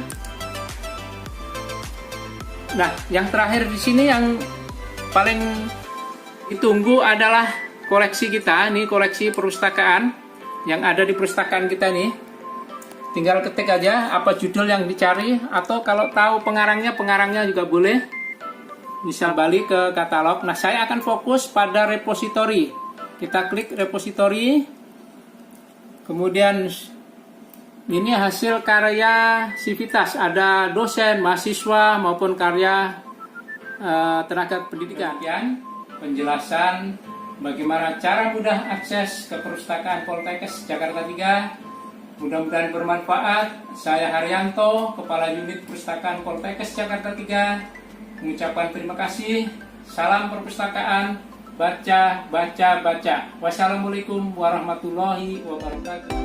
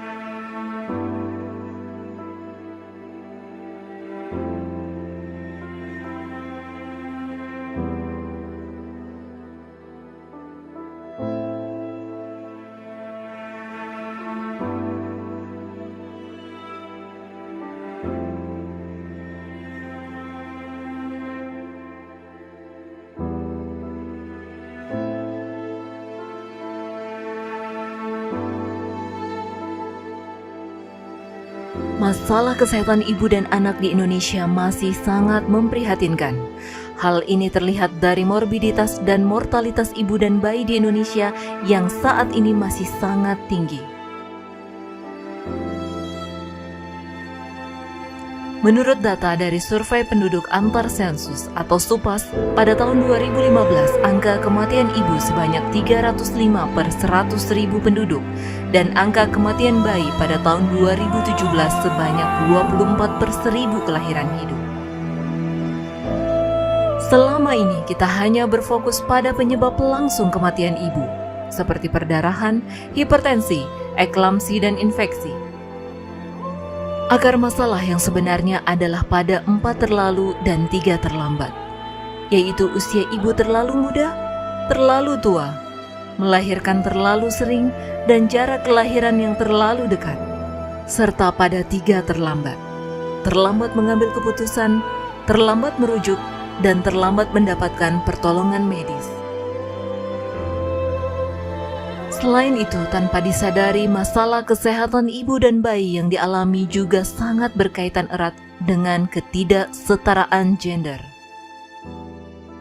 Ketidaksetaraan gender ditunjukkan dalam data SDKI tahun 2017 yang menunjukkan bahwa pasangan suami istri yang ingin membatasi jumlah anak sebanyak 50%, penggunaan alat kontrasepsi pada istri sebanyak 62%, kondom dan senggama terputus masing-masing 2%, dan sterilisasi pria kurang dari 1%. Fakta ketidaksetaraan ini menunjukkan bahwa masalah kehamilan, persalinan, dan nifas serta KB masih dianggap urusan perempuan semata. Dukungan dan peran kaum laki-laki maupun masyarakat masih sangat kurang. Perempuan seringkali menjadi korban kekerasan, pelecehan, beban ganda pada perempuan seperti harus bekerja dan mengurus rumah tangga, stigma, stereotipe, serta diskriminasi. Kondisi ini tentu harus disikapi dengan serius. Maka dari itu, jurusan kebidanan Poltekkes Kemenkes Jakarta 3 berkomitmen untuk mengatasi masalah ketimpangan gender dalam pelayanan kesehatan ibu dan anak, melalui pengembangan kurikulum pendidikannya yang mengangkat permasalahan dan isu gender sebagai salah satu poin penting pendidikan kebidanan. Karena bidan adalah yang paling dekat dengan wanita pada seluruh siklus hidupnya. Dengan terpilihnya program Center of Excellence jurusan kebidanan, maka upaya ini didukung oleh Badan PPSDM Kesehatan, UNFPA, Global Affairs Canada, Ikatan Bidan Indonesia, dan Asosiasi Pendidikan Kebidanan untuk terus berjuang dalam mengedukasi terkait masalah ketidaksetaraan gender ini. Untuk mewujudkan tujuan tersebut diperlukan kerjasama lintas bidang dan lintas sektor, mulai dari institusi pendidikan, fasilitas pelayanan kesehatan, dukungan stakeholder hingga pada akhirnya dapat diimplementasikan ke dalam pelayanan kepada masyarakat. Sebagai Center of Excellence, kita berkomitmen untuk dapat menyelenggarakan proses pendidikan dengan output lulusan bidan yang kompeten dan dapat melakukan asuhan kebidanan yang responsif dan peka dengan permasalahan dan isu gender yang ada di masyarakat. Dan ini kita lakukan melalui pelaksanaan Tridharma Perguruan Tinggi, melalui pengembangan proses pendidikan dan pembelajaran dengan mengintegrasikan konsep gender ke dalam kurikulum, penelitian terkait kesehatan reproduksi dan permasalahan gender, serta pengabdian kepada masyarakat dengan meningkatkan peran serta masyarakat dan kepedulian terhadap permasalahan kesehatan perempuan, ibu, dan anak. Untuk mengimplementasikan program Center of Excellence ini dibagi menjadi 3 tahap.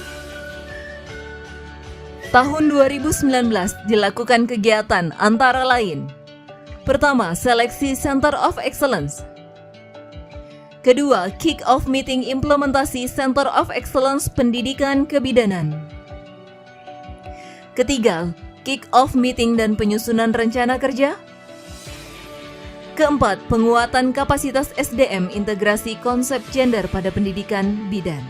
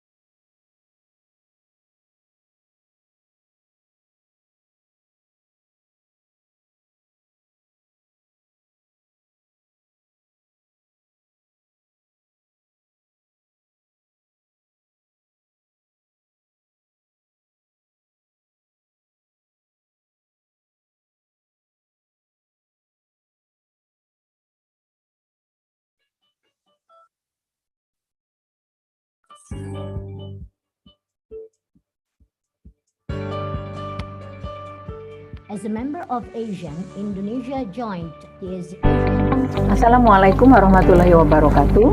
Salam sejahtera.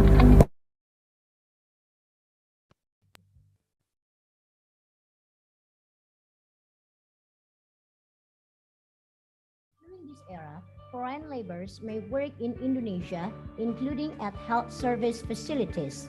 Health Polytechnic Ministry of Health Jakarta 3 as one of the technical implementation units under the authority of the Board of Development and Empowerment for Human Health Resources for the management and monitorial aspects and supervised by the Ministry of Research and Technology in higher education for the academic aspect. In 2016, there are 38 health polytechnic institutions. Health Polytechnic Ministry of Health Jakarta 3 has a vision becoming an excellent higher education institution on the basis of health science and technology at the Southeast Asian level by 2028. There are 4 missions. 1. Organizing higher education on the basis of science and technology, culture, and also character to produce the qualified health manpower. 2. Developing the current science and technology through continuous research and community service in order to improve the health status of community. 3. Developing networks with stakeholders at the national and international levels in developing health science and technology to face global challenges. 4. Strengthen the accountable, professional, and transparent governance in the academic and general fields. Health Polytechnic Ministry of Health Jakarta 3 has values, namely faith in one God only, ethics, rational, trustworthy, dedication, accountability, and transparent character. Health Polytechnic Ministry of Health has Center of Excellence for Health Polytechnic Science and Technology in the field of elderly health technology. Health Polytechnic Ministry of Health Jakarta 3 has 4 majors, namely nursing, midwifery, medical laboratory technology, and physiotherapy. And there are total 10 study programs administered in the aforementioned 4 majors. Diploma 3 of Nursing. The vision is by 2028, it's able to produce nurses who excel in the application of nursing skills on the basis of nursing science and technology nursing. The Excellence Elderly Nursing Technology. Bachelor of Applied Nursing and Professional Nurse Education Program. The vision by 2025. Produce nurses who excel in advanced nursing care age by applying health science and technology. Excellence Elderly Nursing Technology. Diploma 3 of Midwifery. Vision, produce the midwifery associate graduates who excel in midwifery care on the basis of gender-responsive approach with the effective technology by the year 2025. Bachelor of Applied Midwifery and Professional Midwifery Education Program, its vision, producing professional midwives who are responsive in preparing the qualified generations through the development of continuous midwifery care models and technology, also called as COMC, by the year of 2028. Excellence, continuous midwifery care with gender responsive. Bachelor of Applied Health Promotion, its vision, to produce health promoters excel in community empowerment on the basis of innovative and effective technology by the year of 2025. Excellence, development of innovative and effective information media. Diploma 3 of Medical Laboratory Technology. Its vision is becoming a program study of Diploma 3 excel in medical laboratory technology at the national level in 2025. Study program of Medical Laboratory Technology Program of Applied Bachelor.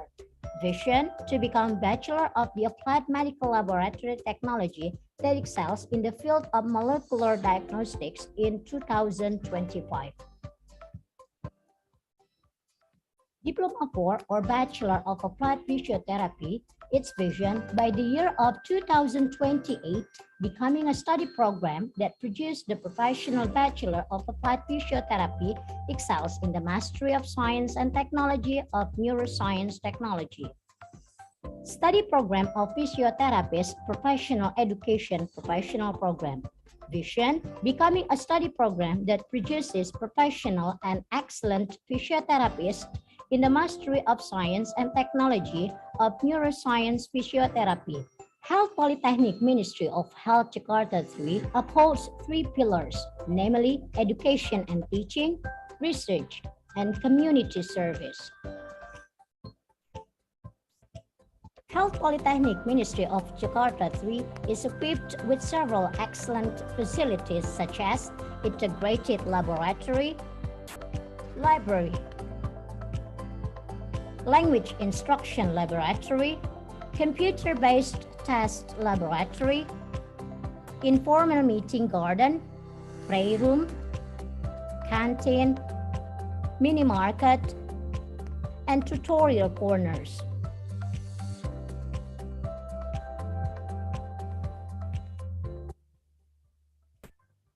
Partnerships and achievements. Health Polytechnic Ministry of Health Jakarta 3 has established partnerships and collaborations with several educational institutions and others, both domestic and overseas.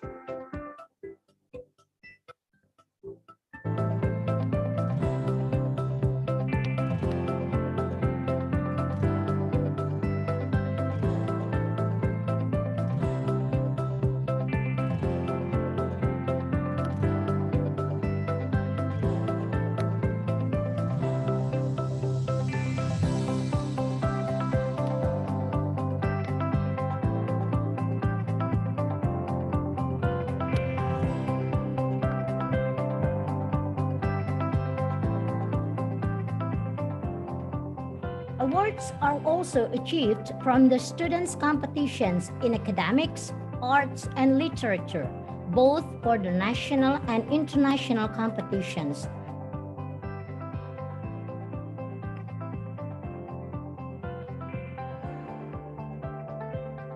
Health Polytechnic Ministry of Health Jakarta 3, leading in quality.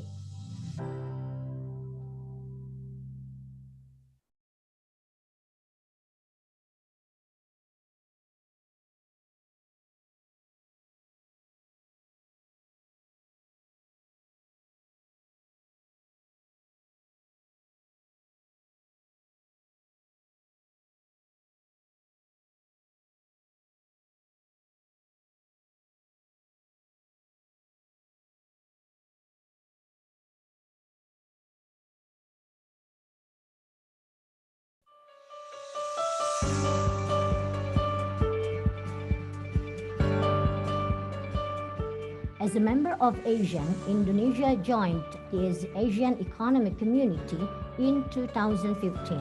It means the needs of health personnel is more challenging and competitive.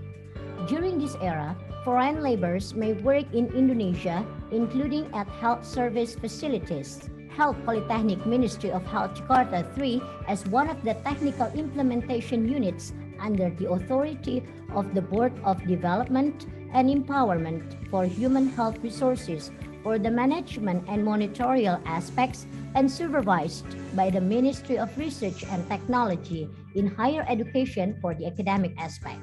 In 2016, there are 38 health polytechnic institutions. Health Polytechnic Ministry of Health Jakarta 3 has a vision becoming an excellent higher education institution on the basis of health science and technology at the Southeast Asian level by 2028. There are four missions. 1. Organizing higher education on the basis of science and technology, culture, and also character to produce the qualified health manpower. 2. Developing the current science and technology through continuous research and community service in order to improve the health status of community. 3. Developing networks with stakeholders at the national and international levels in developing health science and technology to face global challenges. 4. Strengthen the accountable, professional, and transparent governance in the academic and general fields. Health Polytechnic Ministry of Health Jakarta 3 has values, namely faith in one God only, ethics, rational, trustworthy, dedication, accountability, and transparent character. Health Polytechnic Ministry of Health has Center of Excellence for Health Polytechnic Science and Technology in the field of elderly health technology. Health Polytechnic Ministry of Health Jakarta 3 has 4 majors, namely nursing, midwifery, medical laboratory technology, and physiotherapy. And there are total 10 study programs administered in the aforementioned 4 majors. Diploma 3 of Nursing. The vision is by 2028, it's able to produce nurses who excel in the application of nursing skills on the basis of nursing science and technology nursing. The Excellence Elderly Nursing Technology. Bachelor of Applied Nursing and Professional Nurse Education Program. The vision by 2025. Produce nurses who excel in advanced nursing care age by applying health science and technology. Excellence Elderly Nursing Technology. Diploma 3 of Midwifery. Vision, produce the midwifery associate graduates who excel in midwifery care on the basis of gender-responsive approach with the effective technology by the year 2025. Bachelor of Applied Midwifery and Professional Midwifery Education Program, its vision, producing professional midwives who are responsive in preparing the qualified generations through the development of continuous midwifery care models and technology, also called as COMC, by the year of 2028.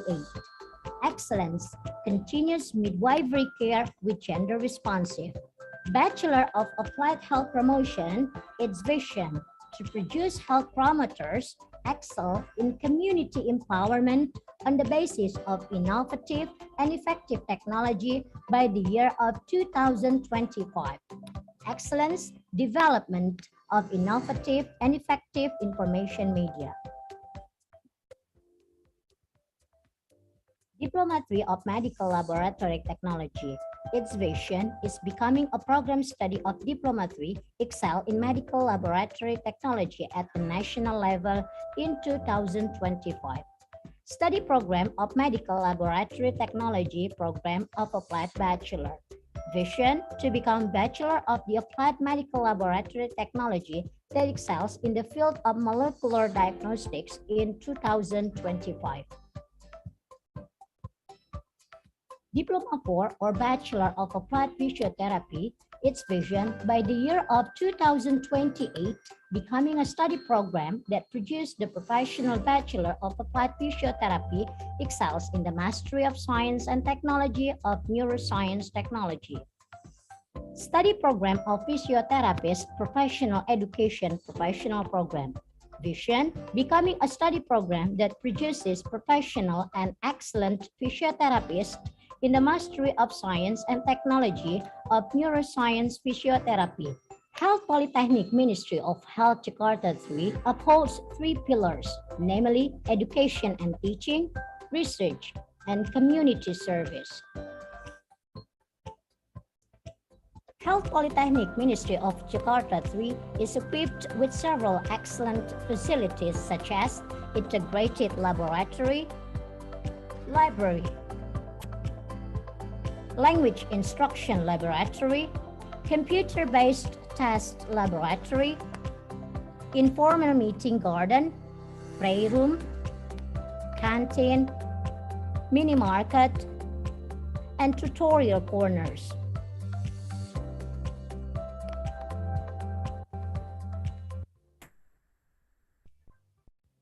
partnerships and achievements, Health Polytechnic Ministry of Health Jakarta 3 has established partnerships and collaborations with several educational institutions and others, both domestic and overseas.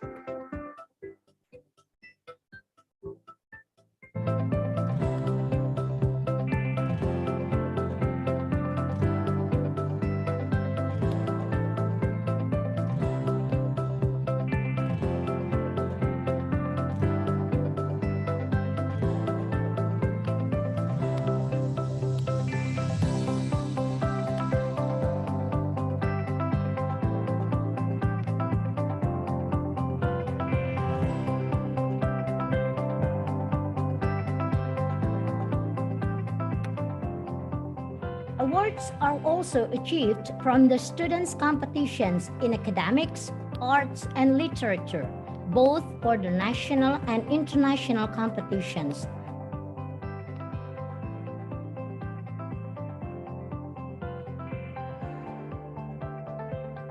Health Polytechnic Ministry of Health Jakarta 3, leading in quality.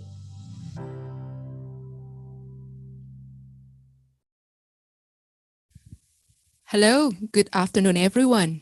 Welcome back with us, and hopefully you all have a pleasant short break time. Just to remind you a couple of things before we start, make sure to rename your Zoom account according to the format name_institution, and please mute your Zoom unless required. And about the attendance form, it will be shared after the first speaker in this plenary session 2, and also it will be together with the evaluation form. Now, we are going to continue with the plenary session 2, and before we begin, please let me introduce the moderator for this session.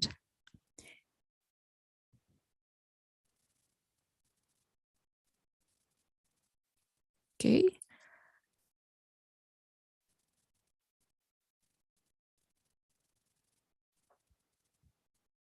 Okay, for this session, the moderator who will lead us for the plenary session 2 is Ms. Paula Crescenti.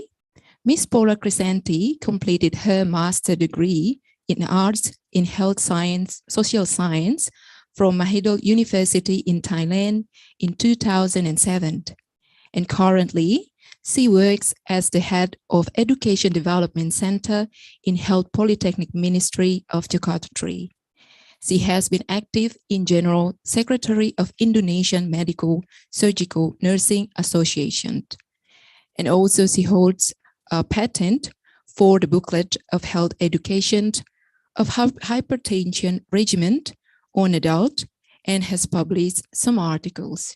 So just to name a few, one of them is about the effect of ant plant on the increase of CD4 count. Now, for the next session, please welcome for us Ms. Paula Crescenti.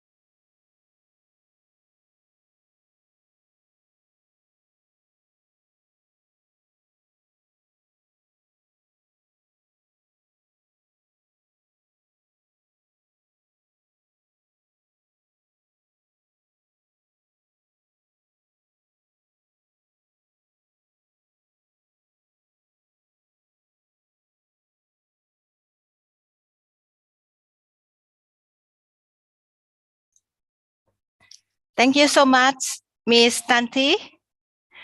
Assalamualaikum warahmatullahi wabarakatuh. Good afternoon. Good morning, Europe. Hiva Huementa, Sawadika. I would like to say hello to all participants. Thank you for joining us. I will lead this second plenary session in which we'll present two speakers. First, from Arkada University, Finland, and the second from Jakarta 3 Health Polytechnic, Indonesia. So continue to the first speaker is Dr. Raden Siti Mariam, Master in Nursing, Specialist of Community Health Nursing. Before starting, I would like to read her CV.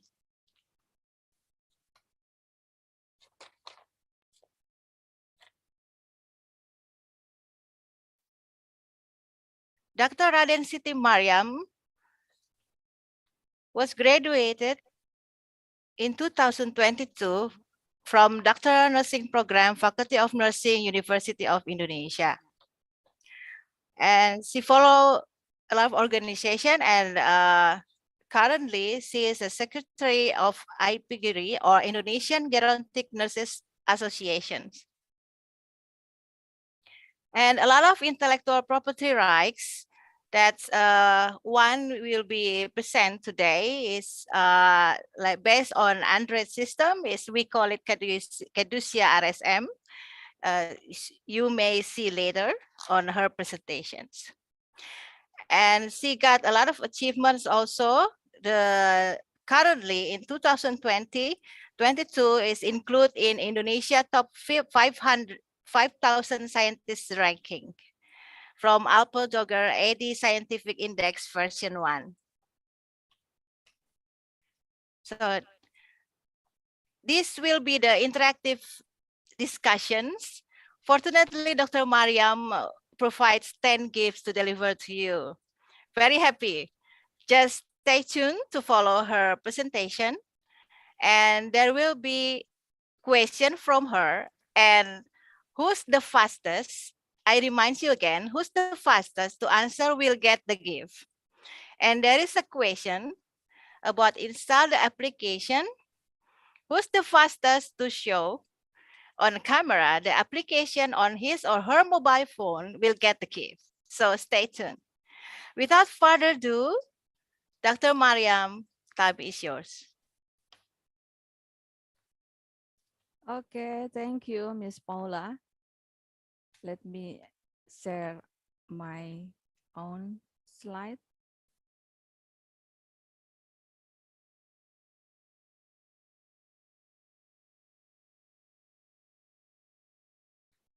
My sound is clearly? Yes, very clear.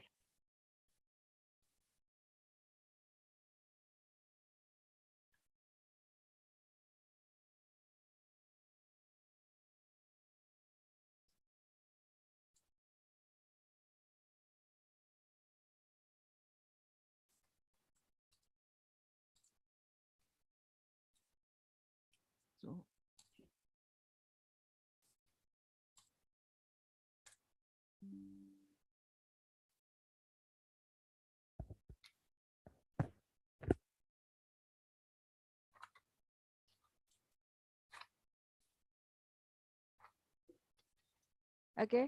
Assalamualaikum warahmatullahi wabarakatuh. Good afternoon for audience. Happy fasting for today. Happy 21st anniversary for all Civitas Academica Jakarta 3 Health Polytechnic. May God bless us. I'm very honored to be here among wonderful speakers. I am representing Nursing Department Jakarta 3 Health Polytechnic to share my experience and knowledge related the topic. I will share my presentation on utilization of digital technology in services for the elderly with cognitive decline integrated in curriculum. This is my outline today: pandemic situation and research results, utilization of digital technology, cognitive decline on elderly, Caducia RSM application and integrated into curriculum.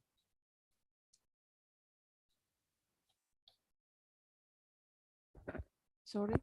My sound not clearly? Yes, very clear, Dr. Mariam. You may continue.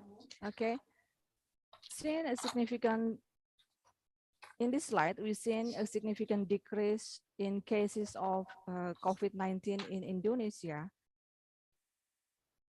We know the pandemic is still there and we all getting ready for an endemic. Sometimes it's stressful, but we have to face it. We can do it together and life must go on.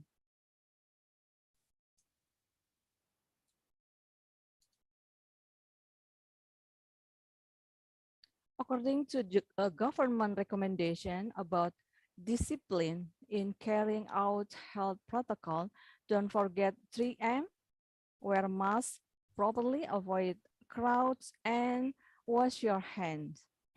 And don't forget to let's vaccinate to protect ourselves from coronavirus and slow the spread. Okay. Before my next presentation, and so that participation are not sleepy, I want to invite all participants, all audience to participate in the chat room, and I will for 2 fastest audience for giveaway. Okay, thank you. That is 3 slides for now.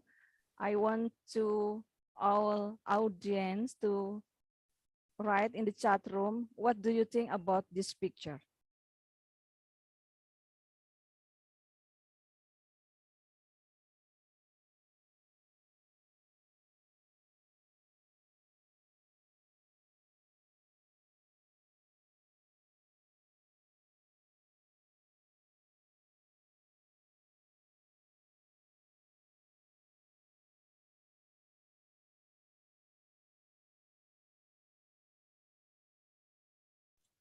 Thank you for the answer.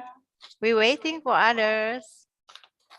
Have to give for these questions.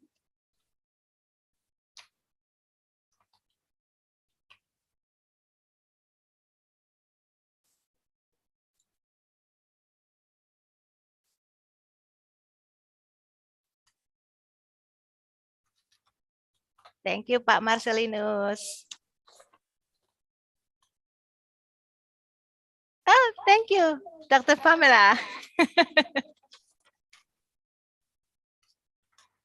Next.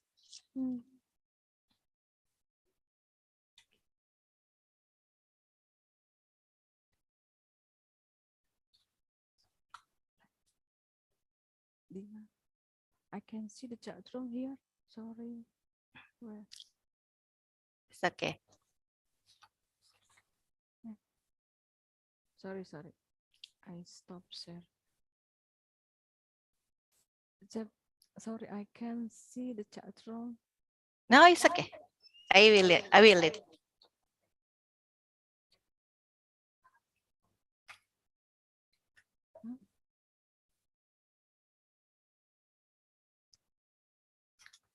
Yeah. Next. Who's the fastest? One more.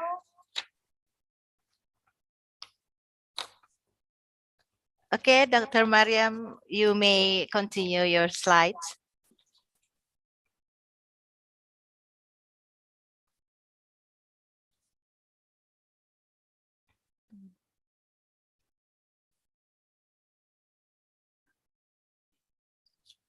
For all the audience, no worries. Our IT man will write down your name. Who's the fastest and get the gift?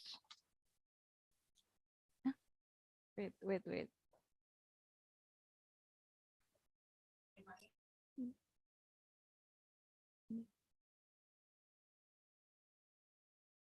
Sorry, I think this is trouble with the chat room. Sorry. The view is not seen here.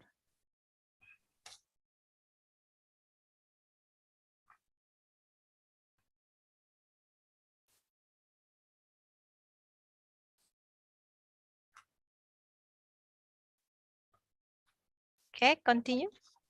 Wait. Chat roomnya nggak kelihatan. I can see the chat room when I share screen.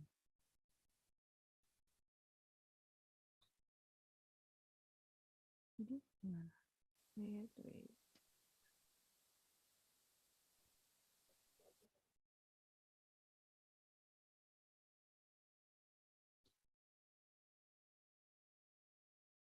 Jawabannya di mana? Chat roomnya nggak nampak. Mana? Thank you, Ibu Lilis. Okay, I see. Others? Thank you, Ibu Awalia.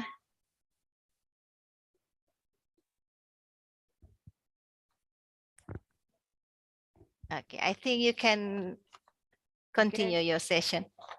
Wait, Yeah, for the first question, I think already answered. Okay. Miss Paula, my hair and my sons. Sorry. Yes, very clear. Okay, for Mr. Marcelinus, right? Word in our hand. Okay, thank you. Industrial progressive of way communication and relation. The world is changing at a fast pace. Past and present, ya. In bahasa we call jadul and zaman now. Okay, thank you, Pamela. From Miss Lilis, development of communication tools from time to time. Okay, thank you. Okay, I think the committee will contact to ask for complete your address and phone number to follow up the giveaway. Thank you for the participation in this session.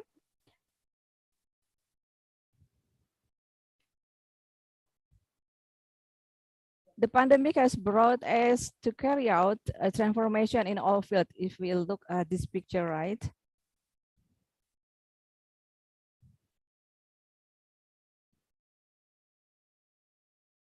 And accelerated digital transformation of raise awareness, the importance of information and communication technology. Based on data, in Indonesia, the gadgets that are widely used today are smartphones, as much as 43% of the population. Smartphone as communication tool, electronic media that can be used to obtain and disseminate health information is one of the educational facilities packaged in the form of health application. This is research results. Over 600 professional nurses found that 82% agree that new technology and equipment innovation will positively impact patient care. And new healthcare technology and innovative medical device can help, but technology shouldn't replace day-to-day human interaction.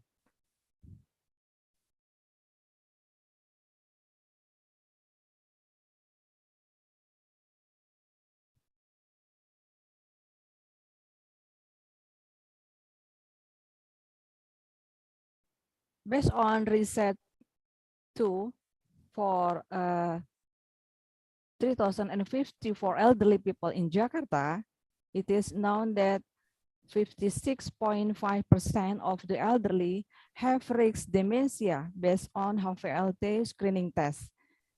And risk of dementia will continue to increase with age. We can see in this in the next slide.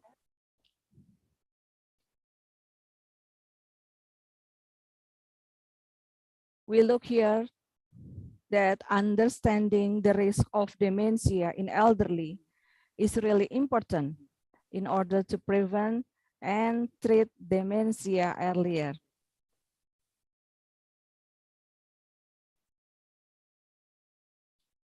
Going to grow up to the risk of dementia in the elderly. And the survey of 30 families in Community Health Center in Jakarta found that most of the families use an Android or smartphone and have special funds to buy data package. Most of the families state that the application of health was very important. The reason for the family to open an application is because of curiosity, more simpler than books, more interesting and easy to read, have health problems that need to be known, and for pleasure, prevent stress.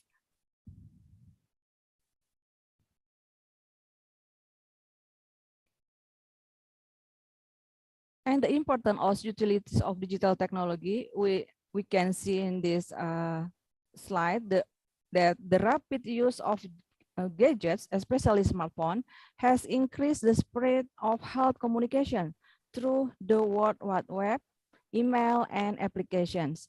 The rapid development of technology in the digital era have changed the pattern of providing health information and people's behavior in seeking health information from conventional patterns to digital. And mobile learning can be accessed from anywhere and anytime through mobile application. I think we all now have smartphone and we can see anything from our smartphone. That it means the word is hand is the right term, yeah.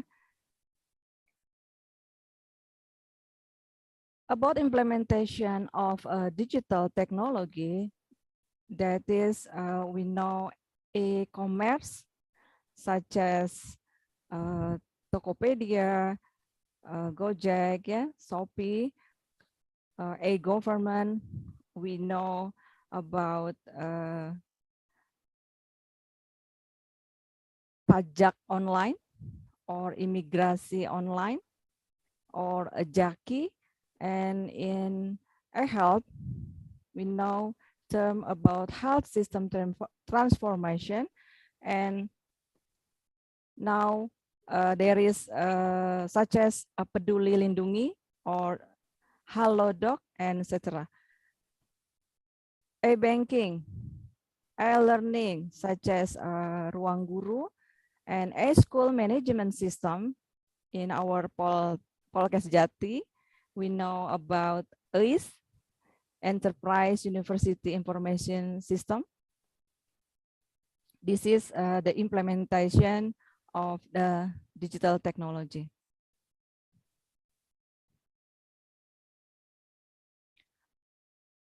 We know the advantages of digital technology.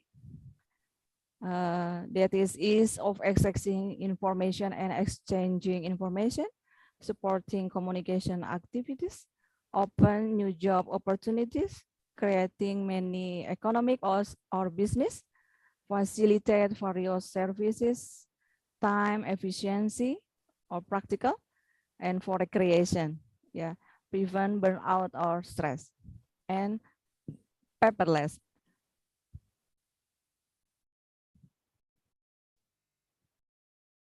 And disadvantage of digital technology,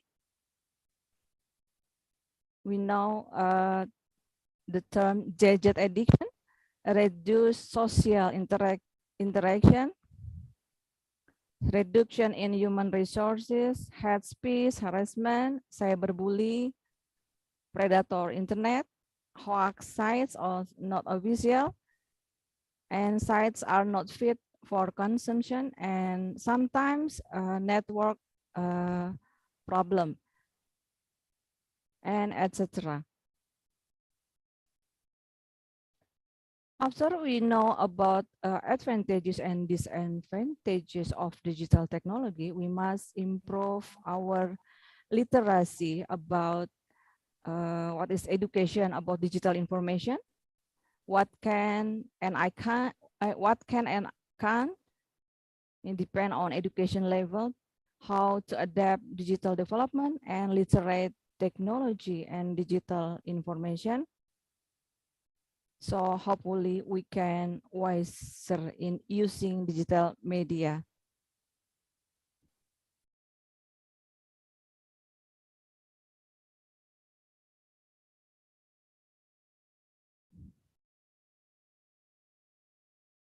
After we know about digital technology, now we are talking about cognitive decline in elderly.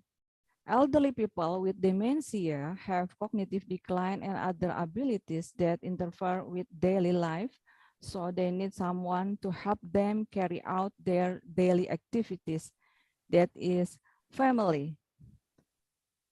The impact of dementia, as well as the length of time needed for elderly dementia care, has a high risk of causing stress and burden on the families who care for them.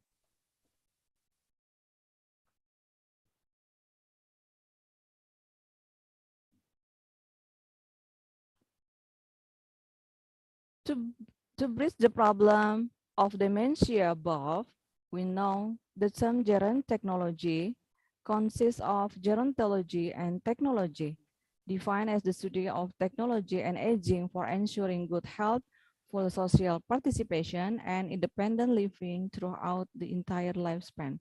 However much it might lengthen. Gerontology refers to technology that fulfills the need of an aging society, for example, research, development, and design engineering disciplines based on scientific knowledge about the aging process.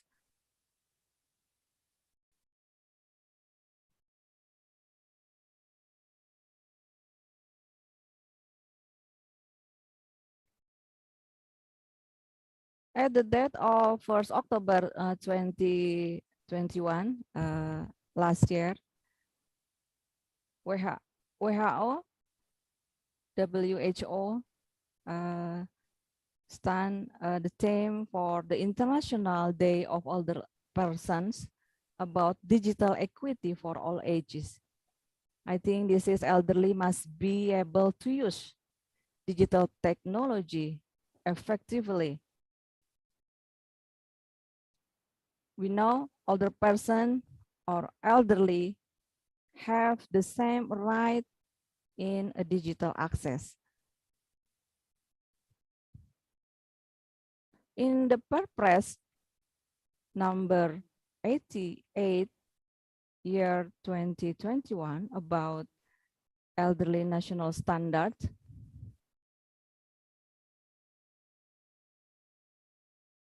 we know how to create it in an independent, prosperous, and dignified in the elderly.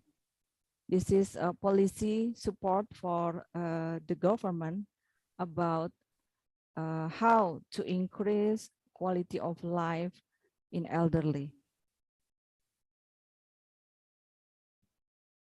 Talking about my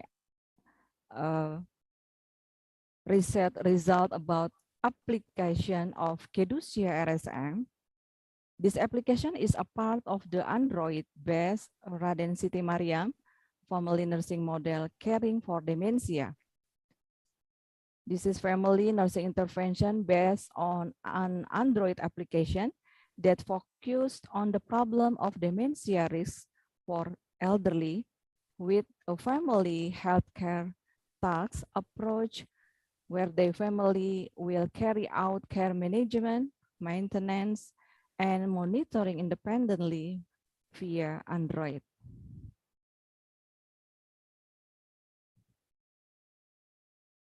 Okay, let's install the application. So time for giveaway again. This time, Dr. Mariam will provide 5 gifts. So the requirements who's the fastest to raise hand and then open the camera and showing his or her mobile phones that have already installed of her applications, they will get the gift. Okay.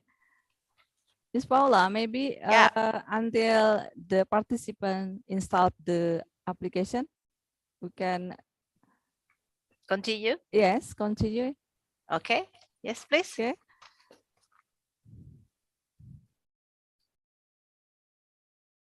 Okay, this is the part of the application, field of the application, fitur profile fitur. There is a family and the elderly, the data for the family and the elderly. We can edit in here. And in menu,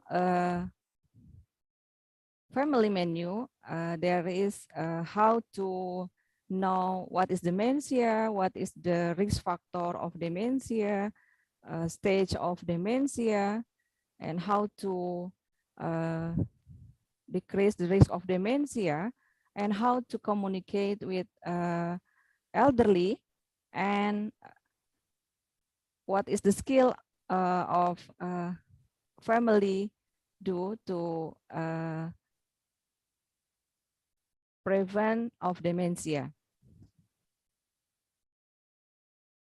In this application about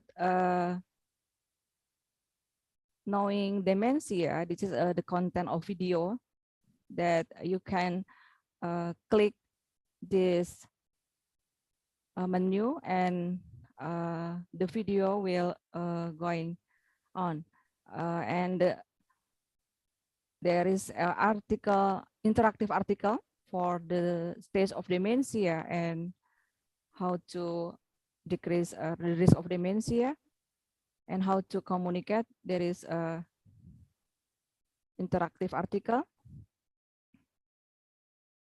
And a menu for the elderly and family too. There is 2 menu. Cognitive simulation for the elderly and game for the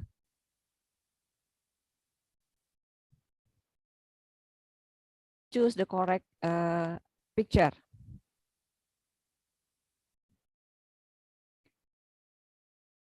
For the logbook in the buku kerja in this application, there is 18 items for the skill to do for the family with the elderly have the risk of dementia. We can see here the date, and we can choose if item 1 what is family choose yes or no, this is, and we can upload the picture for as a documentation that item 1 is done to the family.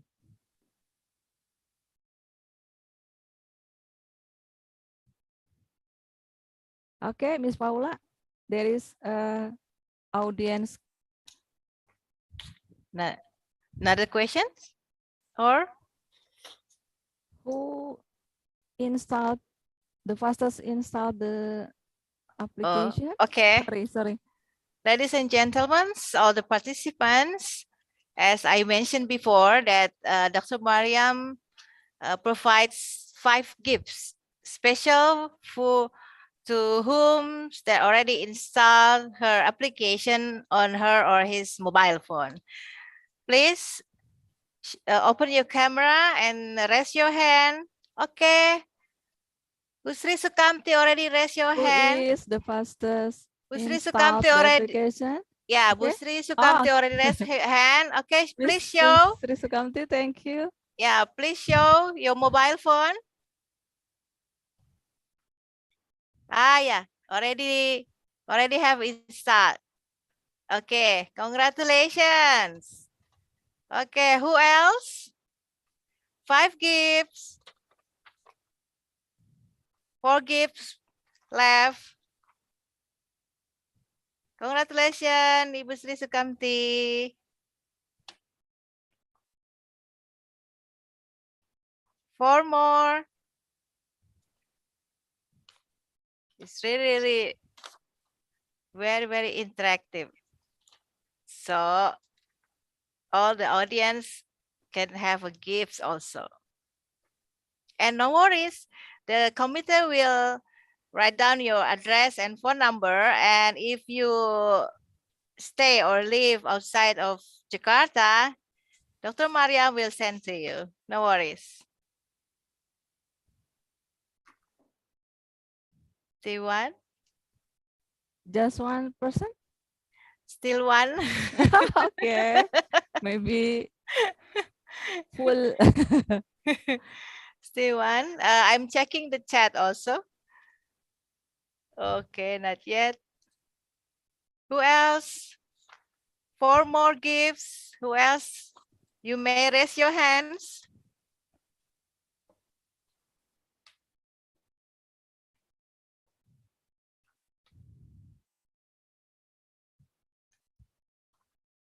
Your application is not so heavy, right? In terms of yes, easy the to bytes. install and okay, maybe full data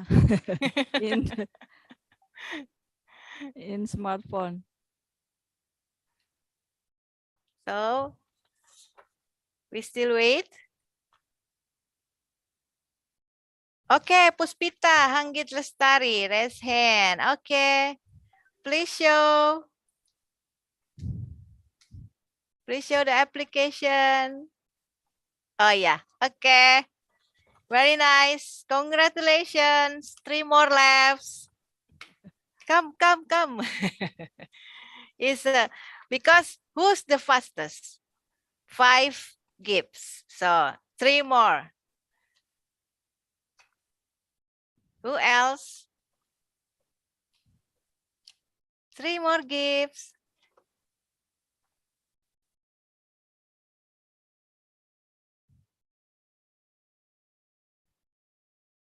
I think we'll continue, Miss Paula. Hello? Miss Paula?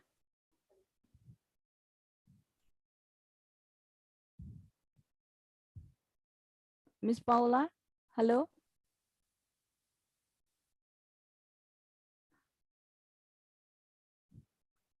Okay, this is Miss Diaz. Hello? Can you show the application? Miss Itma. Okay, thank you, Miss Diaz. Okay, Yeah. Miss Itma. Okay, congratulations. Very nice. Okay, Miss Paula, there is 5 here. 5 persons? Yeah, I think already 5. Okay. Already 5. Okay, Okay. congratulations for all. Don't forget committee to ask the audience who has a giveaway for the addresses and phone number. Okay, thank you for all the participants.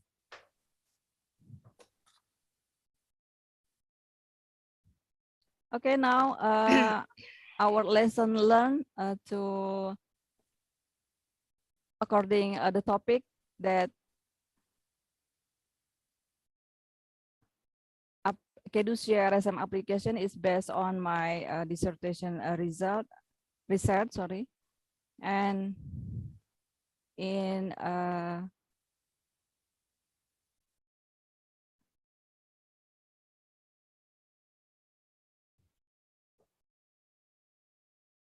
and integrated in curriculum. We know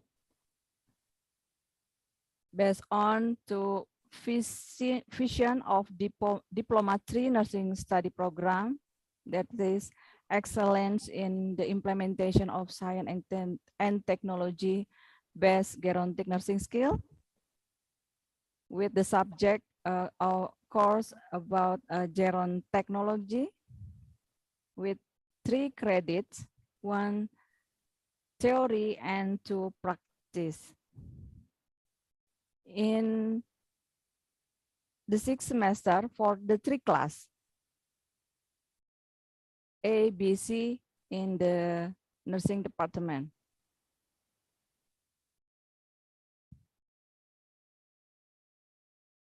About this description about the course,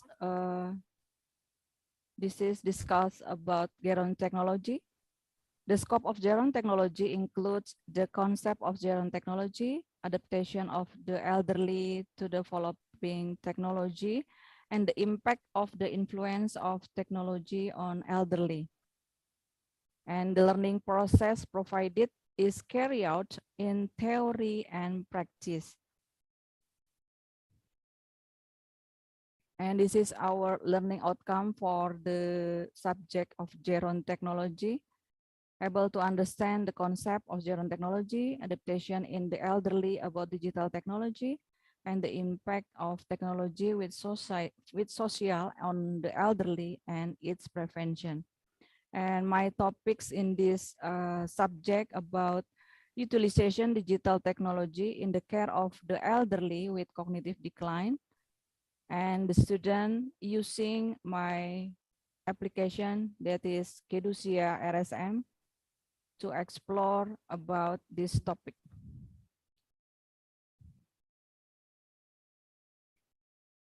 This is term of definition of geron technology. Apply technology that addresses the problems and difficulties that arise from the symptoms of aging, so that older people can use technology for healthier, more independent lives, and can engage more in social relationships. This is the important thing for improve quality of life of the elderly. This is a learning process in theory with the Zoom as a media platform digital. And there is a group task presentation about apps in gerontic nursing practice.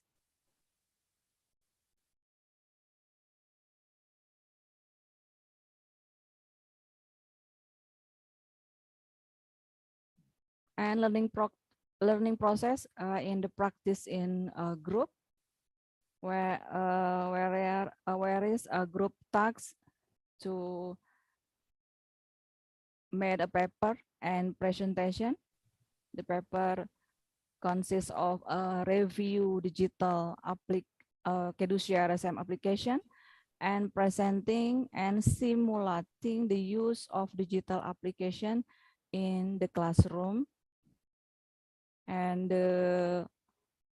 all students can see and hear about this review. Okay. Before the end of my presentation, I would like to ask my student here to share experiences during learning process with Kedusia RSM application. Halo, Assalamualaikum. Iza is in here. Waalaikumsalam Ibu. Waalaikumsalam Miss. Okay, go ahead. Iza. Okay, so we learn about Kedusier SM this week and last week. So this is just some of adventures I learning from the content of Kedusier SM. So the first is the application is best and can be downloaded using Play Store because it's shown for the Android user, so it can really easily to find it and download it or install it from Play Store. And the articles and the video too is explain material related to cognitive simulation with dementia. So with this article and video, it can help the families to understand more easily about what dementia and cognitive stimulation are. And the font in using in the app is large enough so that it's easy to read, and the letters is made with colorful basic, so it made the articles more interesting to read it, especially from the elderly. And there are games content in the apps to hone the to help hone the cognitive abilities of the elderly, so that can help the prevent further of the cognitive decline.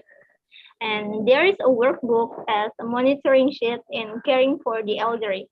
So this workbook can be used as a guide to monitoring the caring for the elderly with the dementia itself. So, and the elderly consultant can contact its lead to make it easier for the families to consult with elderly nurses. So in the app is having a contact consultant who can be contacted, and this can help the family to ask the question at any time or when they're really confused about what they have, so they can really take care of the elderly with dementia. And it can be used as a medium of learning and education in the care of elderly with dementia. In this app, we have articles and video about cognitive simulation and dementia, as well as the workbook. The workbook itself can be used as a guide to monitoring dementia, and the articles and video can give us the knowledge about what is dementia, what is stimulation, cognitive simulation, and that can help us to understand how to take care of the elderly with dementia. And it can be used as conduct health education. Like what I said before, it can use as a medium to learn, not just for the nursing student or the family who take care. It just can help for health education, like if the nurse needs to give a health education to the families who just having an elderly with dementia, it can help them to listen more easy, to learning more easy, to know more about what is dementia, how they can take care of their elderly, and how they are really have to monitoring their elderly, and it's making really easy to learn. Okay, thank you, Iza, for the sharing about your experience to learning process in subject geron technology. Success for you and your thank you and my student too all. Okay, this application can be disseminated so that it's useful and achieve the expected goal. I think that is reduce the incidence of dementia for the long term. And in subject geron technology, there are 3 classes, I say that, and each class has approximately jadi there is 3 classes, and each classes consists of 35 students. If one person shares and so on share like snowball, I think so. We hope that healthy society can be realized starting from now.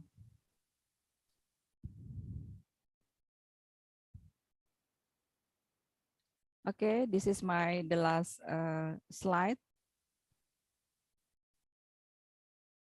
Trusting, caring, communication, skills, and knowledge, adaptability as terms of competence in nursing practice.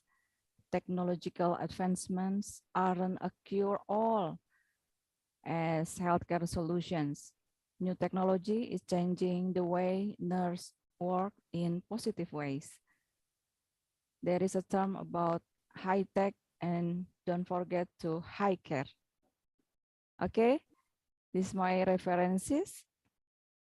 Thank you for all audience and for the participation.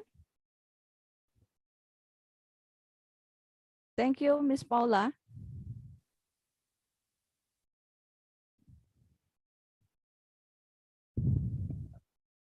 Sorry, unmute. Okay. So sorry. Thank you so much for your presentations. Very, very awesome and really enlightenment, especially to, I think you already bring the Digitech and inserted in the curriculum. Congratulations. Perhaps you may stop share so we can directly continue to the Q&A sessions. So we will begin the Q&A sessions. So the committee, please. Is there any question for Dr. Mariam?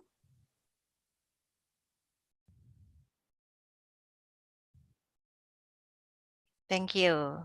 Okay. From Ms. Weni Trisnaning Tias, how to apply this digital technology to the elderly in rural areas? As we know, rural elderly are still rarely technology literate. Can digital technology be included in student learning outcomes? So that is the question, Dr. Mariam. Okay, thank you for the question from Weni. Where is it come from? Yeah, the committee is not not put the okay, the origin. Ms. Weni, right.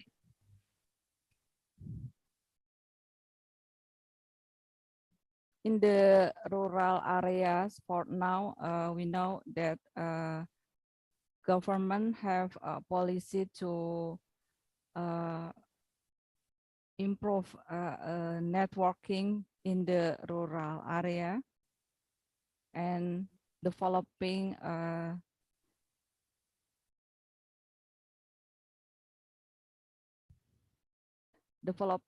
what is called networking. Yes, networking, and we also must to happy for that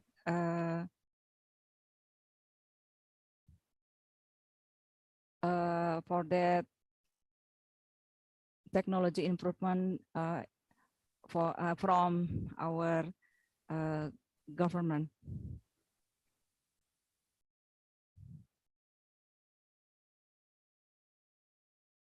In the data when I share, there is almost 50% family have population in Indonesia have a smartphone. Maybe elderly with family can elderly in the family can use the digital technology for a family member and keeping and updating with the application. This is sound is good for the student learning outcome, I think.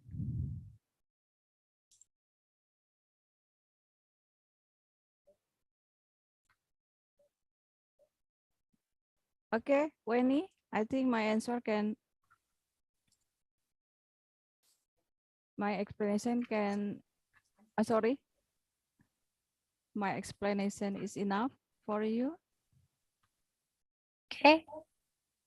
Thank you for the Ms. answer. Paula?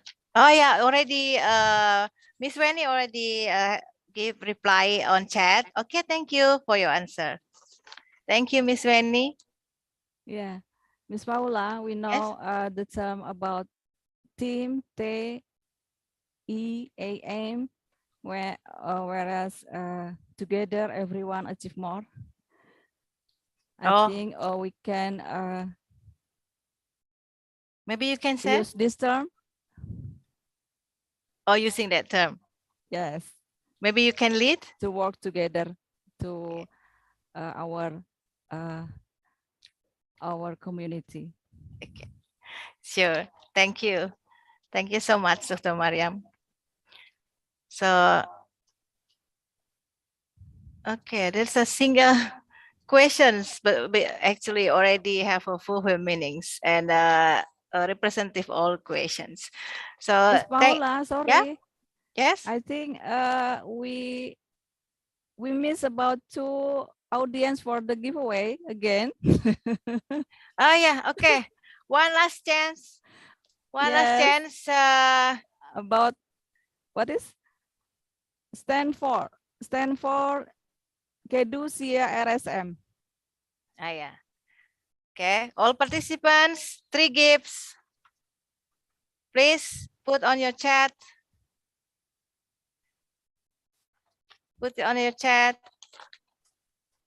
3 gifts from last gifts from Dr. Mariam.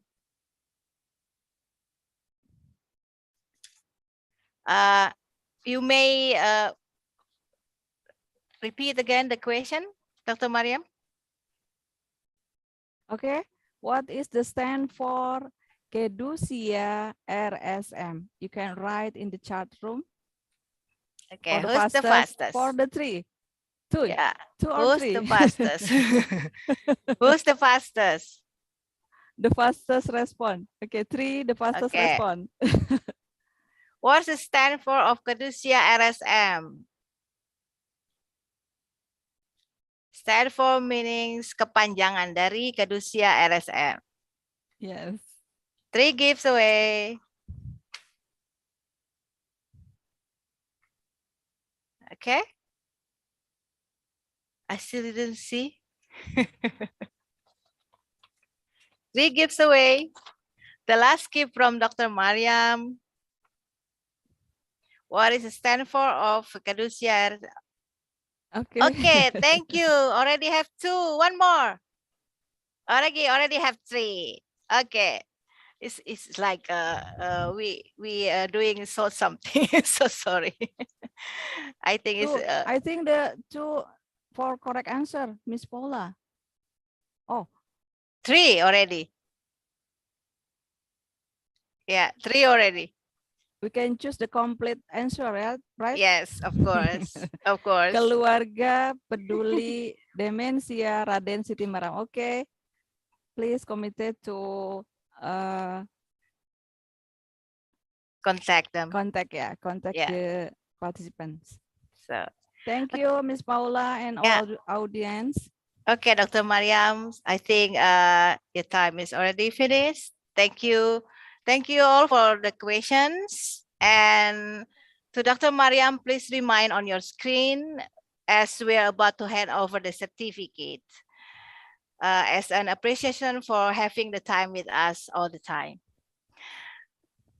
So the certificate will be handed by our Vice Director 3. Hello, Pak Bagya. Halo. Thank you, Pak Bagya. So this, Pak Bagya, time is yours to hand the certificate to Dr. Mariam. Oke.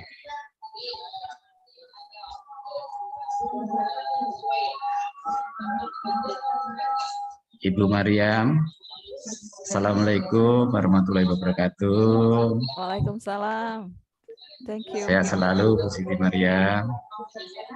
Kami atas nama institusi mengucapkan terima kasih atas partisipasi Ibu Dr. Raden Siti Mariam, MKAP NS, spesialis keperawatan komunitas, yang telah mengisi kegiatan webinar internasional pada hari ini. Semoga apa yang Ibu lakukan pada hari ini menjadikan pemicu bagi teman-teman dosen yang lain untuk menjadi pembicara di level internasional. Untuk itu, mohon dapat diterima sertifikat tersebut. Thank you, Pak Bagya.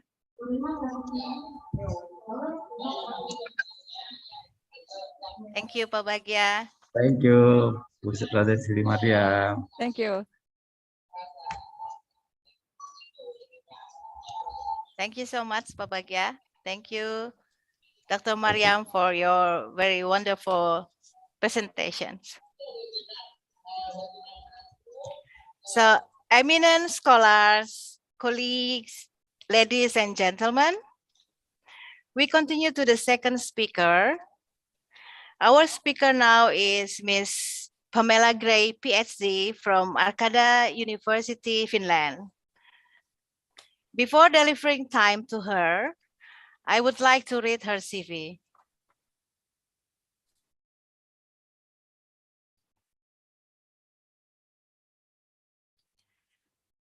So, Dr. Pamela Gray, she graduates from with the PhD program from Northumbria University, Newcastle, UK, in measuring public health and well-being. Her professional experience currently, she is the Vice Dean of Academy of Business and Healthcare, Arkada University of Applied Sciences, Finland. And so many professional publication and articles that she already published. Congratulations, Dr. Pamela. It's really awesome jobs of you. And she actually is very wonderful. She can speak 3 different languages: English, Swedish, and Finnish. Maybe perhaps later I can learn at least Finnish, right, Dr. Pamela? Okay, thank you, Dr. Pamela, for joining us. How's the weather in Helsinki? Thank you very much. It's my honor to be here. It is very gray, wet, and still cold here in Helsinki. We still have some snow on the ground. Oh, okay. So winter hasn't left us yet. Yeah. So if I say good morning in Finnish, hyvää huomenta, is it right? Hyvää huomenta, yes. Okay.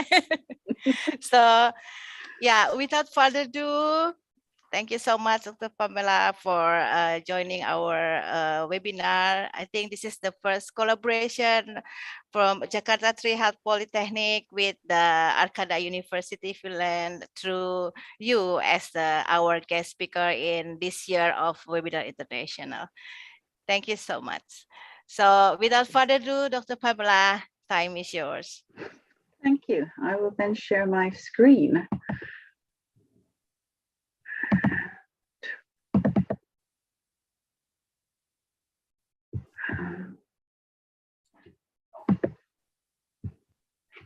Just a second. Yeah. Now you can see my screen, hopefully. Just need to make sure that I know how to change to the next slide. Yes, thank you very much for having me. And first of all, I would like to congratulate you on your 21st anniversary. It is fantastic, and I hope that it continues with a long, prosperous lifespan. So thank you. Yes, as said, my name is Dr. Pamela Gray, and I am the Vice Dean of the School of Business and Healthcare. My background is in health. So I've gone a long way from being a nurse to doing then a Master of Healthcare, and after that, a PhD in public health. So that is actually, I would say, more my strong point than business. A little bit about Finland, just so I don't know if everyone knows where Finland is, but we are situated Northern Europe. We are one of the Nordic countries.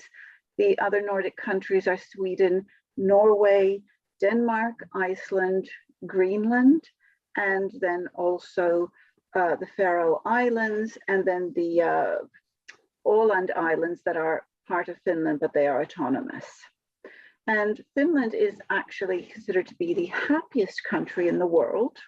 Despite all our snow and cold weather, we have, for the 5th year running, been voted as happiest. We have a population of 5.5 million, which must seem extremely small to many of you. Of this population, we have 92% of the people speak Finnish, and 6% speak Swedish. We are good at English, though, as well. So we're in top 10 in the world when it comes to English language proficiency. And Arkada as a university is a Swedish language university, even though we do teach in English and also Finnish. But our main focus is teaching in Swedish, so that we have a lot of cooperation with the other Nordic countries, because Swedish, Danish, Norwegian are very close to one another. And if you can speak Swedish, you can usually manage in the Nordic countries. So a little bit about Arkada itself in numbers. We are a very small university compared to the standards of what you see in Asia. I know that. We have approximately 2,700 degree students. We have 170 staff, and yearly approximately 500 who graduate. In Helsinki, there are around 70,000 students all in all. So it's actually, as a city, Helsinki has a lot of students. About 10% of its population is students, and it's a very student-friendly place. Arkada, you could say, is, in relation to its size, one of the most international, due to the fact that we have students, approximately 400 students that are international, that come from approximately 60 different countries. And we really like our international students, and we hope for more international cooperation. So if anyone feels that they want to cooperate with Arkada and Helsinki, just please be in touch with me. As I said, we have both programs in English and in Swedish. These are our English language programs. So you can study international business, mechanical and sustainable engineering, and then nursing in English on a bachelor's level. We have two different nursing programs. We have one for normal, if you have not studied nursing before, and then we have a nursing top-up program that is with, for students actually that have a previous nursing degree from outside the EU area who come to Finland who want to work. They can then top up their nursing degree so that it is the equivalent of a European standard nursing degree, and then work in Europe. And this takes 1 year. But then we also have master's programs. We have big data analytics, international business management, leadership for Nordic healthcare, and media management. And these, or out of these, we have the leadership for Nordic healthcare, that is a complete online course, so you can be anywhere in the world and still study leadership for Nordic healthcare with us. And we do actually have students from all over the world. But as I said, we also have bachelor's and master's programs in Swedish. So in Swedish, we have cultural management, we will have media, materials processing technology, public health, physiotherapy, sports and health promotion, social services, etc. 14 different ones. And with having this many of our programs in one house, we also have a clear advantage of being very multidisciplinary, where we mix our groups and have students and staff together, which challenges us, but it gives great collaboration.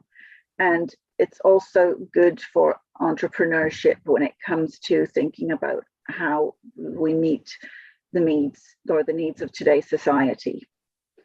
And we also do a lot of learning by doing. So students who want their degree to have, a practical relevance, they can actually do a lot of hands-on work. Here's a picture of our campus area.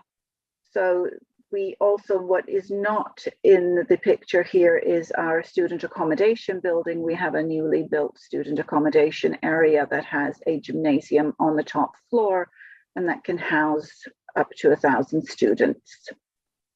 But as you see, Finland, even though I just said that Finland is wet and dreary and grey at the moment, it is green sometimes. We have fantastic summer times with absolutely fantastic nights in the summer where the sun does not set. So when we have darkness in winter, that we make up for that in summertime.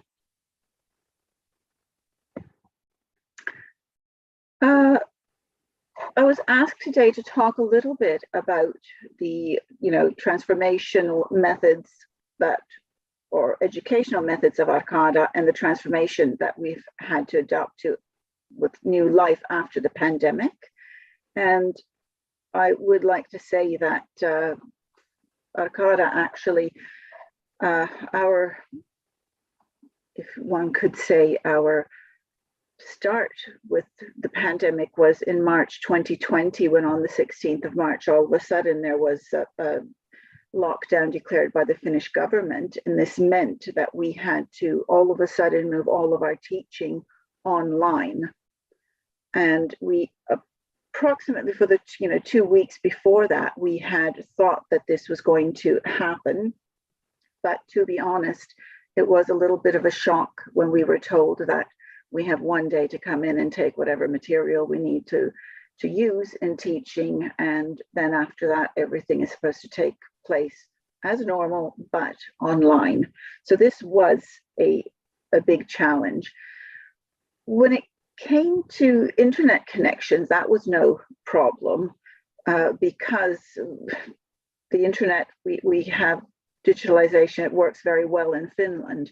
But what we hadn't taken into consideration was perhaps the fact that students were quite isolated when they were then living perhaps alone in their student accommodations, and due to the lockdown, were not able to interact with one another. And this issue has become an important factor that we worked with during the pandemic, but we're also looking into now into the future.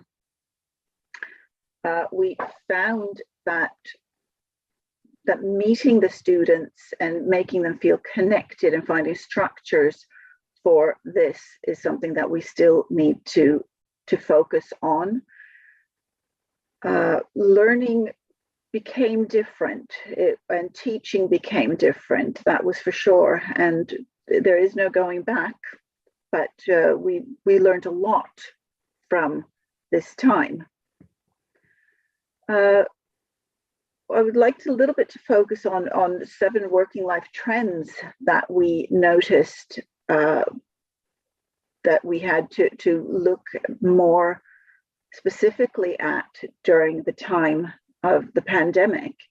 And one was teleworking, so what it was like to work from your own home. This happened, as I said, very quickly. We had just one day to get our things, our computers, our screens, move everything home, even though we had already thought that we had 2 weeks of thinking that this might happen. But it came as a little bit of a shock when you have to all of a sudden learn virtual working methods. You have to take responsibility for your own timetables. You don't have your colleagues to rely on. There's no one to tell you that perhaps this is the end of the working day and now you should go home because you were already at home. This meant that teleworking raised a lot of questions. For example, what do you do? The responsibility of or taking responsibility for your work when there's no foreman there to watch or to ask questions from or to guide you. We noticed, however, though, that there was no problem because, at least in our university, there was a very strong sense of trust, that we trusted each other. We trusted that we could contact each other, we could keep in touch, even though we were all in our own separate spaces. But finding balance was, of course, difficult. So we needed to create common rules that we worked with. Space was another thing that we started to notice that we looked at differently. Arcada had already, before the lockdown, started to create what we called an activity-based work way of working, which meant that instead of everyone having a room or a desk that they sat in so that when they came to work, we decided to restructure the whole university so that we have zones of working. We have private zones where you can work quietly. We have meeting rooms that you can book online. We have creative zones where you can work together, and no one has their own desk. So you come in the morning and you work where you wanted or where you feel that you need to work for that day. Now, the pandemic has somehow shown that work can be done differently. So after the pandemic, I would not say things are back to normal, but we have noticed that we treat the spaces where we work completely differently now, and we go in only when we need to work or need to do something. Otherwise, a lot of people who actually want to and have the opportunity, they are working from home. Me, for example, I'm a person who's noticed that I function much better and can work much more concentrated when I am in my own space and do not have to meet people. I like to meet people, of course, but do not have to spend sometimes in meetings that I feel are not a good use of my time. This can be done by digitization. I can have more meetings in a shorter time span because I don't have to move from one space to another. So it has affected us in that sense. Digitization was also, we noticed that even though we felt that we had been, for us it was quite easy to move from the office and the campus to being at home. There was, of course, still issues. It was a learning curve, a lot of new platforms that needed to be, you did not have the same support perhaps that you did when you were on campus. You couldn't walk to the IT support department and be helped straight away.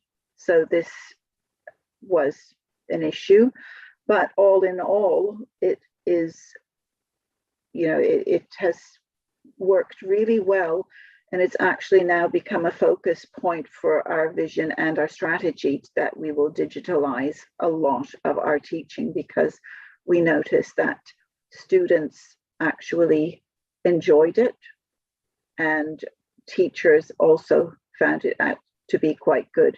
But there is a lot to learn. When it comes to well-being, this was perhaps one of the things that we noticed. Of course, the pandemic had its own issues with well-being, but mental well-being was an issue that we had to take into consideration much more than we had anticipated. We had students, their health and well-being to think of. We also had staff. We noticed that a lot of staff were working way too much because it became very blurred, the work time and your own free time, when it was so easy. You were on the computer in perhaps your bedroom or your workroom or by the kitchen table, and finding these structures to support well-being at home took some time, and a lot of energy was actually used for this. And time was one of the issues, because we noticed that self-leadership became an issue when it came to teleworking. So we had to create quite strict, common ground rules and clear goals of how does one use one's time. And that is something that was carried over still today. Humanity became an issue for us as well. How do we work respectfully and ambitiously while we are not being able to meet up with people? But a lot of it was just screen time. And what does this have? The more digitalized we become, how do we still keep this humanity so that we are humans and not just a picture or a face on the other side of the screen? And then creativity was another issue that we noticed. When people get together, they become more creative. On campus, it's easy to meet up with several different people, and there is time to also think outside the box and do things that are not just specifically task related. And this was something that we also noticed that we need to have a look at to see how do we keep up this creativity. So what is, the main issue here is how do we give it space and how do we encourage this?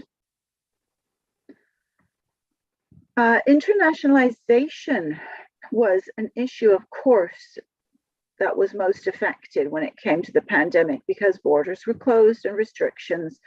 We had foreign students who were in Finland who were trying to get home, or they were stuck in Finland. We had students abroad that also the same thing. We had to have a look at, of course, health and safety issues when it came to these students, but we also had to look at it from the perspective of how are we going to keep up internationalization, which is extremely important for all universities, when we are all sitting in our own individual spaces. So a lot of the international efforts, or what we did, moved online as well. We had collaborative online international learning. We had different types of virtual exchange.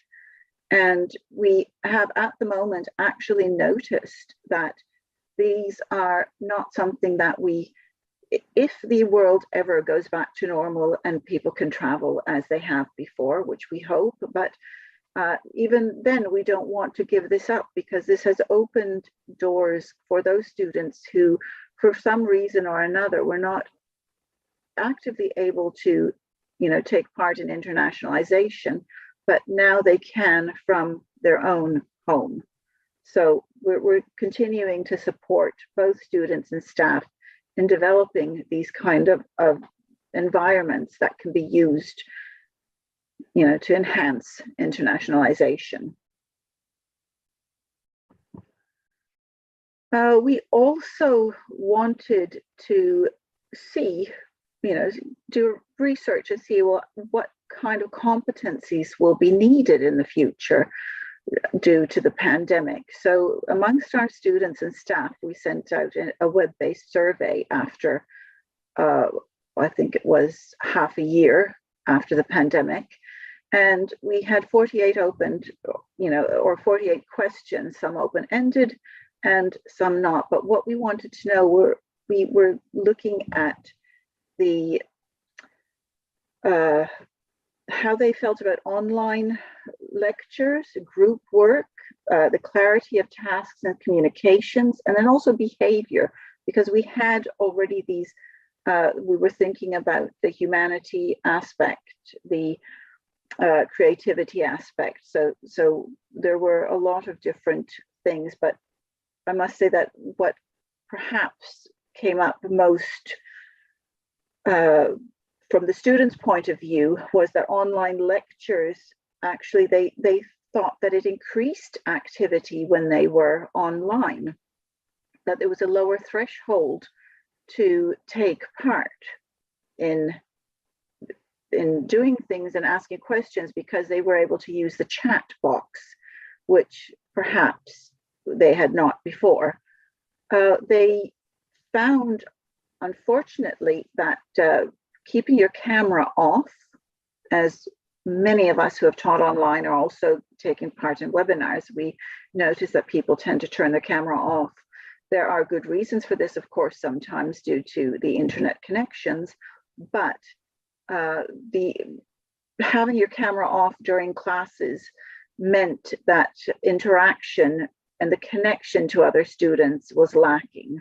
So this was something that they found, that the online environment was different. It was also very tiring for them, that they felt that there was a difference between being 2 hours in class or spending 2 hours online. And this was something to look at. Group work, on the other hand, they found worked really well, and the teachers thought the same, because somehow when you have Zoom or Teams and work with that, when you can divide people up into smaller groups, it became extremely efficient. Instead of having in a class taking 5-10 minutes for people to group themselves and finding places to perhaps go and work, it all happened at the click of a button. So group work was really well, and that is something that teachers have now noticed that they're going to hold on to, that when it comes to classes in the future, there will be group work, but that will be mostly done online, because then the teacher can also easily go from one group to another to take part in these groups.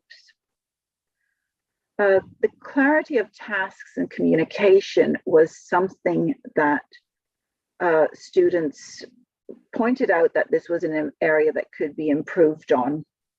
And we think that due to the quick move to go online, all of a sudden there were so many tools, and this was not something that came very natural to all teachers. So it became evident that this is something that needs to be, when you are working online, you have to work in a different way, and you cannot use too many platforms. As I mentioned earlier, behavior is something, so the social aspects of working online is something to take into consideration. It's good to use your camera, but you also have to understand when not the appropriate way to use a camera. The online lectures, and when people have their cameras on, this contributes to what we call, cognitive presence. So, sorry. And this made the cognitive presence, made having reflective activities and interaction easier. So I would say that it is something to take into consideration of knowing when does one ask to take, for students to put their camera on and how should you act. And this is something that we already noticed that we need at Arcada to think about some kind of ground rules before that we convey to the students before we actually start our classes. All of these, what we learned from the answers, we after that were able to think that, well, what competencies do teachers need? And we decided, though, that pedagogical, of course, and substance competencies that every teacher needs, but also the communicative competencies and the technological competencies, that it's very important that you have the substance competency, but we noticed that when it came to pedagogical competency, there needs to be a shift, a movement away from having the pedagogy to teach, to actually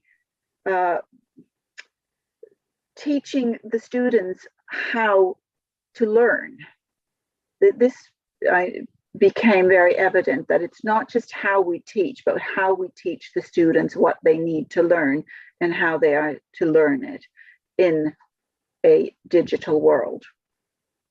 When it came to communicative competency, we noticed that there's both asynchronous communication that we need to focus on, and then synchronous communication. So the asynchronous communication means all this communication that takes place on the virtual learning platforms, for example. How do we communicate through them? But then also, how do we communicate in class? And again, here comes the webcam, use of webcam as having, a communicative competence. Technological competence, of course, when we talk about digitalization, so that is something that every teacher needs to have. This is something that teachers are, growing constantly. We know that there are teachers who are good at teaching online and those who are not so good at it. But it's perhaps more important to also know what type of teaching should not be done online, so that you have the skill, the technological competence to understand when you do not go online and teach online. So this is something that's shaping now how we are actually, teaching today. And if we look at here and now in Arcada, we've moved actually from on-site teaching that we first did on campus to remote teaching during the pandemic. Now we are doing what we call hybrid teaching. We're trying to keep all of our students on board. We have noticed, however, that during the pandemic, many students moved back from, they came to Helsinki to study. They moved during the pandemic, perhaps up north to Lapland to live with their families again, because there was no use in being alone in a student accommodation when you can't, have contact with other people. So they moved back. And then now when we are opening up our studies again, we notice that we don't have everyone here with us. So we have to have hybrid teaching. We have to have an understanding that not all students will be at the same time in the same place. And those students who are in class, we also have to think about spaces between them and what, still wearing masks and washing hands, and how do we fill a classroom? So things like this. So we've actually noticed that our next focus when it comes to Arcada and its pedagogy will be that what are the key skills that we need and competencies to lead a hybrid team when we are working. And also, we've understood that learning, the world has changed. It is definitely not the same as it was before the pandemic. And because of that, jobs were lost, industries have changed, things are different. We also have to reschool or upskill, reskill people. So continuous learning has become a big issue. And the same thing due to the pandemic, there is something that I will go into just shortly tell you about that's called DigiVisio for 2030. So when it comes to continuous learning, we have now that what started 2020 was a 10-year reform that they decided that we are going to focus on continuous learning education. So that, and this is going to be done in a digital way, but every university is focusing on what kind of continuous education can they provide. And as Vice Dean, this is my area actually of responsibility in our university. So looking at what skills are needed, what the government has decided, and how we're going to move forward. But to support this, we have something called DigiVisio 2030, which is a shared vision for higher education. And this is from the Ministry of Education and Culture. They had a vision that in 2030, we would have a platform. We would have every university would be committed to have a platform where we would be able to share our courses, share our teaching, and we have different steps along the way. We are now into I think it's phase 2 in 2022, where we are now planning that they will all the platforms, all of the courses, that they will look the same. They will be provided by different people, that we will have. It will be much easier to study in Finland if you want to do something, and that perhaps we can keep what has been good, what we have learned, the good things we have learned, that it is possible to, wherever you live, you can educate yourself. So that is what Arcada is doing, and how we are, now after the pandemic. Like I said, we are focusing on hybrid teaching at the moment and hoping that things will go back to normal.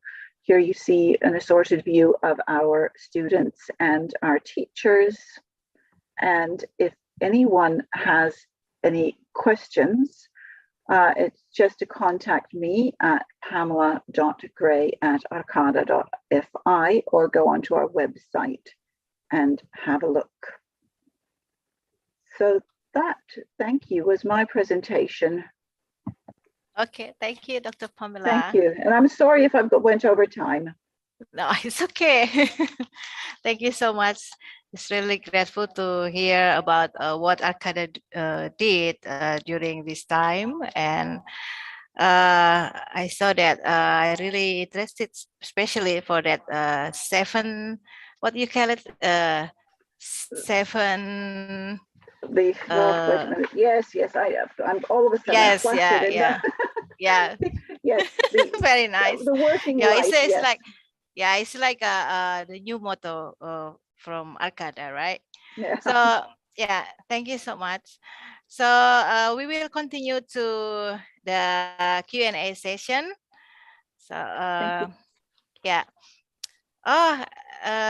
think one already raised hand.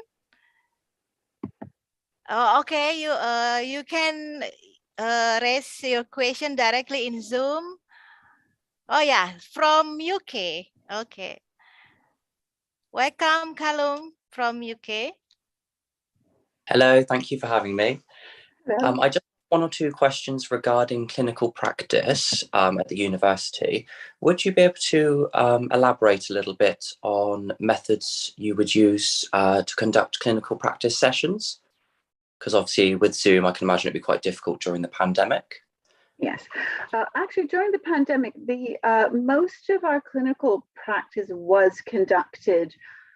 We waited with that until the worst, and then we had small groups clinical practice in-house. We also developed different ways. We did have some clinical practice that took place so that we had a teacher in the simulation center with the camera and showing skills. And we actually had people at home use pillows or just, whatever they could, just to get the feel and be able to, take part in this. But this has actually moved forward so that we do at the moment have plans on digitalizing and trying to see how can we do practical training. Because at the moment we're also interested in educating nurses abroad, and we know that that would also mean that practical training has to have a different form than it does today. Brilliant. Thank you very much. Thank you. Yeah. Thank you, Callum. Say hi and best regards to our friends in West England University. Okay. Next question. Is there next question? Committee?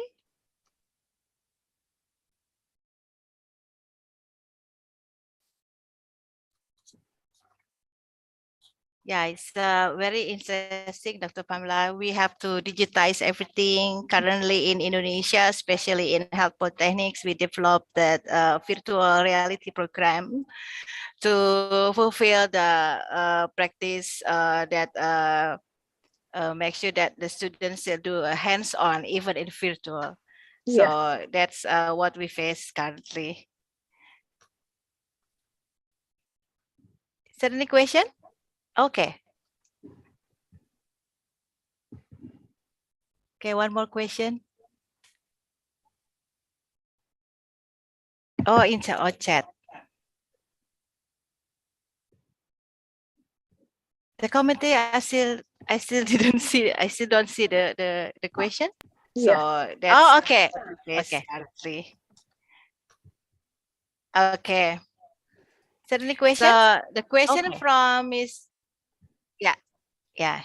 So the question from Roy Hatto, Miss Roy Hatto. Even though you move to hybrid currently, what strategy implemented in terms of psychomotor skill? I don't see the question. So that's particularly clinical skill proficiency. Okay. Is there any question? So the question from is yeah. So the question from Roy Hatto, Miss Roy Hatto. Even though you move to hybrid currently, what strategy implemented in terms of psychomotor skill? I don't see the question. So that's particularly clinical skill proficiency. Okay. Is there any question? So the question from is yeah. So the question from Roy Hatto, Miss Roy Hatto. Even though you move to hybrid currently, what strategy implemented in terms of psychomotor skill? I don't see the question. So that's particularly clinical skill proficiency. Okay. I'm so sorry. The committee, please help. Is I don't have.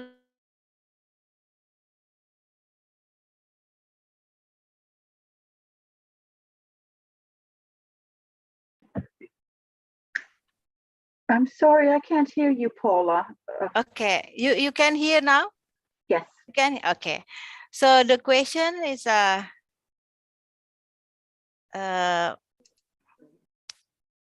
committee, please share again. I'm so sorry, before we have a troubleshooting.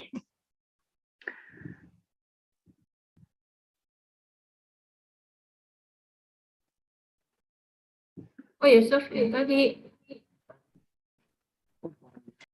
that from Roy Hatul, I think this already the question before.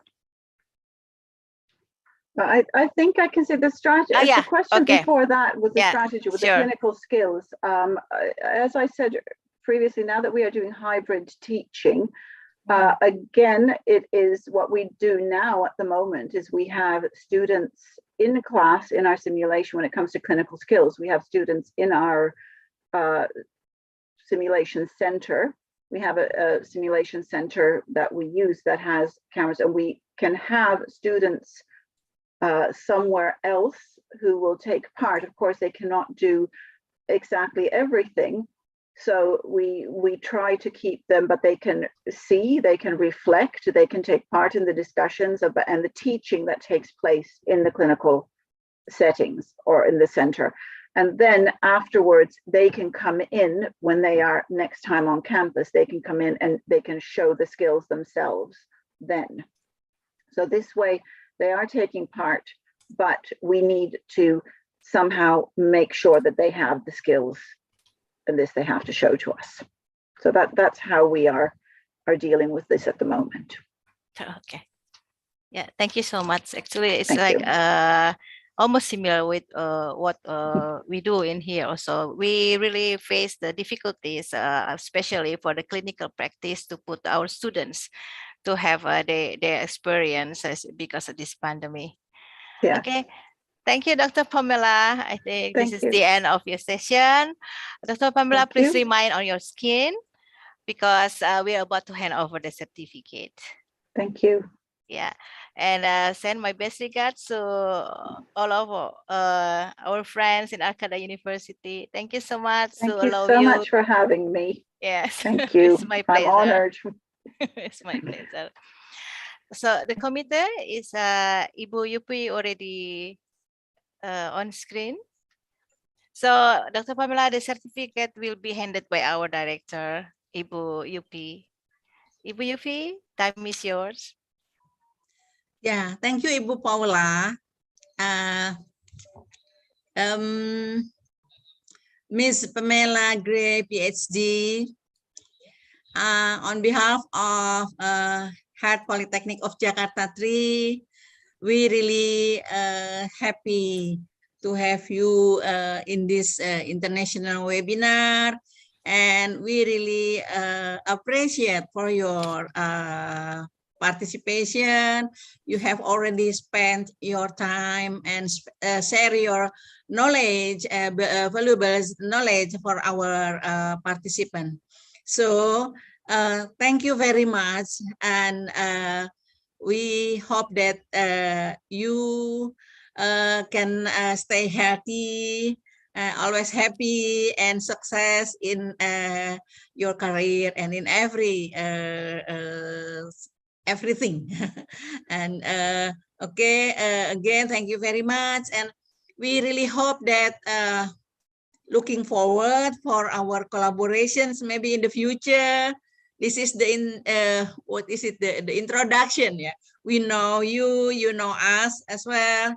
Really happy if in the next future we could have good collaborations between Heart Polytechnic of Jakarta 3 and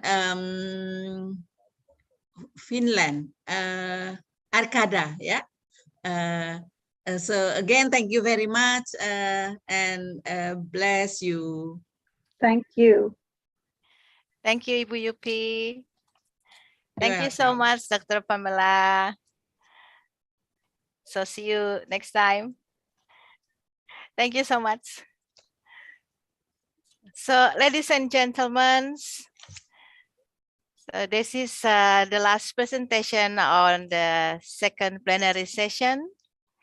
Thank you so much for participating our webinar. It's an honor to have all of you during this time. I will close this session. I'm so sorry for all mistake or lag that happened during I led this session. So, wassalamualaikum warahmatullahi wabarakatuh. Good afternoon, good morning Europe, Hifa Humenta, Sawadika. I deliver back the time to our Master of Ceremony, Miss Tanti.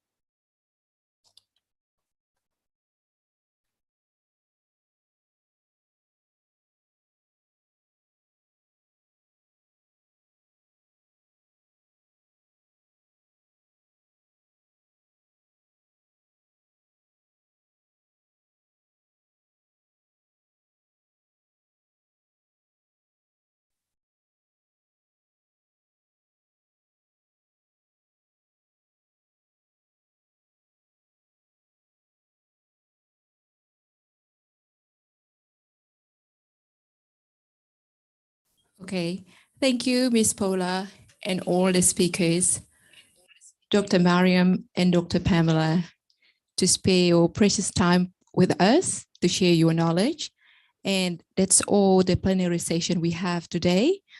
Before we closed, for the participants, the e-certificate will be given to those who have completed the attendance and evaluation form. And those e-certificate will be sent via email as soon as possible. Once again, thank you for all of you joining us with us today. That's our webinar. Have a good day.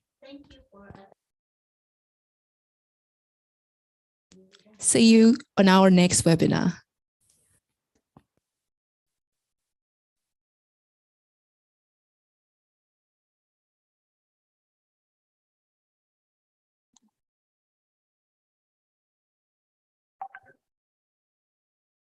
Photo session. There is photo session.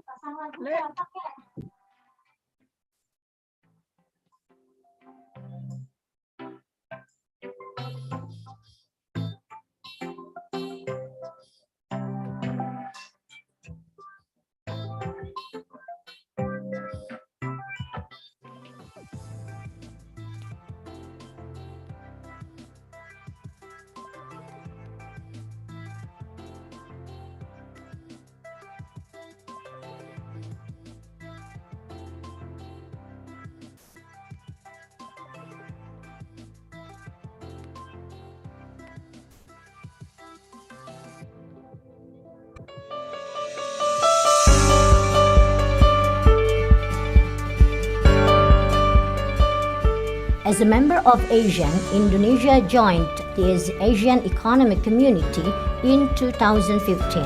It means the needs of health personnel is more challenging and competitive. During this era, foreign laborers may work in Indonesia, including at health service facilities. Health Polytechnic Ministry of Health Jakarta 3 as one of the technical implementation units under the authority of the Board of Development and Empowerment for Human Health Resources for the management and monitorial aspects and supervised by the Ministry of Research and Technology in higher education for the academic aspect. In 2016, there are 38 health polytechnic institutions. Health Polytechnic Ministry of Health Jakarta 3 has a vision becoming an excellent higher education institution on the basis of health science and technology at the Southeast Asian level by 2028. There are 4 missions. 1. Organizing higher education on the basis of science and technology, culture, and also character to produce the qualified health manpower. 2. Developing the current science and technology through continuous research and community service in order to improve the health status of community. 3. Developing networks with stakeholders at the national and international levels in developing health science and technology to face global challenges. 4. Strengthen the accountable, professional, and transparent governance in the academic and general fields. Health Polytechnic Ministry of Health Jakarta 3 has values, namely faith in one God only, ethics, rational, trustworthy, dedication, accountability, and transparent character. Health Polytechnic Ministry of Health has Center of Excellence for Health Polytechnic Science and Technology in the field of elderly health technology. Health Polytechnic Ministry of Health Jakarta 3 has 4 majors, namely nursing, midwifery, medical laboratory technology, and physiotherapy. And there are total 10 study programs administered in the aforementioned 4 majors. Diploma 3 of Nursing. The vision is by 2028, it's able to produce nurses who excel in the application of nursing skills on the basis of nursing science and technology nursing. The Excellence Elderly Nursing Technology. Bachelor of Applied Nursing and Professional Nurse Education Program. The vision by 2025. Produce nurses who excel in advanced nursing care age by applying health science and technology. Excellence elderly nursing technology. Diploma 3 of Midwifery. Vision: produce the midwifery associate graduates who excel in midwifery care on the basis of gender-responsive approach with the effective technology by the year 2025. Bachelor of Applied Midwifery and Professional Midwifery Education Program, its vision: producing professional midwives who are responsive in preparing the qualified generations through the development of continuous midwifery care models and technology, also called as COMC, by the year of 2028. Excellence: continuous midwifery care with gender responsive. Bachelor of Applied Health Promotion, its vision: to produce health promoters excel in community empowerment on the basis of innovative and effective technology by the year of 2025. Excellence: development of innovative and effective information media. Diploma 3 of Medical Laboratory Technology. Its vision is becoming a program study of Diploma 3 excel in medical laboratory technology at the national level in 2025. Study program of Medical Laboratory Technology Program of Applied Bachelor. Vision: to become Bachelor of the Applied Medical Laboratory Technology that excels in the field of molecular diagnostics in 2025. Diploma 4 or Bachelor of Applied Physiotherapy, its vision by the year of 2028 becoming a study program that produced the professional Bachelor of Applied Physiotherapy excels in the mastery of science and technology of neuroscience technology. Study program of Physiotherapist Professional Education Professional Program. Vision: becoming a study program that produces professional and excellent physiotherapists in the mastery of science and technology of neuroscience physiotherapy. Health Polytechnic Ministry of Health Jakarta 3 upholds 3 pillars, namely education and teaching, research, and community service. Health Polytechnic Ministry of Jakarta 3 is equipped with several excellent facilities such as integrated laboratory, library, language instruction laboratory, computer-based test laboratory, informal meeting garden, playroom, canteen, mini market, and tutorial corners.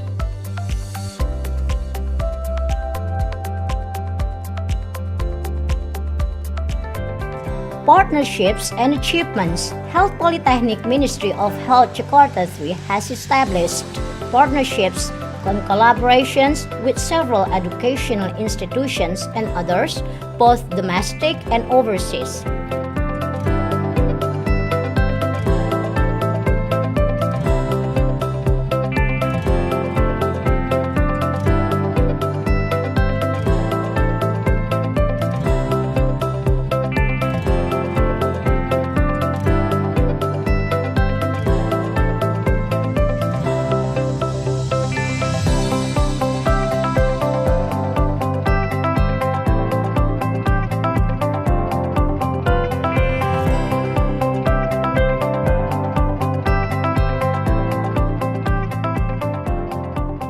Awards are also achieved from the students' competitions in academics, arts, and literature, both for the national and international competitions.